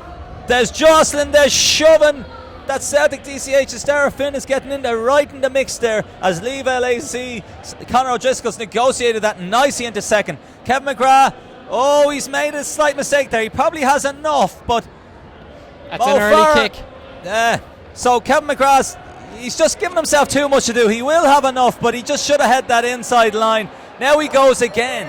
Just wasting a tiny bit of energy. 130, 131. McGrath will power down. Conor O'Driscoll, from Leeville, though, is hanging on to him. But here comes McGrath. He has a look back, Eamon Coughlin style. He'll go around the bend once more and accelerate again. So he did have enough. Probably a little bit of a mistake, but when you've got enough in the tank for bigger races, he'll have to play closer order. But he can shut down. He can give up 1, 2, 3 fist bumps. 158.27 and 27.28 last 200. But really, it's the last 250 or so that we really would have loved to have gotten a split on, because he really turned on the afterburners up the top end there.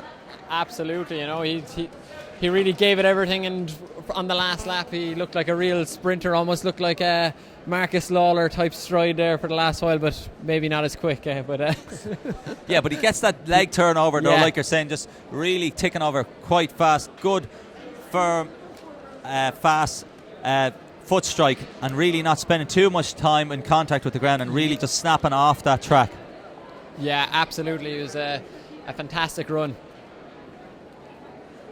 As he's bent over just having a chat with Kieran Carroll. Yeah, I'm not really that tired, but I am. Yeah, did a bit too much work than I probably needed to if I'd have just held that inside line. As you see on the TV, Mo Farah generally just holds that inside line and doesn't make them pass.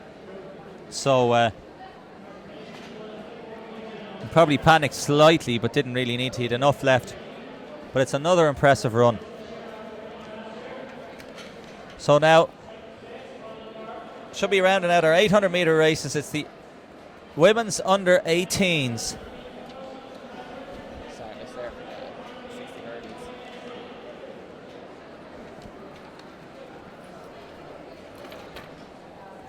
So, action really is heating up. The calls are out for the hurdles. So here we go. On our marks, Liz Tools, Aoife Mahoney, Chloe Hart, Tullamore Harris, Rochelle Brown, Greystones District, Niamh Malone, Monaghan, Phoenix, Susie O'Flynn, Raheny, Shamrock, Amy McGrath, Newbridge, Margain, Dussault, Inverdee, and Cueva Harvey, St John's AC in the yellow. And it's Liz Tools, Aoife Mahoney, who's leading the charge at the moment, but rounding on the outside in the yellow is St John's, Cueva Harvey.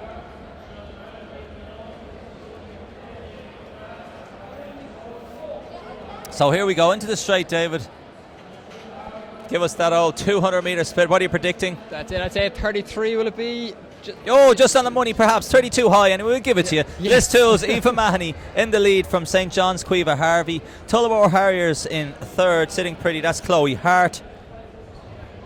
But still plenty to play for. Niamh Malone, Monaghan, Phoenix. Got over the hurdles. So she could do some damage here later on in the race if she can time it. It's always interesting to see who's putting in the most effort at this stage of the race. Some athletes, are really striding. You can see they're about to start hitting into lactic acid. You can see their shoulders beginning to rock. Others looking that little bit more comfortable.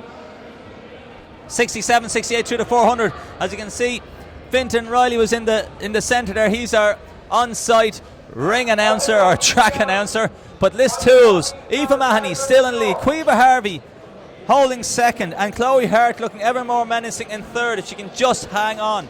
The pinch is on now in this race. Who can withstand the pain? Sebastian Coe always called it the killing zone from 400 to 600. It's where who can hang on. The pain is really digging in now. Now, who can hold their rhythm? Who can hold their form? They're not going to kick any faster, but they're going to just try and maintain their pace for as long as possible. Aoife Mahoney still in the lead, David. Aoife Mahoney, yeah, she's having a stormer, and it looks as if she's going to be able to hold on, but it's all about who can just dig the deepest now in this last 100 metres. And it looks like Liz Tools, Aoife Mahoney is going to be able to maintain her form nicely. Really aggressive now. She's kind of running more from the front there. That's Cueva Harvey. She's punching the air, trying to gather ground. Can she go and rise once more? Aoife Mahoney has this in the bag from Liz Tools. 2:15.79. That's good running. Cueva Harvey in second. Chloe Hart in third. Inverdees, Margain Dussault fourth. Susie O'Flynn fifth. Niamh Malone sixth. And Newbridge's Amy McGrath in seventh. More good running there. 2:15.79 the clock. Kevin McGrath's just adjusting his spikes. He had a negotiation with the black bin line bag there. Good one-way conversation, I think, with the bin.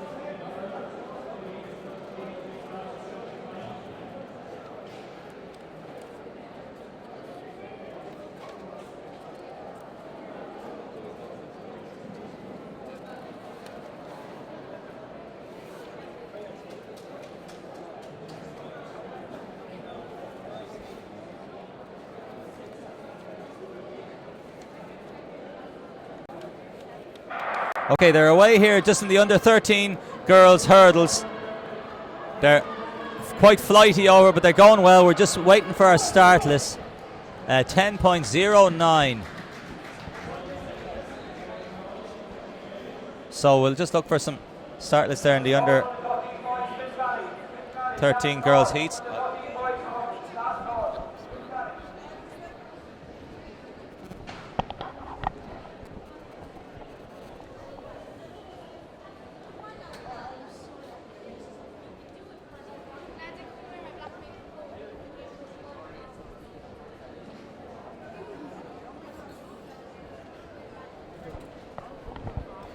So we've got our list. That would have been Cushinstown's Molly White, Great stable they're getting down there in Cushinstown now in Meath. Shannon Sheehy's been in action. Of course, Elizabeth Moreland has been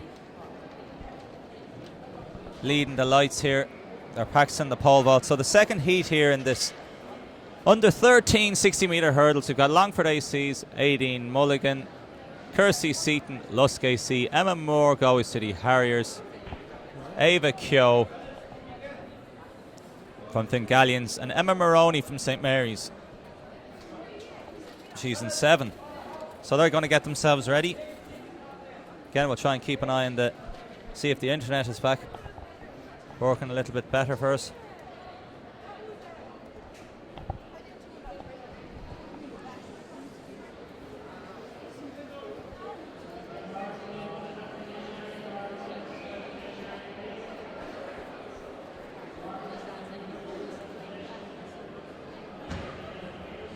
It's great to see the athletes getting into the hurdles so young. You know, it's an event that the technique really has to take time to develop and takes time. perfect. Yeah, I think some of them, they're in it for their fun as much as anything else, which is great. Yeah, And it does develop good technical skills, jumping skills, and ultimately, even if they don't remain as hurdlers, they'll get great benefits from having done the hurdles, just in terms of some good movement skills and movement patterns. absolutely. So keep tweeting us in, Facebooks. Of course, we had a woman who was quite good over the 60 and the 100 hurdles by the name of Derval O'Rourke, Leave LAC World Indoor Champion. I think it was 10 years ago, just earlier in the week, that she won the World Indoors in Moscow over the 60 hurdles, 7.84 seconds. And away they go. Up and over, up and over. Who's got the nicest technique there? As they're coming along nicely. Could be Carrick on Shores, Lorna Shea. And on the clock, just there in the red, if we'll focus in there in the red, 10.03. 10.03. Official there, just he's holding his rake. And there he goes. Lovely, good man yourself. 10.03, there's the official. So next up will be the under 13 boys. Again, we'll work our way through the pages.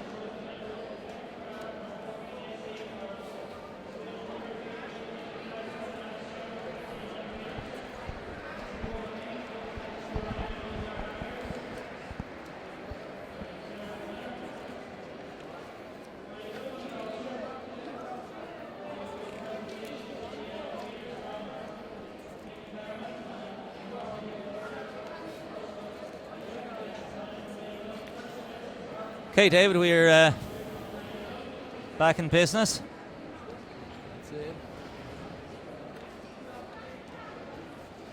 As you can see on the screen, the pole vault is the guys are warming up, and they'll be Debatable technique on the last one, no offence, but very good. I was actually to the pole vault.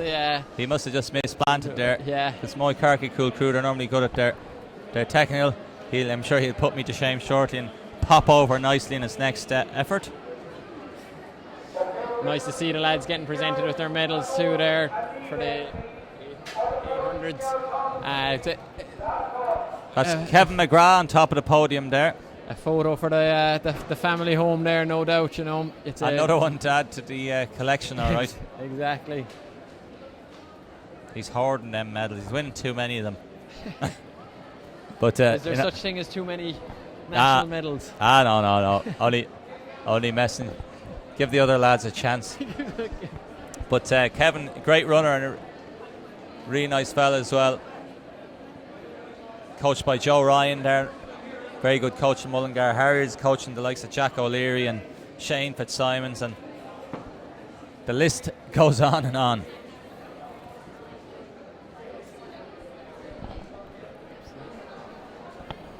So we're getting ready to go.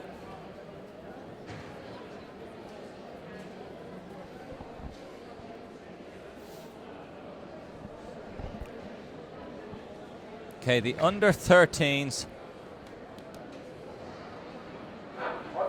Jeffrey Joy O'Regan from Sunhill Harriers, Connor Hode from Crowell AC, Cian Egan from Mid Sutton, Sa Ogan Leamy Agbanobi from Athlone AT.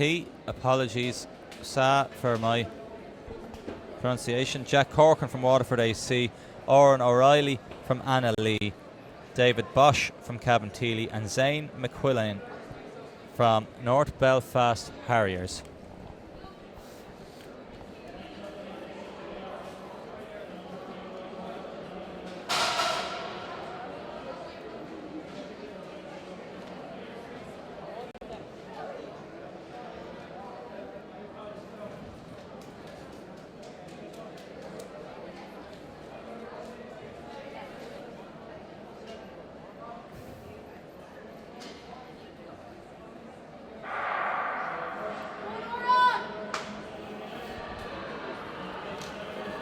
So away we go. And that's Crowell. Again, we'll just try and get a look at that clock in the red there. That was Crowell's Conor Hode taking that first heat. It's the first 3 places and 2 best times. Again, 9.99. Someone called 999, eh? Exactly, yeah. And 9.99, I was going to say, just the perfect price for the shop. So 9.99, ring the alarm. Nice running from Conor Hode.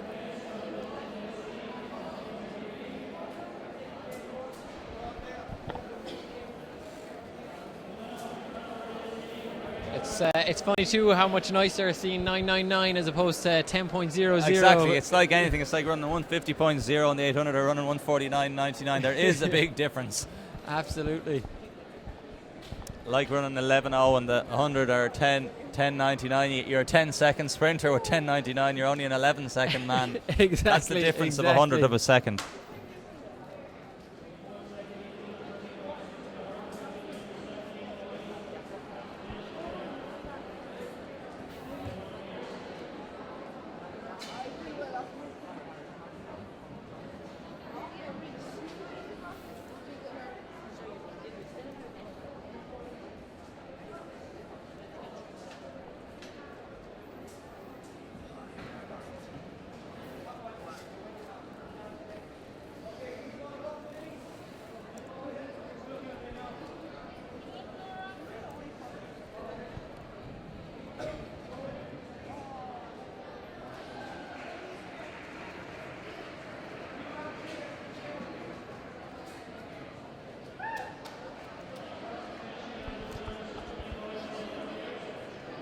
So for the 60-metre hurdles under 13 women, the qualifiers for the final, automatically we had Laura Frawley, Molly White, Amy Brennan, Lorna O'Shea, Ava Keogh, Emma Moore, and the fastest, the qualifiers then for the fastest losing spots were Sive Byrne and Emma Maroney.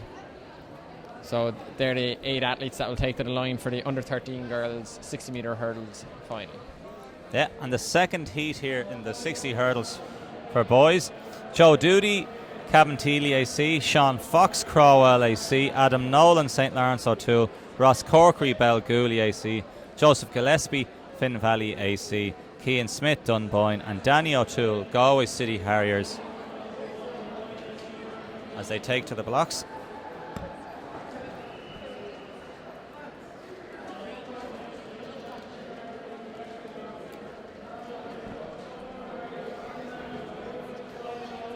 Starter waiting for things to just quieten down before calling these lads to set. They're in the set position. Oh, there's a false start there in lane 6. That's Joseph Gillespie, Finn Valley, sorry. Thinking of Keith Gillespie, the very good. Ireland soccer star, Newcastle, Man United. They look to go there, but I think they get a yellow card at this age group. Yeah, it's a yellow. Yeah.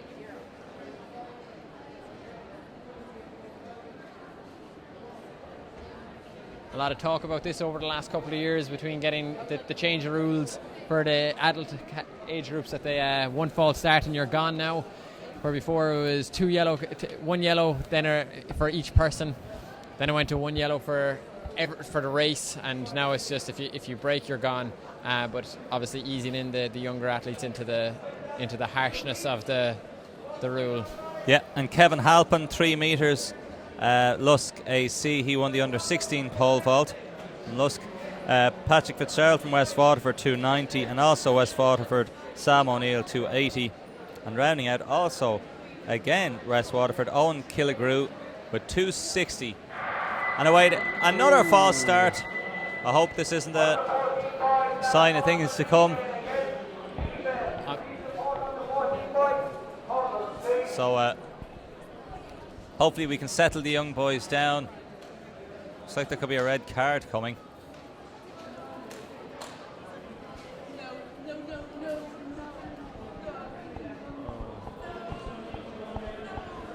It's never nice to see.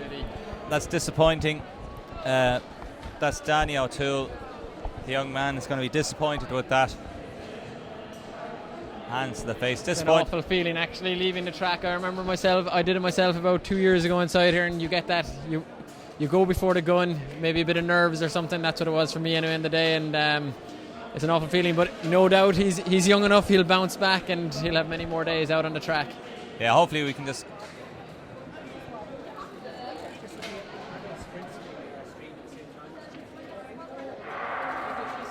So away we go. In the hurdles, bit of an injury. The Finn Valley man takes the first one, second one in 9:79. That's Joseph Gillespie.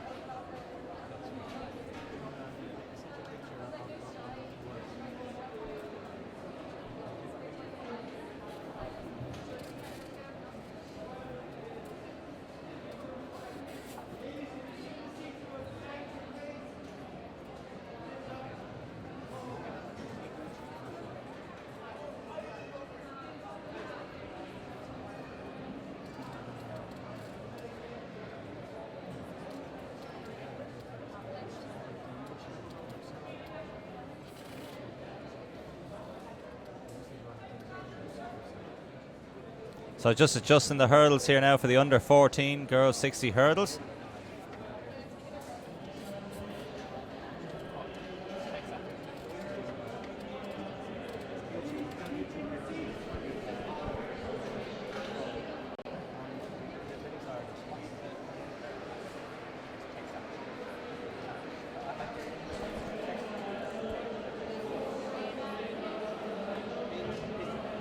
So the athletes just getting their practice over the hurdles.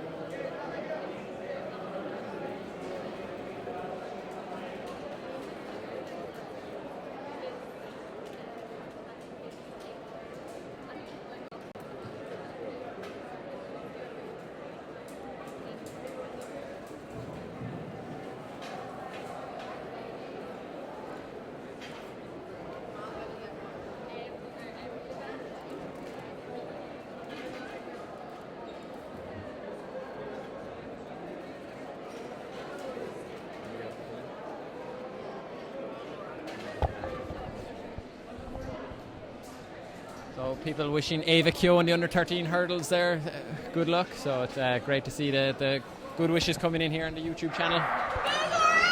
So away we go in this first 60 hurdles, under 14 heats. And that's the DSD's Laura Gallagher.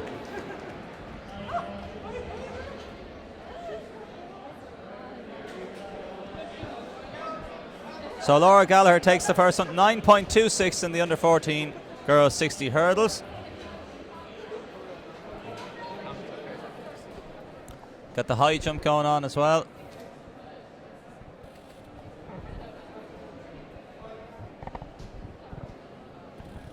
So Sheila Clancy, might have read that out already, but again, well done to all the St. John's from County Clare who competed this weekend. Gold to Conor Blake in high jump, silver to Quiva Harvey in 800 and finals in high jump, Thomas Clancy and Cleena Blake.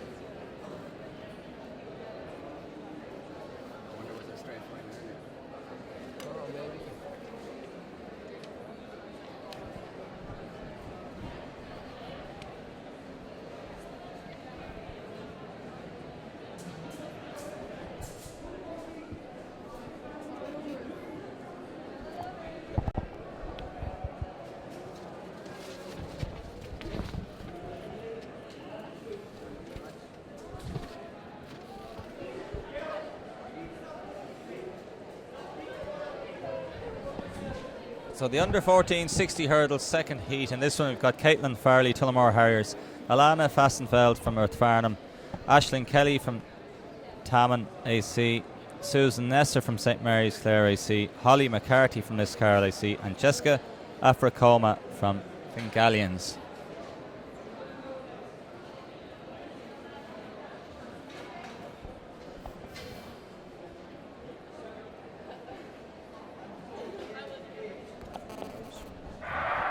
So away we go here. Next 60 metre hurdles heat. Just pan slightly across, yeah. I've got our lead runner there in lane 4. That looks like Aisling Kelly from Taman AC. Get a look at the time, 9:74 on the clock.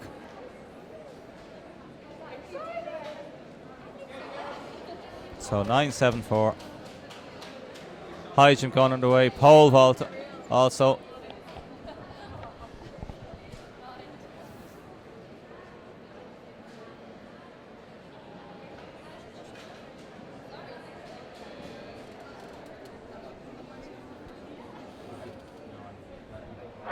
Okay, people, go on to the other 15 boys. Please, all of the 15 boys should have a straight final. On the 15 boys, all of the 15 boys to the board.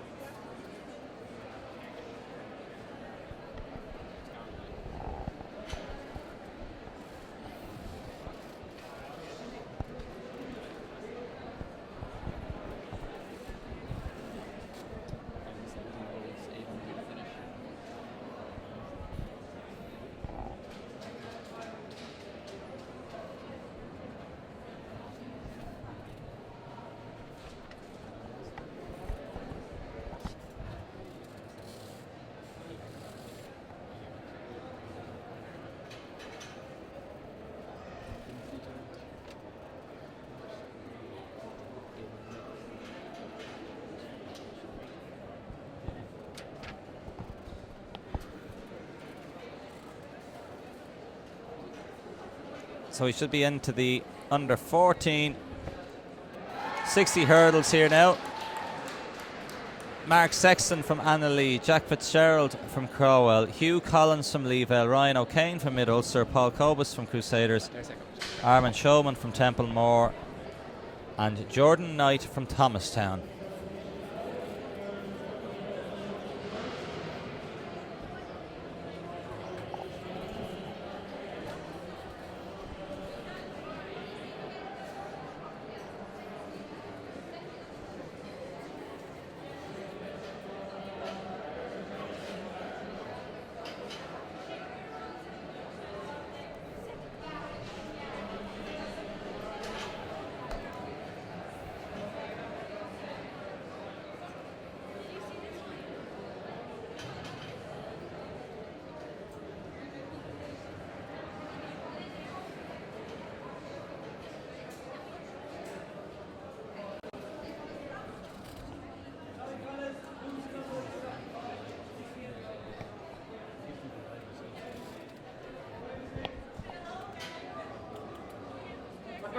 sorry, my mistake, your fault. It's under 16 girls I'm looking for, please. Under 16 girls. So again, while we have the live stream, we also have the live results link. It's on the Athletics Ireland Facebook, and also should be on the Twitter machine there.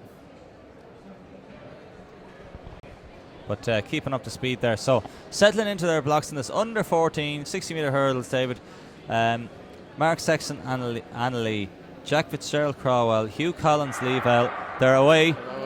Front and centre, Leavell looking good as the mid-Ulster athlete. And just on the outside there, could have been in 7, was Armand Schumann from Templemore. So Ryan O'Kane from mid-Ulster and Armand Schumann running well there. 9:70 on the clock in that 60 hurdles. Yeah, Ryan really had good technique there going over the hurdles, and then the other lads just kind of came through quickly off the last hurdle. But certainly technique-wise, Ryan had that race.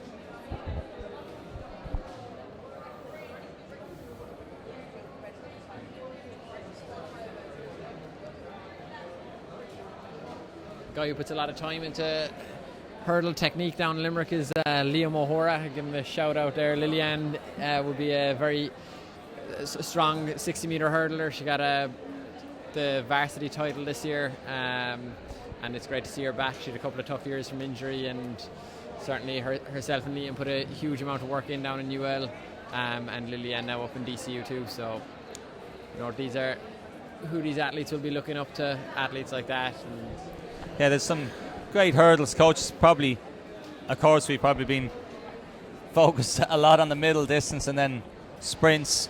And a lot of the coaches think Aidan Waters, he's in Annalee AC, does a lot of the hurdling there and throughout the country. And then I know Terry Cahill down in Cushenstown there, of course, one of the Sean Cahill and Terry Cahill who coached Dervla O'Rourke, but they're helping out down in Cushenstown. I think Phelan Joyce is one of the main coaches there as well, but helps out with a bit of the technical work there. But again, probably the unsung heroes are like the technical coaches. Probably don't get as much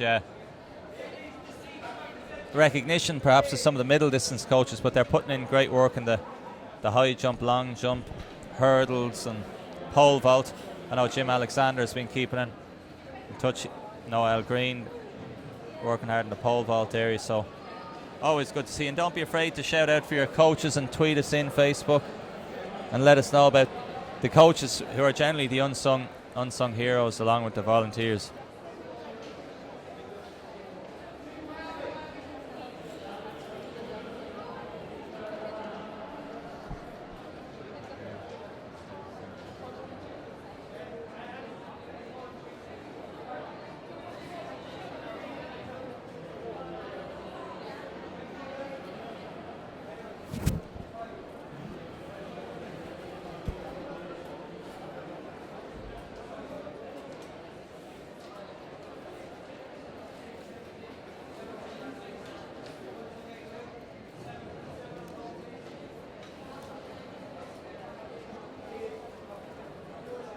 So next heat, hurdles always take a little bit of time, settle them back down, readjust some of the hurdles. In this one we have Sean Harding, Shercock AC, Derek Casey, Bree AC, Jack Farrell, Crawwell, Cian Dunn, Dundrum, South Dublin, Porrick Martin, Crawwell, Porrick White, St. Lawrence O'Toole, and Luke O'Loughlin, Crusaders. In the second heat, first 3 places and 2 best times. it's a tough event in terms of, you know, trying to get your qualifying, because there's no real holding back. It's good in that it's only a short 60 metres, but unlike the 800 metres, there's no real let up or anything like that. You just really have to go for it and make sure your stride pattern is right, and the only way you'll get that is if you go flat out. Maybe off the last hurdle you might ease up a little bit if you're a good bit out in front, but really it's 2 maximum effort races that these athletes are going to go through. It's tough going, again, technique as much as speed, really, because you can see some fast sprinters on the flat, but if they don't have their technique down and right, they're going to be in trouble, obviously, in the hurdles. Absolutely.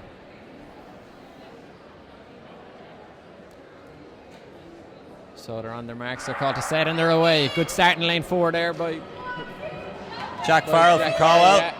But it's DSDs.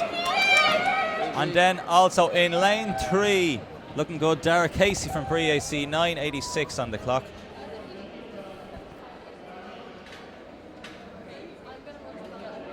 Just to touch on a point you mentioned there, Phelan, before the race about people, making sure that their hurdle technique is right. It's something that, especially over the 400 metre hurdles, you can notice some guys are exceptionally quick over the 4 flat, but when they go to 4 hurdles, they might lose a bit. And then other guys who wouldn't be as quick over the 4 flat can really make up ground if their hurdle technique is correct.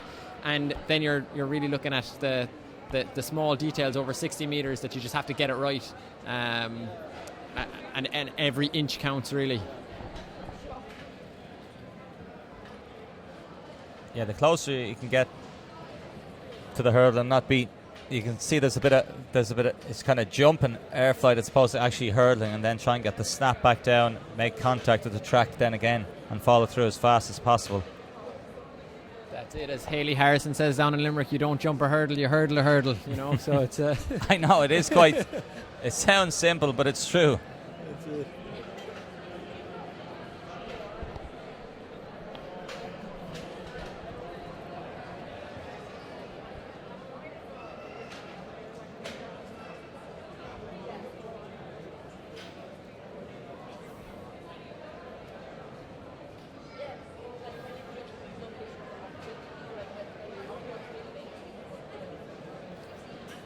So again, another brief lull. We're had a lot of top middle distance action there. We're just waiting for the hurdles to settle again.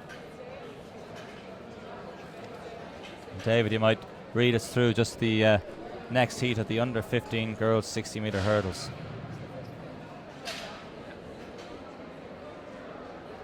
So we've got Eve Jennings in lane 2, Kate Smith in lane 3, Shishim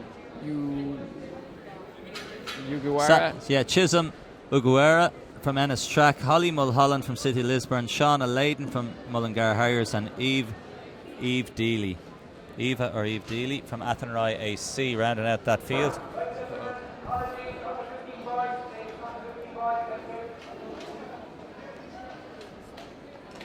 They're calling out, just a practice run out there by some of the athletes. So just again, they just have to readjust the hurdles. That's why it takes a bit of time. Might be great sometimes if you kind of get a race on the outside and hurdle on the inside type, but maybe split it up a bit, keep the action going. Got might pan across to the pole vault, Lusk AC, might get him in time. Up and no, over he was, but the bar was struck. And he knocked it off. The other thing with the hurdles is that it's a hard event to really make huge progress each year in that, as athletes are growing, they're obviously going to get quicker over the 60 metre flat, but with the hurdles you're going to have to contend higher hurdles, and you're also going to have to contend different gaps between the hurdles. So it's almost like a new event every year when you come back and you move up in the category. Yeah, as you said, the hurdle height adjustments then really kind of having an impact as well. And then you mightn't necessarily grow with the hurdle. No, that's it.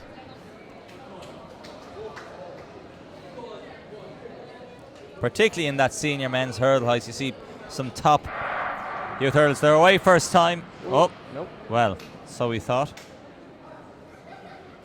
Brought back, but particularly in that senior men's 3'6".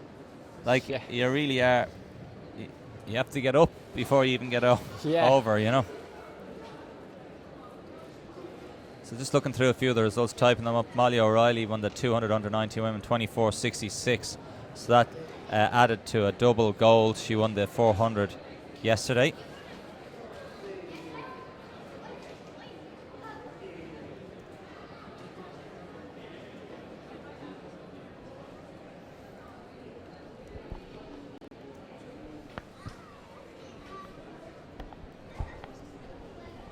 So back to their starters, back to the pole vault.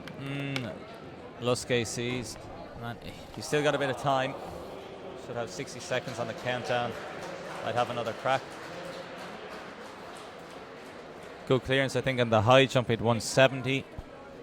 But back to this hurdles.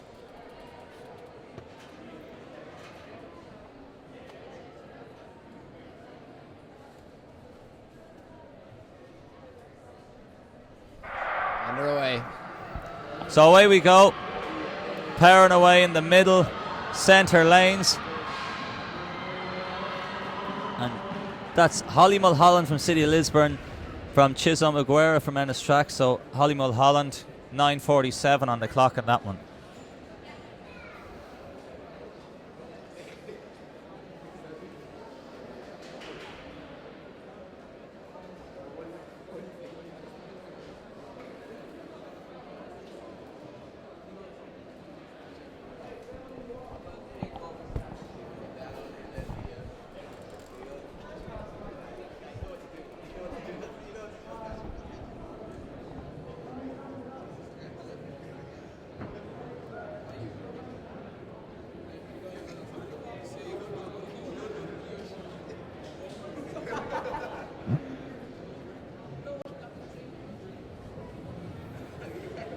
So next heat, 60-metre hurdles.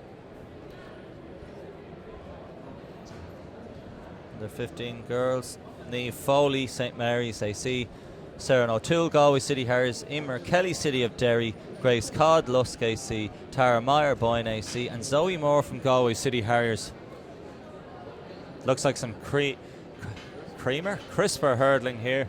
So getting a bit more taller, a bit more powerful. You can just see as some of the runners are practicing over the hurdles. Quicker snap down and not just loads of air. So there's lane 2, Sarah O'Toole. Nice bit of hurdling there from the Galway City Harrier.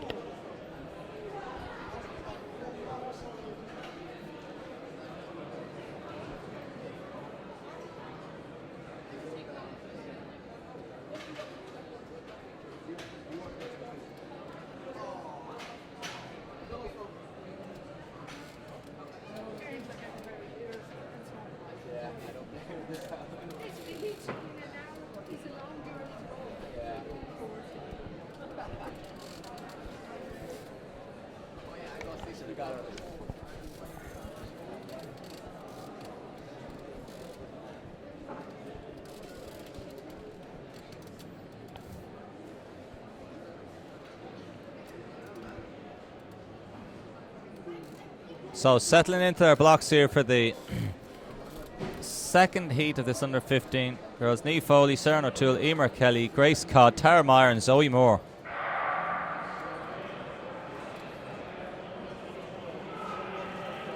Away they go. That's lane 2. Niamh Foley from St Mary's, Limerick AC. Yarn singlet there, running very well. 9.11, so we're getting close to our first 9-second clocking in the 60 hurdles.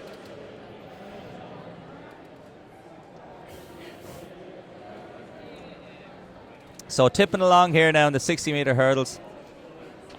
And keep up to speed with the live results. 9.11 seconds on the clock. High jump is up to 170 there. Pole vault is ongoing.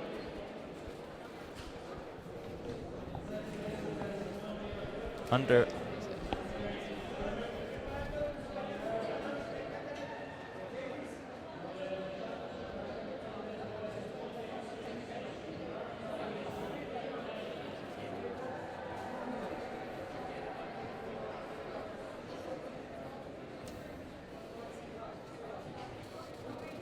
Looks like we might have the under 16 girls here first.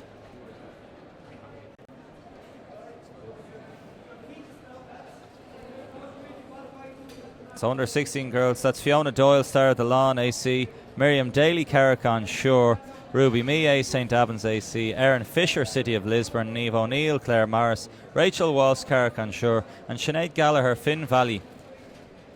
So today really ticking on now. Good few more 60 hurdles races to go.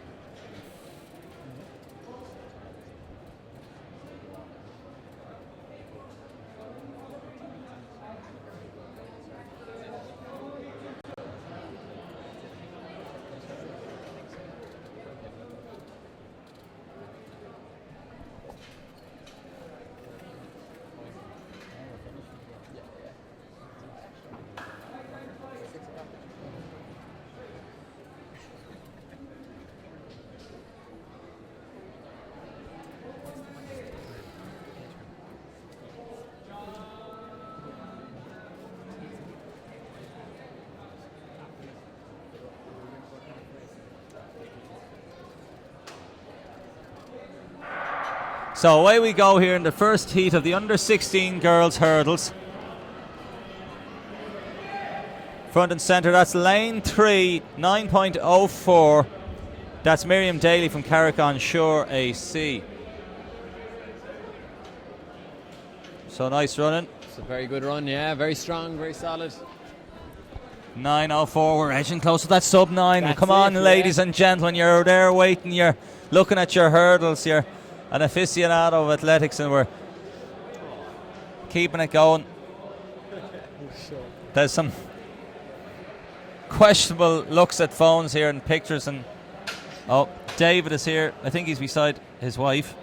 Well, I hope it is his wife. He said he hopes so as well. He is. It's a lovely picture. They're together on Facebook. They don't really have a real relationship. It's just a Facebook relationship. That's But it goes well. Yeah. Remarkably well. So, he too, David. Jane Drury from Shercock AC. Rachel Hughes from Galway City Harriers. Karen Murphy from Enniscorthy. Angelica Gagne from Donor Harriers. Aideen Langan from Galway City Harriers. And Sive O'Toole, St. Lawrence O'Toole. Have you ever done any hurdling, my man? Very badly, Phelim, is the only way I can answer that. The sprint hurdles? Yeah, just in training now. I never, I never gave anybody else the benefit of seeing my horrendous technique. How about yourself? Have you ever? You've beaten Thomas Barr. That's the well, 4 hurdles. Yeah, anybody can run a 400 and hop over. But yeah, I do have the claim. I have run nearly every single discipline. I've done 60 meters up to a marathon.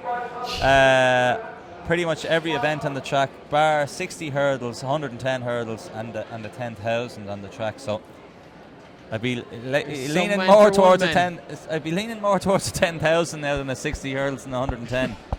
I know it's longer, but just I'd like to do it with some form of proficiency and not climbing over and bringing ropes and hooks and ladders and everything else to get over the hurdles. So that's it. It's a dangerous event if you're not used to doing it. You know, you have to make sure the technique's right. And the story that springs to mind is we were training down in the University of Limerick one time, and Brian Glynn, who was a very good 400 metre runner himself, but he jumped in with Jesse Barr to do a hurdle session, and he fell over, and we were all up at the start line. We were shouting down, "That's good for you, Brian," slagging him, but sure, he had broken his collarbone, so we felt a little bit bad afterwards, but we still slagged him. Not too now, bad though, so, as they settle into their blocks here. That's it. We'll get back to a few more horrific stories. You That's mentioned it. Gordon Kennedy earlier.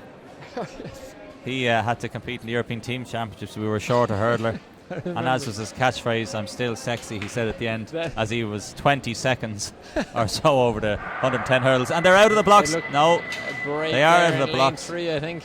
But you're calling break in lane 3. That's what I think it is anyway. I could be wrong, but I very rarely I think am. therefore I am. Oh, I saw the philosophers. I think therefore I am. But somebody changed it around there the other day, and he said, "I am, therefore I think." Yes. I thought I was wrong once, but I was only mistaken, or something like that, isn't it?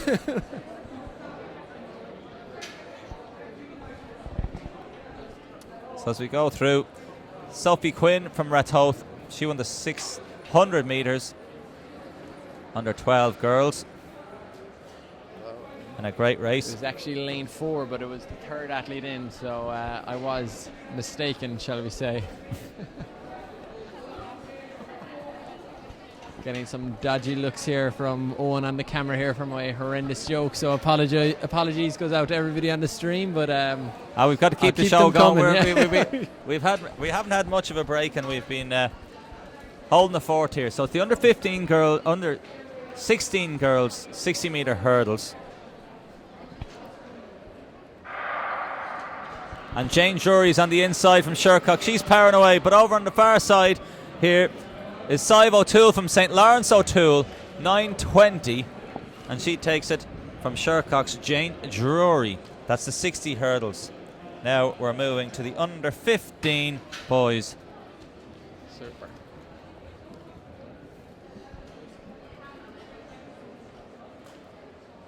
So in lane 3 in this race, in lane 3 we've got Daniel Hurley, lane 4 Jonathan McGrath, lane 5 Shane Ahern, and lane 6 Liam Jenkins. So they're actually just, these heats are being run to eliminate one runner. So there's 9 athletes in these races, so 4 go in the first heat. Good stuff.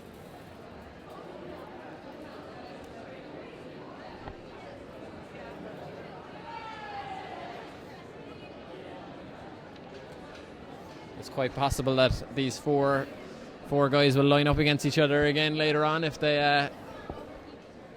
So a few comments there, David. Well done, Aoife Mahoney. Fantastic win in the girls under 18 800 metres. Congratulations from all at Listool AC. And she was fantastic. I think it was 2:15 maybe, with a good run. Paul Griffin, well done to Conor Comain.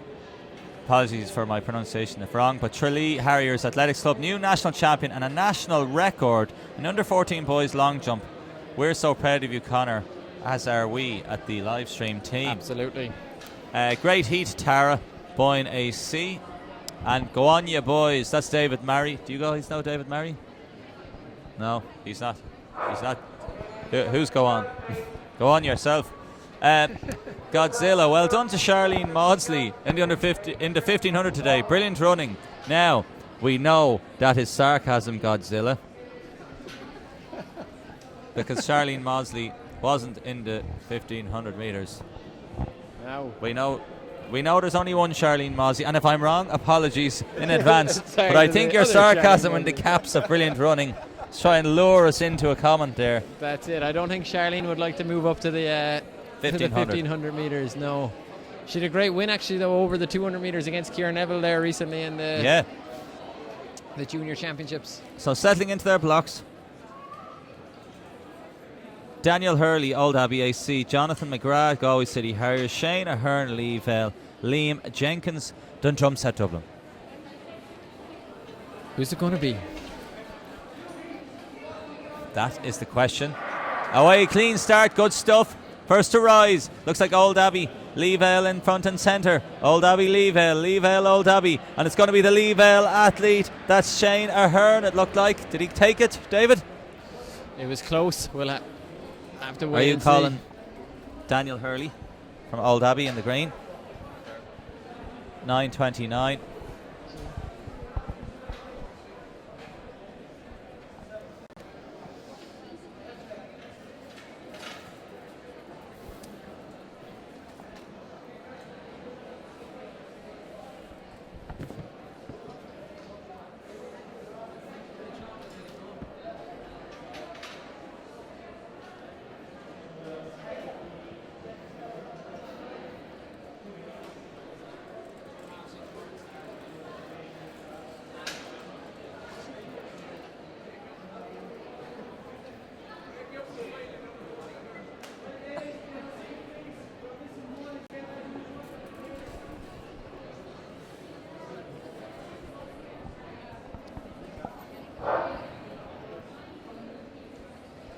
It's been a fantastic atmosphere here today, and we're still going strong for another while. But just the crowd and everything has been super. You know, seeing for these athletes getting the cheer and everything as they come up the home straight, it's fantastic for them. And yeah, I mean, it's great just to see the effort that the volunteers, the parents, the athletes, and anyone associated with them have come today. You know, you're travelling long distances. Some probably stayed Friday and Saturday night.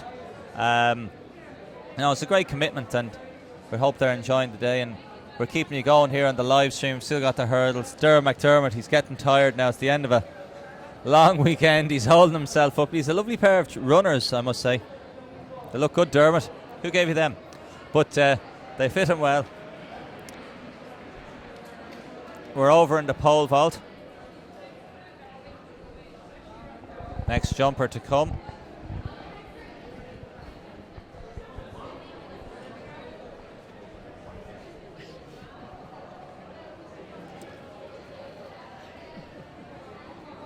So we might get a quick vault. No, you won't, I'd say. Back to the 60 hurdle, second heat.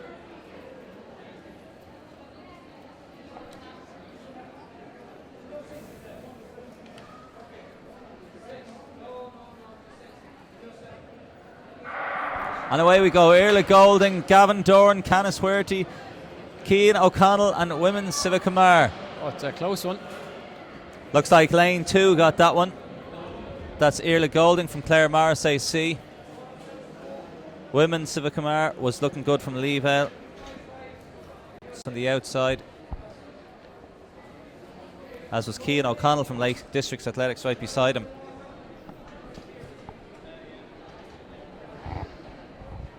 all athletes completing the race anyway, which is good. Normally in the hurdles there might be one hit, or somebody might hit a hurdle and not finish it, but it's going to come down to who has the fastest time to qualify for that fastest loser spot.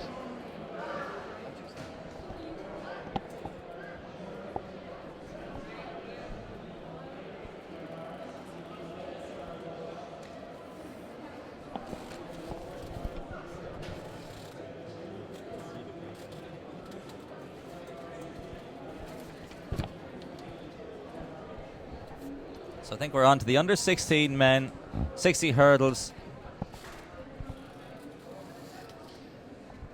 RD in District AC's Jonathan Cummins in 2, Joseph McAvoy, Nina Olympic in 3, Harry McKeough from Portmarnock AC, Mark Hughes from Shercock, and Porrick Cummins from Clare Maris.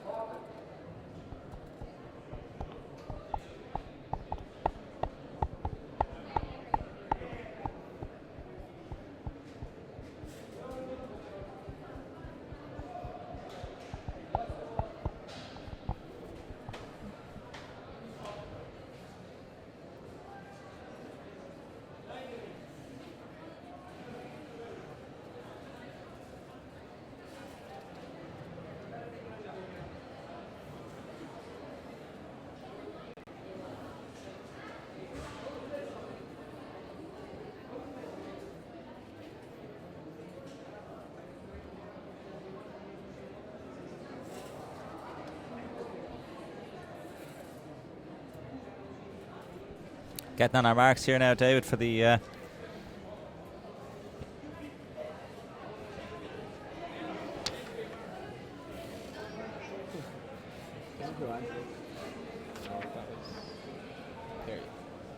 so here we go.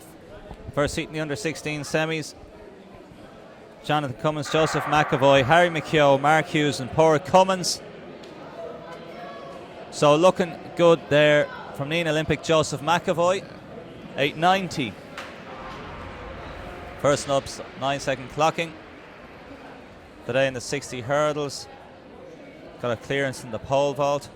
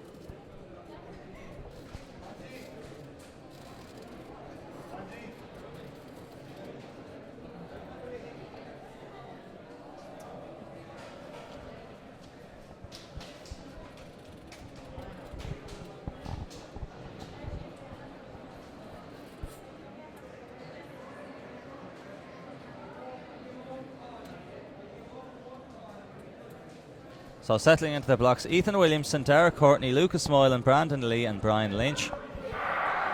Away we go. Up and over. Quite close this one. Very Coming close. through strongly, but looks like lane 5 getting that. That's Brandon Lee from Athenry AC. He just had the Hessian speed come through there, you know. He had a sufficient speed, all right, to hold off his rivals.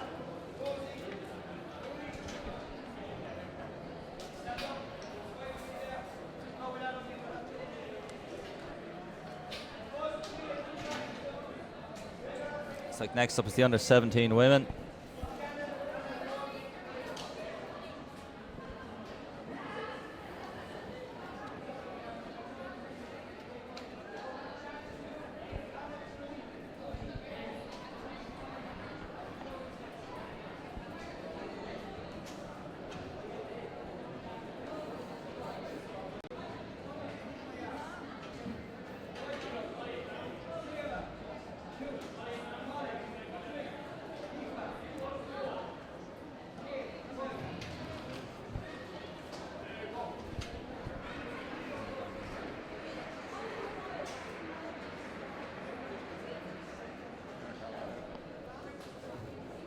So the under 17 girls 60 hurdles is coming up. Ciara Kennelly.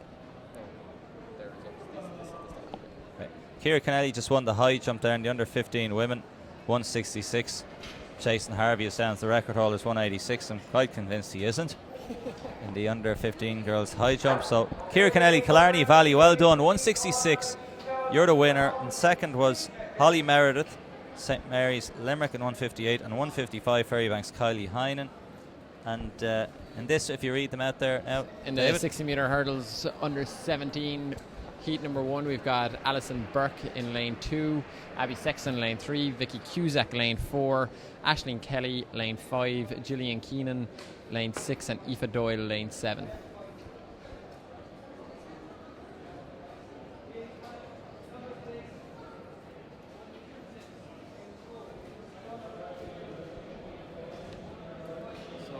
Heats, and we're going to be eliminating 3 athletes at the end of this for the 8 athlete final then.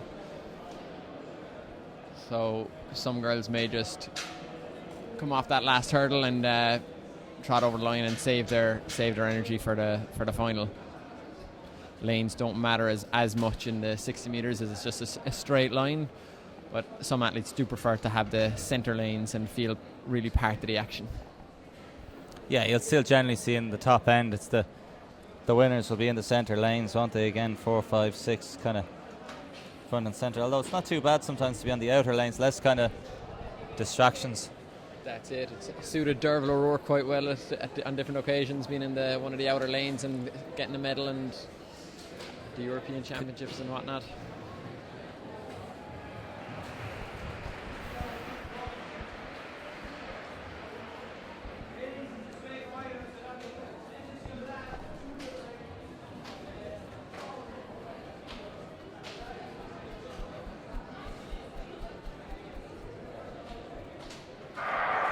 So away we go in the under 17 hurdles for girls. Good battle, hitting the hurdles, but she's still staying right on her feet. But the winner in the 9:53, it's like Aoife Doyle from Carrick Sure. Some strong winning from Gillian Keenan from Emo Rat, staying on her feet well. Probably just misjudging her stride pattern, but still. Alan Johnson was quite proficient at smashing the hurdles over and still coming through to take the win. That's it, and it's the first run of the day as well, like for over the hurdles, and she'll probably get a chance to go again in the final later on and recover from any of those mistakes and rectify them.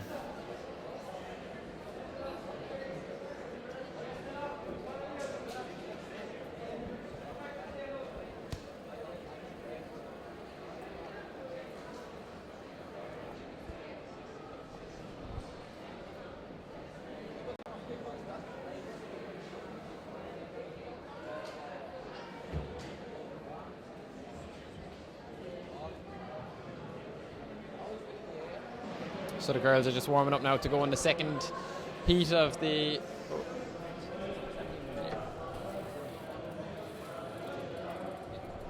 The under 17 women's 60 metre hurdles. So we've got in lane 2 Olivia Humphreys, in lane 3 we've got Laura McDonald, in lane 4 we've got Ciara O'Donnell, and lane 5 Lydia Doyle, and lane 6 Dervla Scully.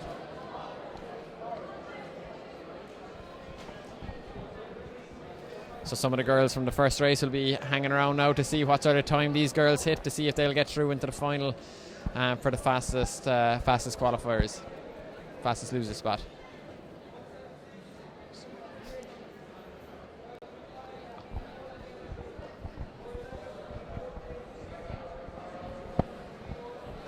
So they've been called to stand behind their blocks. Athletes just making their way back.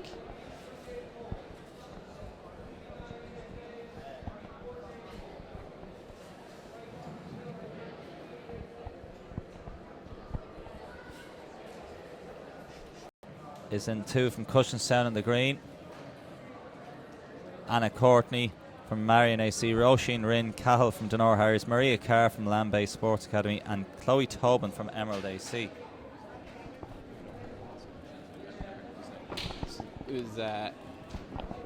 So just if it went off stream there, just the winner in the last heat of the under 17 girls 60 hurdles was Lydia Doyle from Galway City Harriers.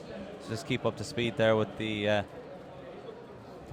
live results link as well. And we'll see those girls again later for the final 60 metre hurdle final.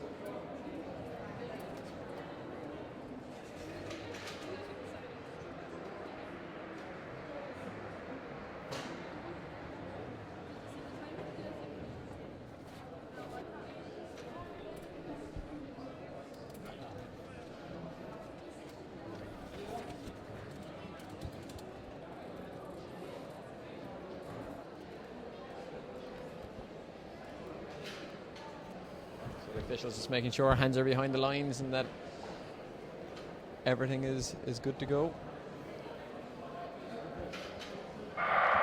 And they're away. Great start in the inside. Fantastic running by Shannon Sheehy. That's Shannon Sheehy from Cushinstown. She's hurling crisply away. Good at the high jump. Run. Good over the hurdles. Sub 9, 8:61 is on the clock. Some good running there. Good hurdling.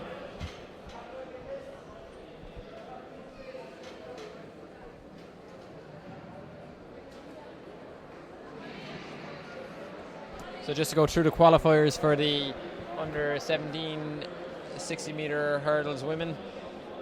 Automatic qualifiers were Aoife Doyle, Alison Burke, Gillian Keenan, Abby Sexton then was the fastest loser. Then we have Lydia Doyle, Dervla Scully, Olivia Humphreys, and then the other fastest loser spot went to Ciara O'Donnell. So that's the 8 girls that'll be joining us again shortly for the 60 metre hurdle final.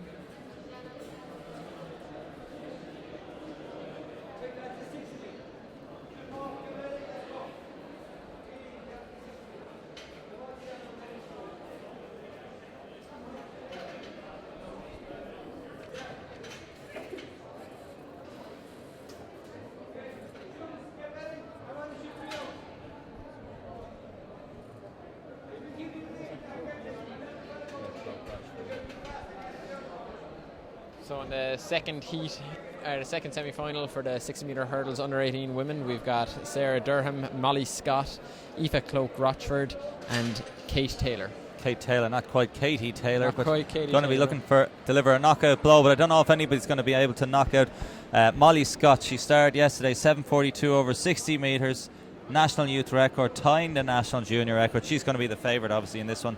Sarah Durham at Lusk AC Good over the pole vault to Molly Scott, St. Lawrence O'Toole, Aoife Cloak Rochford from Bree AC, and Kate Taylor from St. Cronan's AC, looking to emulate her St. Cronan's AC teammate earlier in the day. I think it was Alex O'Neill won one of the underage 800 metre titles. It goes to the under 18.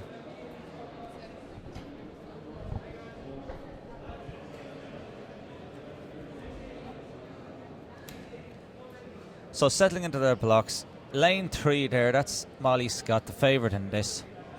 60 hurdles.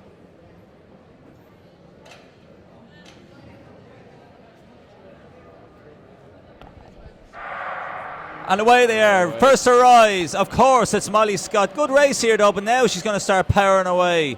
Hits the hurdle, hits it 8.39. That's quick. So new record, 8.58 Shannon Dawkins, so 8.39, smashing now at 8.39. So a great new record there.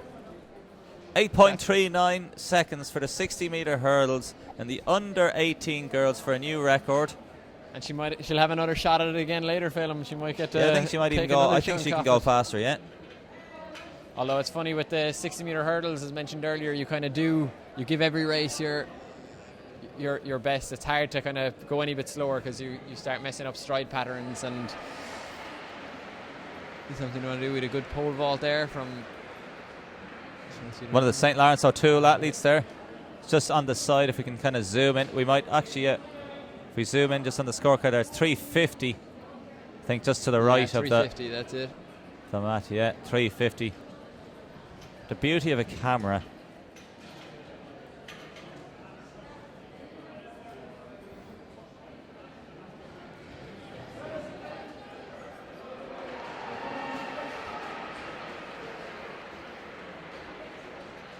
So big claps going all around. Another pole vault clearance.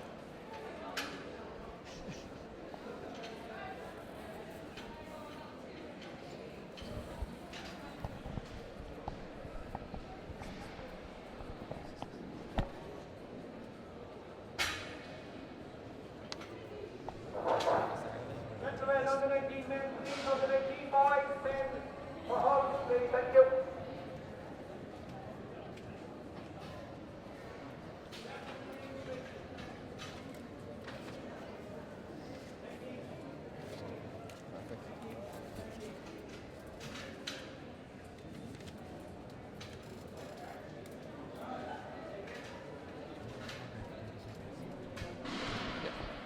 So just before this race, we're going to take a quick ad break to see from our sponsor, GloHealth. It doesn't cost much to feel amazing. A pair of running shoes and a bit of determination is all you need. Running increases your confidence, giving you greater control of your life. Tailored health insurance from GloHealth means you can choose the cover that suits you, your lifestyle, and your budget. Get real value, real control, and feel amazing. GloHealth. My cover, my way. So we're back live here in Athlone International Arena for the GloHealth Juvenile Indoor Championships. This should be a straight final in this one. Gone from the heats into final now, temporarily. It's under 19 women's hurdle final. In this, Chloe Whelan, Menapians, Denise O'Connor, Tremor, Elizabeth Morland should be the favourite, Cushenstown. Lauren Kennedy, Denor Harrier, Sarah Quinn, Claire Mars, Rebecca O'Connell, Liz Carroll, Rachel Dunn, Dundrum South Dublin, and Eva McPartlin, St. Cocos AC. So more Elizabeth Morland, she's already impressed. 5.85 in the long jump, had a good high jump earlier today. We'll try and get the height for you now shortly, but now she's in the 60 hurdles. The junior record, I think, stands at 8.36. She's run 8.39 this year. The under 19 record, I expect to be smashed, 8.71 here as per page. So away they go in lane 3 in the green. It's Elizabeth Morland. There she goes. She powers away every hurdle. A dominating performance, 8.47. So smashes the old record of 8.71. probably won't be too happy. She's done 8:39 this year. Probably would like to have gone a little bit closer, 8:36, which is the national junior record of Sarah Lappin. But still, nonetheless, solo performance really. 8:47 over the hurdles. You can't complain with that. A great weekend's work. Treble gold for Elizabeth Moreland. Long jump. I'm predicting the high jump because she was the only one left on the bench. Therefore, she was winning. And she's now bagged another gold medal. 8:47 60-metre hurdles. Not a bad weekend at all. It's absolutely sensational stuff, you know. And I'm sure she'll only get better and better.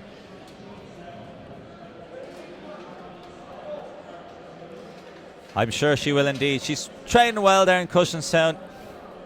They have a great squad there in Meath.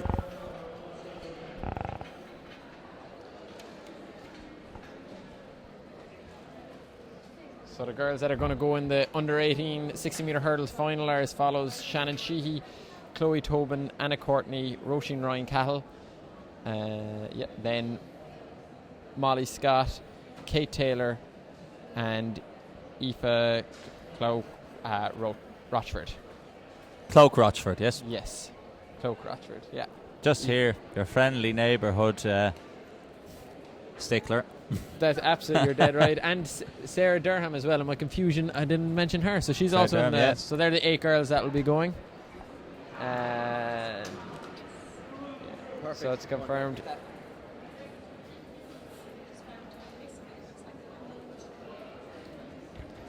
It's confirmed anyways. A championship best performance for Molly Scott in 8:37. 8:37, so even better. She's been given some jewellery here. It's a treble clef. Nice piece of equipment here. If you're watching live in the stadium here, you can run up to us and we'll sell it back to you for €100. That's it. It's quite nice. Anyway, we'll give it back to you.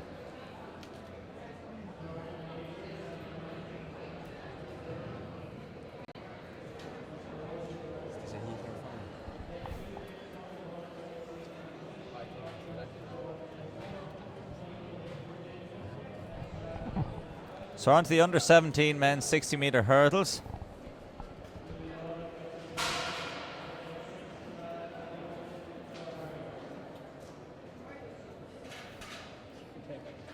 So David is obviously delighted with his pronunciation skills, and he's handed me a bomb. You handed it to me first, I just handed it back there, Phelan. So good luck. I'm actually quite happy with this one. I know all these athletes. I don't think James Murphy is there on top in that one. And Elizabeth Moreland 174 in that high jump. The record still stands at 177. She had 3 failures at 178. But again, as we said, Elizabeth Moreland, not a bad weekend. I was going to say not a bag because I was thinking she's bagged 3 medals. Bagged 3 golds. She's the golden girl.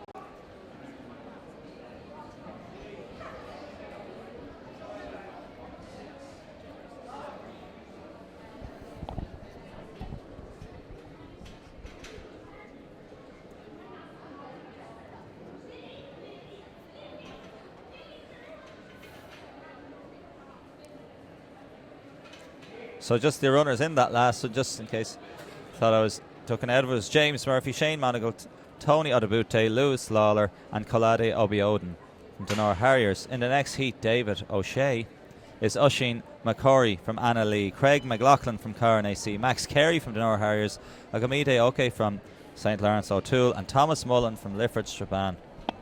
Brilliant. Super stuff. You need another Coke, I think.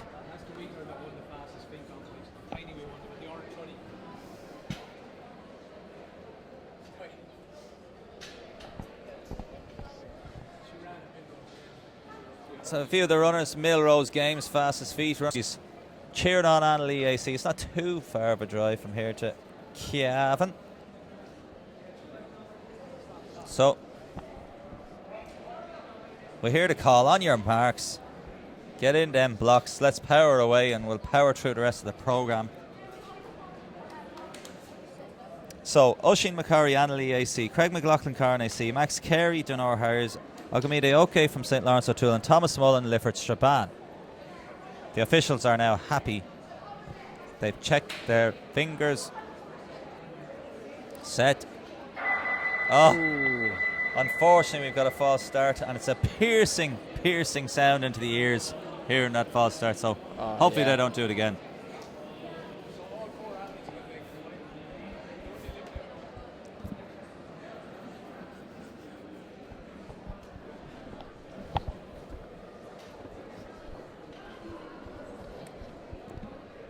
If we have time, we might nip across the pole vault. Just testing our cameraman, and he gets it right in time. Owen, but not in time for Mr. Pole Vaulter. See 370 there or something? 371. Yeah, 371. And we've eliminated Ogamide Oke, I think, from St. Lawrence O'Toole as a goner. Maybe they could just set the rest of them through there. Yeah. Through to this evening's cabaret in the final.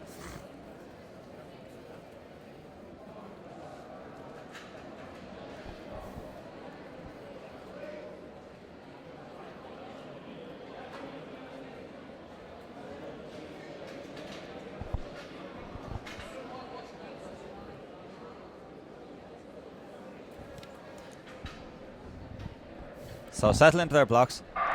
Clean start this time. So first to rise, Donor Harrier is looking good. Now Donor Harrier, Max Carey.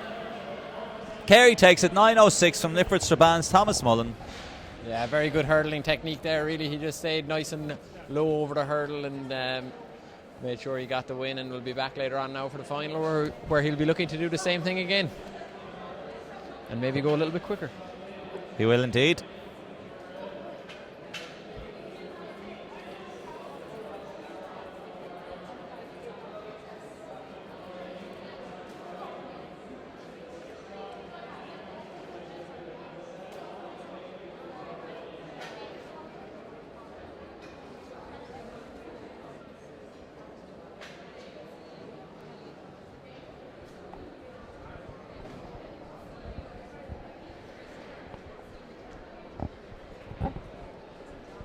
Some of these athletes, you know, it's a long weekend really, and they really have to make sure that they keep the energy levels up as they come to the end of the Sunday.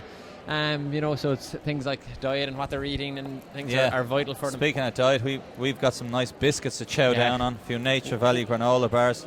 We just have to make sure we have the energy up. It doesn't really matter what type of energy though we're getting, as long as. But the sugar levels are dropping slightly. It's 16:53 on a Sunday evening, and we're keeping the show rocking. The show goes on forever, and the party never ends. The show goes on.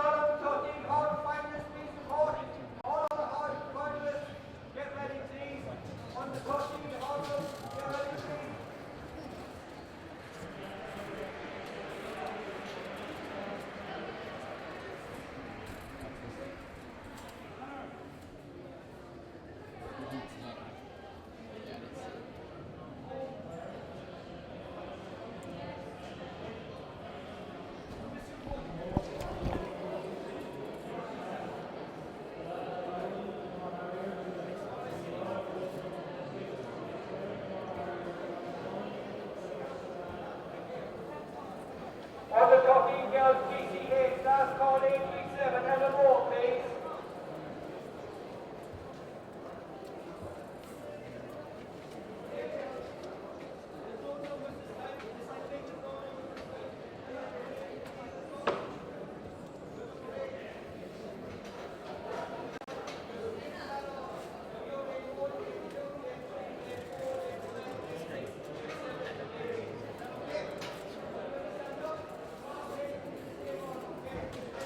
So settling into their blocks.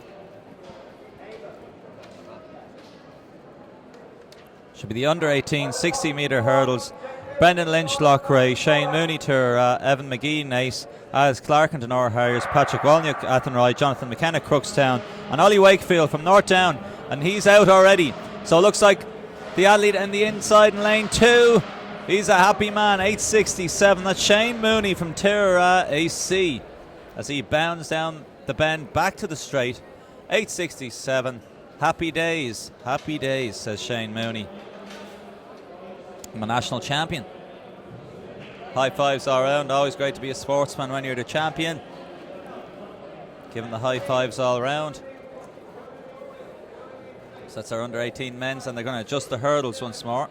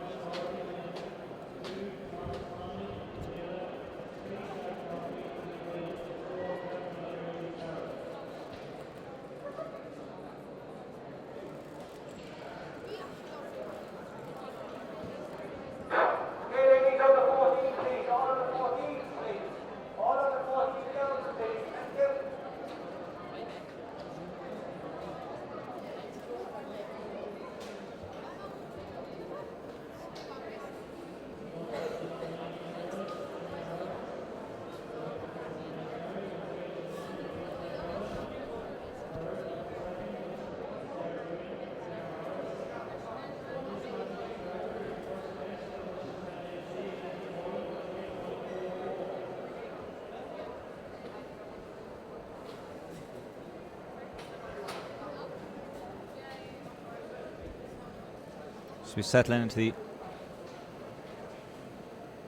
under 19s. Elizabeth Moreland getting 8.44 for her hurdles. New record breaking performance. In the under 19 men's 60 metre hurdles final, we've Peter O'Connor, Enniscorthy, Juvenile AC, Thomas Connolly, Lakale AC, Jack Murphy, Leevale AC, and Kevin O'Leary, Liscarroll.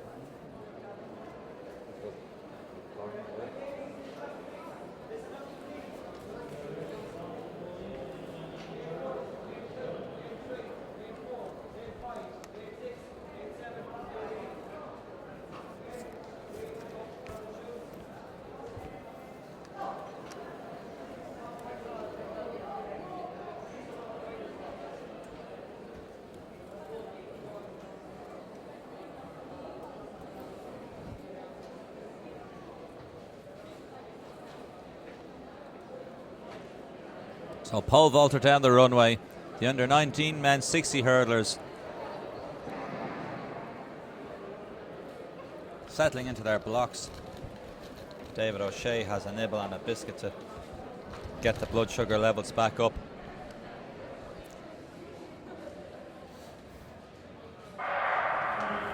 So it looks like Peter O'Connor, Thomas Connolly, Jack Murphy and Kevin O'Leary. And Jack Murphy from Leavale AC takes it 8:45.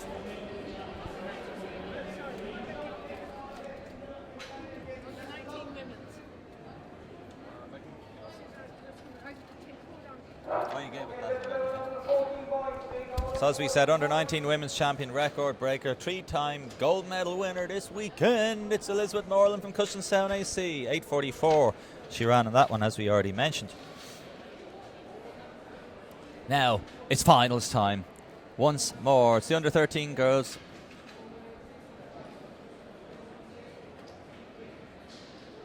'60-metre hurdles. In this one we have Sive Byrne, Enniscorthy Juvenile AC, Emma Maroney, St Mary's Limerick AC, Laura Frawley, St Mary's Limerick AC, Ava Kyo, Fingallions AC, Lauren O'Shea, Carrick Shore AC, Molly White, Cushenstown AC, Amy Brennan, St Albans AC, and Emma Moore from Galway City Harriers. Here we go, fighting it out for national medals now at this stage of the day. Everything is a final. And a shout out for ourselves. Thanks very much, Brendan McKenna. Shout out to the commentators. Keep it up. We will. We're hanging tough. We've done our endurance work. Well, David, maybe not, but I'm a sprinter, man. You know, but you come in with some good bursts, though. That's it. You need your long recoveries, but you come back. That's it. Life is not a marathon anyway, Phil. You know, it's a series of short sprints. I read that somewhere, and it's probably all true, about. yeah. You know, we have great another waves cheesy of brilliance. joke brought to you by David O'Shea. If you can remember your name. I can't at this stage of the day now. I just about can. You know. There's a lovely golden arch. It's just around the corner. I normally refuel the system there. That's it. And we leave Athlone. International Arena. So again, fantastic facilities, and great now for these under 13 girls that are coming up on the track. You know, to be able to compete in this type of facility is arena. is oh brilliant. yeah.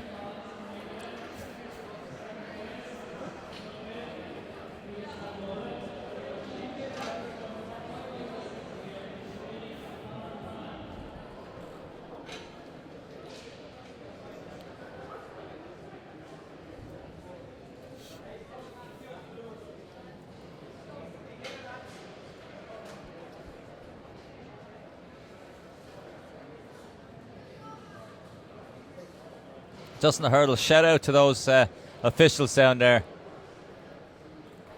As the song goes, I know it's late, I know you're weary. But they're adjusting those hurdles. Great.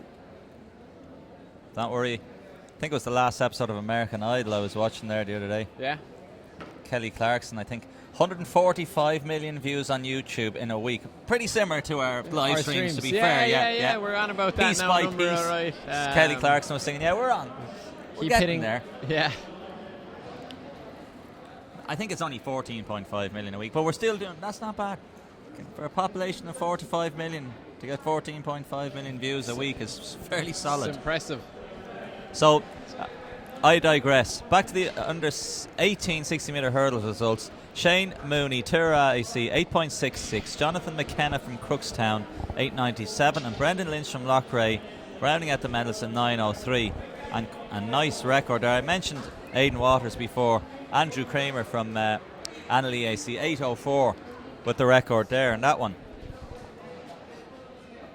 So, that's another result in the can. We're nearly fully adjusted on the hurdles.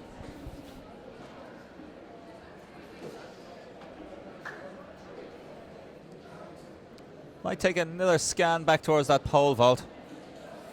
Put our cameraman under pressure.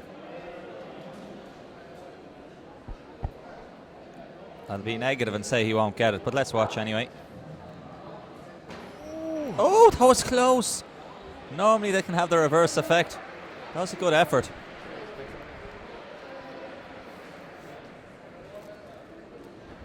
Under 16 high jump was won by Joseph McAvoy from Neen Olympic, 183, 3 centimetres ahead of Derek Courtney from St Brendan's. As we settle into our blocks, and away we go in this under 13 hurdles. The energy is backed up, the crowd is picked up. This is gonna be tough for the title! Woo! Oh, I'm gonna go with you as well. Yeah, she's claimed it. She's not sure though. That's lane 4. Yep. Lane 4's Ava Kyo from Fingalian's AC. I like that. You got to commit with it. You got to convince these judges. Here, it's very close. Now look at them. All across. Cy Byrne, Emma Maroney, Laura Frawley, Ava Kyo, Lauren O'Shea, Molly White, Amy Brennan, Emma Moore. Now, so slow if we can. Oh, you kind of know when you get it. I think she knows she got it. That was Ava Kyo just nipping Laura Frawley from St Mary's in Limerick. So we're going to be... We're going back on our left screen. David's going to have a quick look at that. But I'm going for my buddy in Fingalians. Yeah, I think you're right. Yeah, I know, she's gotten that, yeah. 10:01 the clock stopped on, so just outside 10 seconds. Nothing like a good race. No, oh yeah, you can see what it means now to the athletes at this stage of the day. You know, they're all national finals and everyone wants to get their medal, everyone wants to get their gold. And the most important race in the programme is your race. That's so it doesn't matter what's gone before, doesn't matter what's going to happen after. It's your race is the main event. It's your nerves, your work, your efforts, and realistically, you know, that's what it's all about.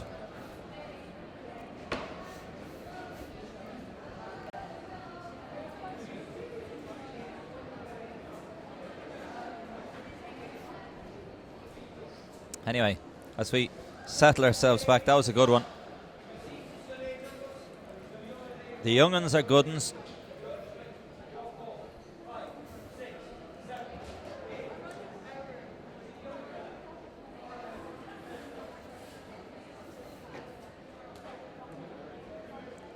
So settling down.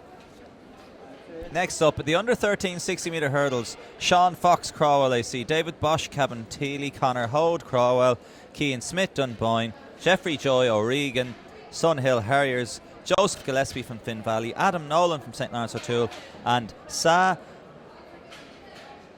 Oganialomi Agbanaboy Athlone IT. Now I rushed that one, I'll go again. Sa Oganen Yolemi Agbanobi. I think I'm better there on that one. It's exactly how I'd have said it myself, Phelim, so good.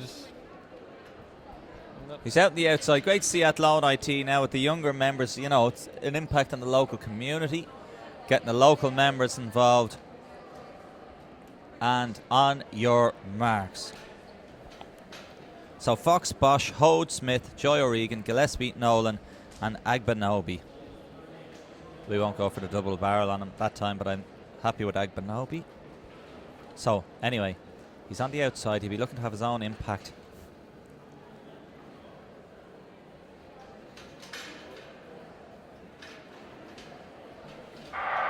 Clean start, good to see.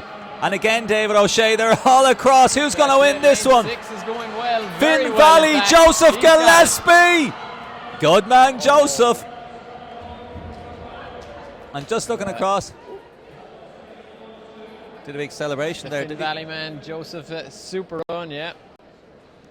And then that was Crowell's Connor Hode, I think, was looking across at him. So you're just looking at the replay now. That's a super run. You see him, he's staying low, just getting over the hurdles, making sure his technique is exceptionally good, and then just running straight through the line, taking the win.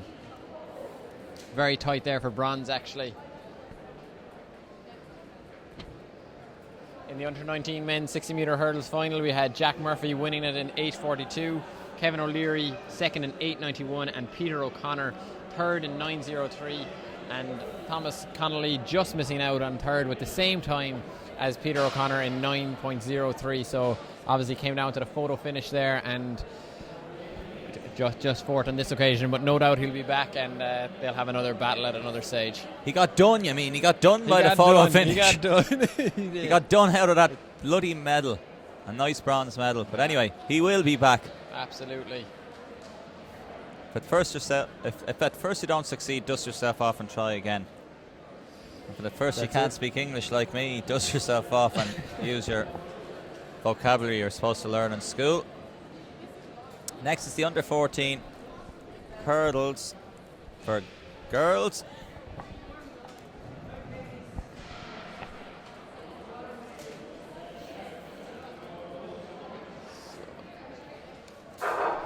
Ladies under 16, ladies all under 16, please, thank you.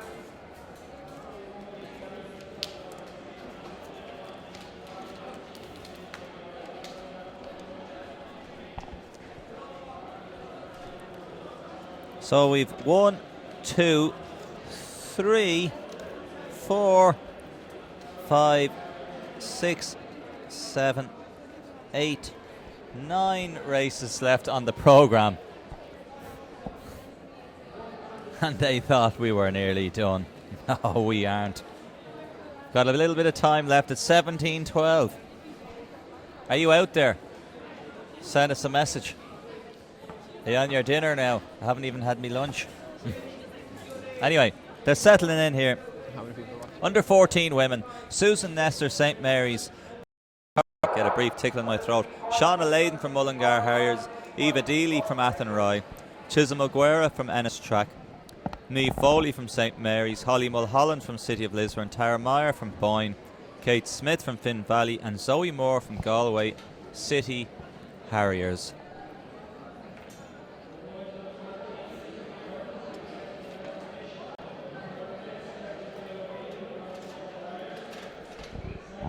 The gig goes on.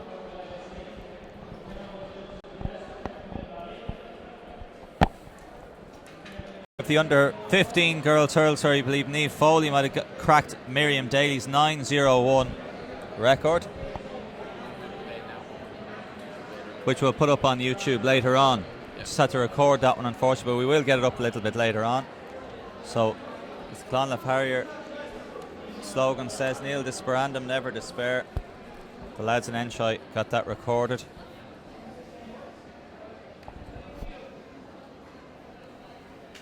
And interestingly enough, we've got Miriam Daly is in the next race, so that must have been a new record just from the year gone past. So in this one, we've got Fiona Doyle, Star of the Lawn, Rachel Walsh, Carrick on Shore, Jane Drury, Shercock, Sive O'Toole, St. Lawrence O'Toole, Miriam Daly, Carrick on Shore, Ruby Mie, St. Albans, Niamh O'Neill, Claire Morrison, Angelica Gagne from Dunor Harriers.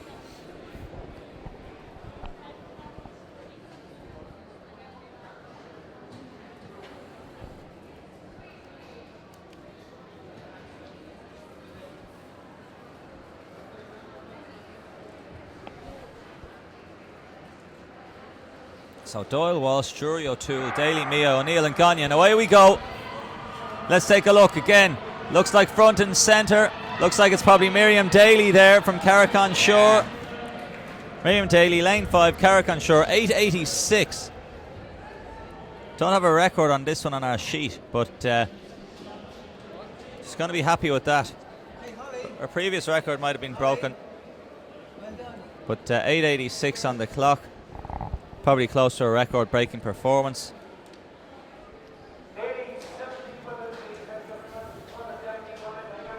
They should see us back. Are out again, changing the height of the hurdles and getting it ready for the next race. Got 1, 2, 3, 4, 5 and 6 races left to run. Few results. Niamh Foley, that did break the previous record, yeah. 8:98. 9:24 for Tara Meyer from Boyne AC, and Holly Mulholland, City Lisburn, 9:34. And Niamh Foley of St. Mary's in Limerick, 8:98. Well done, Niamh. She won the 60-metre flat and the 60 hurdles, a bit like Molly Scott. The under 18, 60 hurdles. Hugh Collins got it in the under 14 boys 60 hurdles. 9:55 for Lee Vale. Ryan O'Kane mid Ulster, 9:66, and Temple Morris sees Armand Schumann, 9:73. Sorry, that was the under 15 girls. Niamh Foley, 8:98. New record, usurping Miriam Daly, who probably usurped her record herself in the under 16s. So it's all good. One record gets broken, should go out yourself and break another one. And this one we have Canis Huerty from Uaval AC, Gavin Doran from Cabinteely, Shane Ahern from Leevale, Daniel Hurley from Old Abbey, Irla Golding from Clare Morris, Cian O'Connell from Lake District, Jonathan McGrath from Galway City Harris and the women, Sivakumar from Leevale AC out on the outside.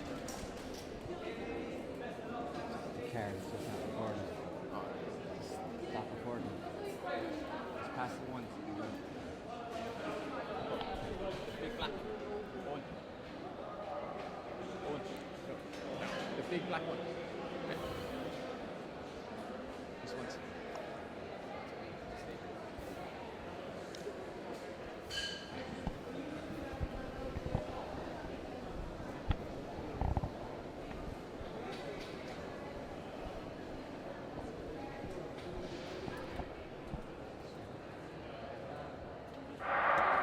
And away they go in this under 15 men 60 metre hurdles.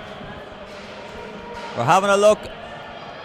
Oh, going to give that to lane 6. That'll be Cian O'Connell from Lake District Athletics. Very competitive races for the medals here for gold, silver and bronze. Yeah, it's hotting up in the finals in these 60 hurdles races, and the old Gaelic shorts.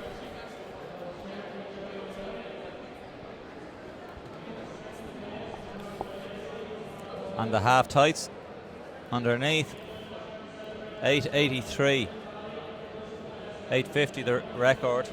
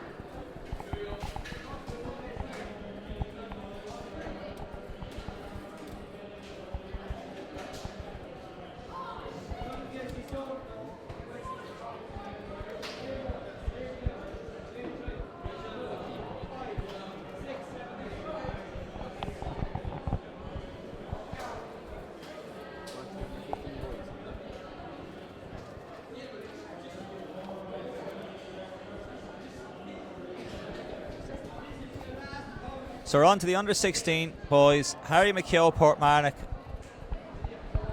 is not filling his lane, but Brian Lynch from Old Abbey, as I take an aside there, sorry. Brian Lynch, Old Abbey, Mark Hughes, Shercock, Lucas Moylan, Nace, Brandon Lee, Athenroy, Joseph McAvoy, Nina, Jonathan Cummins, RD in District, and Derek Courtney from St. Brendan's in Kerry. Again, they line across the track. Who's going to be first to rise? Start in the centre there by lane 4, which is Lucas Moylan. But it looks like Joseph McAvoy from the Olympics going to take it. He does. 871.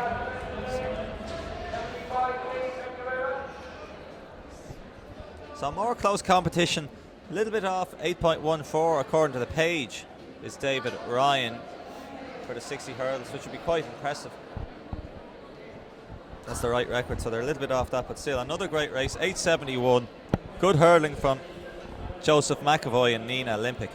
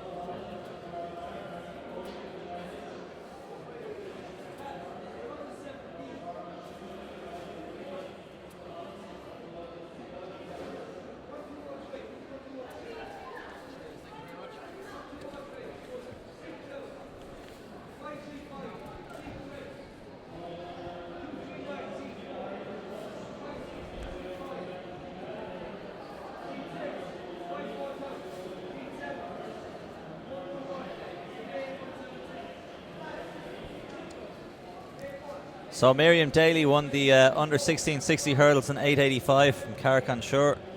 Sive O'Toole, St. Lawrence O'Toole second 9:05, and Ruby Mie got up for bronze, St. Albans AC with 9:08. Cian O'Connell did indeed.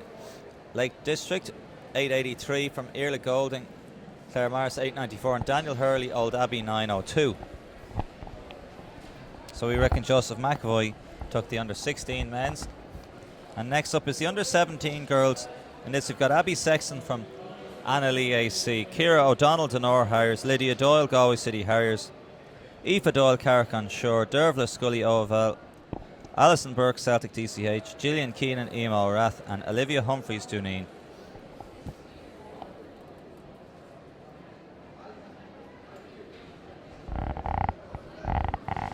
I'll give a big shout out to Olivia Humphreys anyway from Dooneen. You know, I have to keep giving the all club mates the encouragement.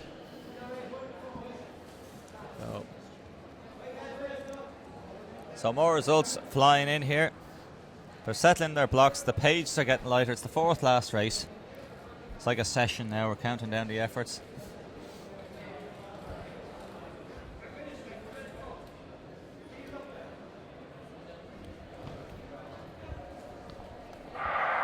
Clean start. Okay, again. Alison Burke got a good start there, but Oh, I'm going to go front and centre. Lane 4 looks like Aoife Doyle Carrick-on-Shore got it. some fans are quite happy there, and I'm giving Aoife a great shout out there from up in the warm-up area. Some would call it a screech, others a cheer, but who's what's the difference? It's a thin line. Yeah, but happy they are. 9:29 on the clock, as you can see there. And nice running, hurling. Aoife Doyle. Away they go.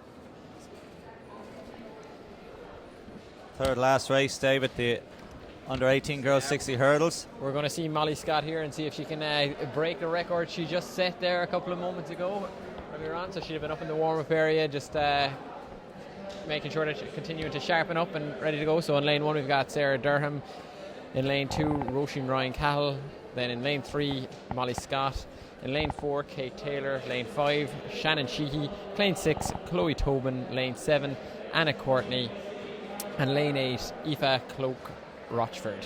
Did I say it better that time, Phelan? You did indeed. Good man, David. Yes. So we're going to see another record to close out the evening.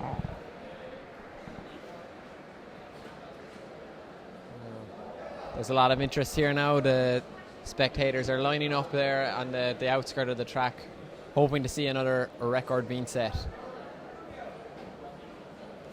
And of course, everyone is going to be fighting it out for the medals. Maybe Molly Scott mightn't have it all her own way.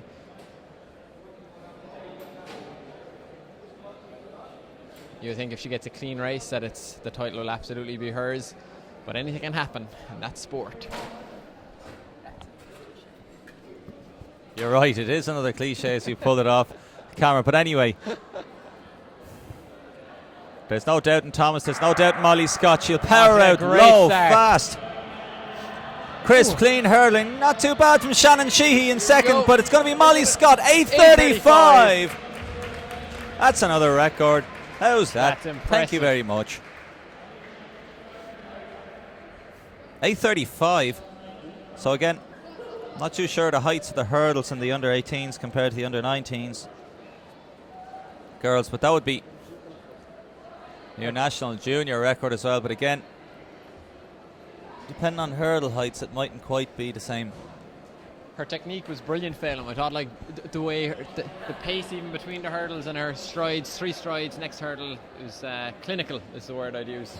Yeah, it was very clinical. It was so it was a masterclass in hurdling. That's it. So Molly Scott just on fire this weekend. 7:42 yesterday, 2 records in the 60 hurdles today. Get the full roundup on that one.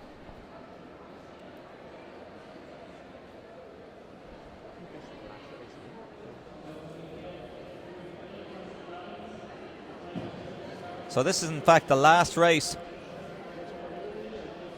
We had our under 19 boys final. That was Jack Murphy took that from Leavell, 8:42 from Kevin O'Leary, Liscarroll 8:91. Peter O'Connor, Enniscorthy 9:03. David O'Shea does a little jig. It's been a great championships, but we have been hard at it for the last number of hours. Dean Nolan took the pole vault in the under 17 boys section for St. Lawrence O'Toole 3:60. In the under 16 hurdles, Joseph McAvoy, Nina Olympic 8:68. Corrected, and David Ryan does have 8.14 on this page as well. So good man, Joseph, Nina Olympic star.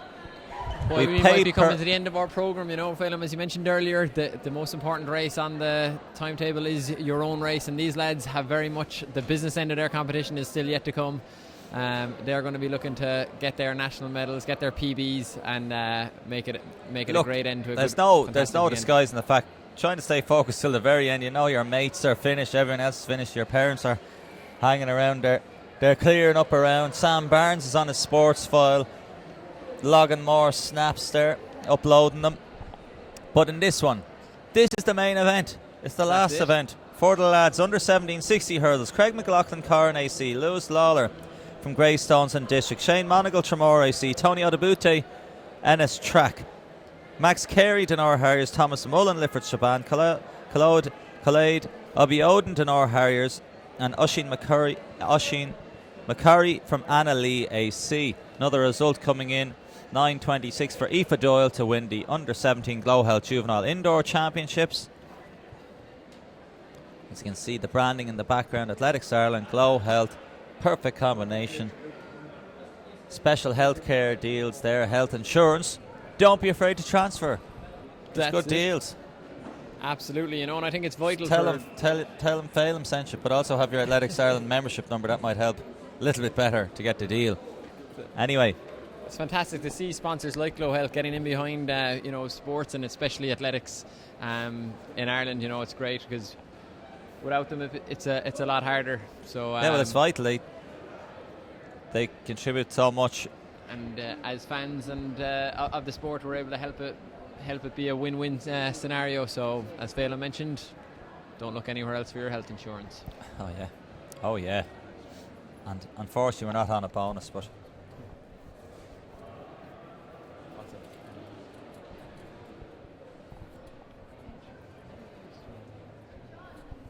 here we go. Okay, McLaughlin, Lawler, Monagle, Odubote, Carey, Mullen, Abiodun and McCurry. Setting in their blocks. One left to settle. Oh no! And judging by the jumping around, it could be Khaled Abiodun from Denor, do you reckon, or no? I thought it was lane 6, and that is Thomas Mullen from Lifford Shaban. I thought so now, but I could be wrong. They just want to keep us here a little bit longer. It's a pity now for whoever's gone. You know, it's a long day to hold focus. Yes, and lane 6, Thomas Mullen is gone. Fortunately, it's a tough day. It's great to pick out the brakes, David? Oh, yeah, you know. got the eye on it. It's all about getting the start, and unfortunately, he just jumped that a little bit too soon and got done. It's a tough walk, but many athletes have made that walk before, and even the great Usain Bolt has made that walk. So exactly, them's the brakes, especially if you brake. That's it.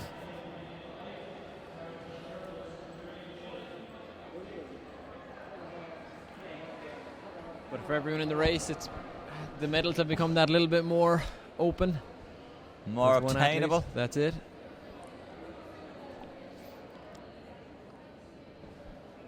Back in their blocks. So no Mullen, but McLaughlin, Lawler, Monagle, Odubote, Carey, Mullen.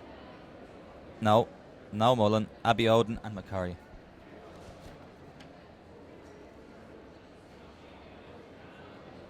Odubote was on a stellar 200 earlier. Drops down to the hurdles. And they're away this time. Now, can they get close for a hurdle? Oh no, Odubote. Oh, and he takes down his rival. Ouch. They're in trouble. And as we just got distracted, it looks like Monagle. And we've 2 athletes down.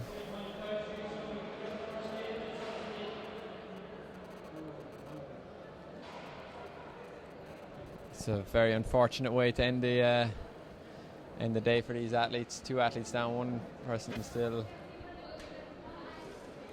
Okay, so we'll leave them sorted out. Thanks very much for joining us in the GloHealth National Juvenile Indoor Championships. It's been rocking and rolling, very exciting. Looks like Lewis Lawler from Greystones and District took that in 2. And that is that for this weekend and Sunday. Thanks for joining us. Thank you.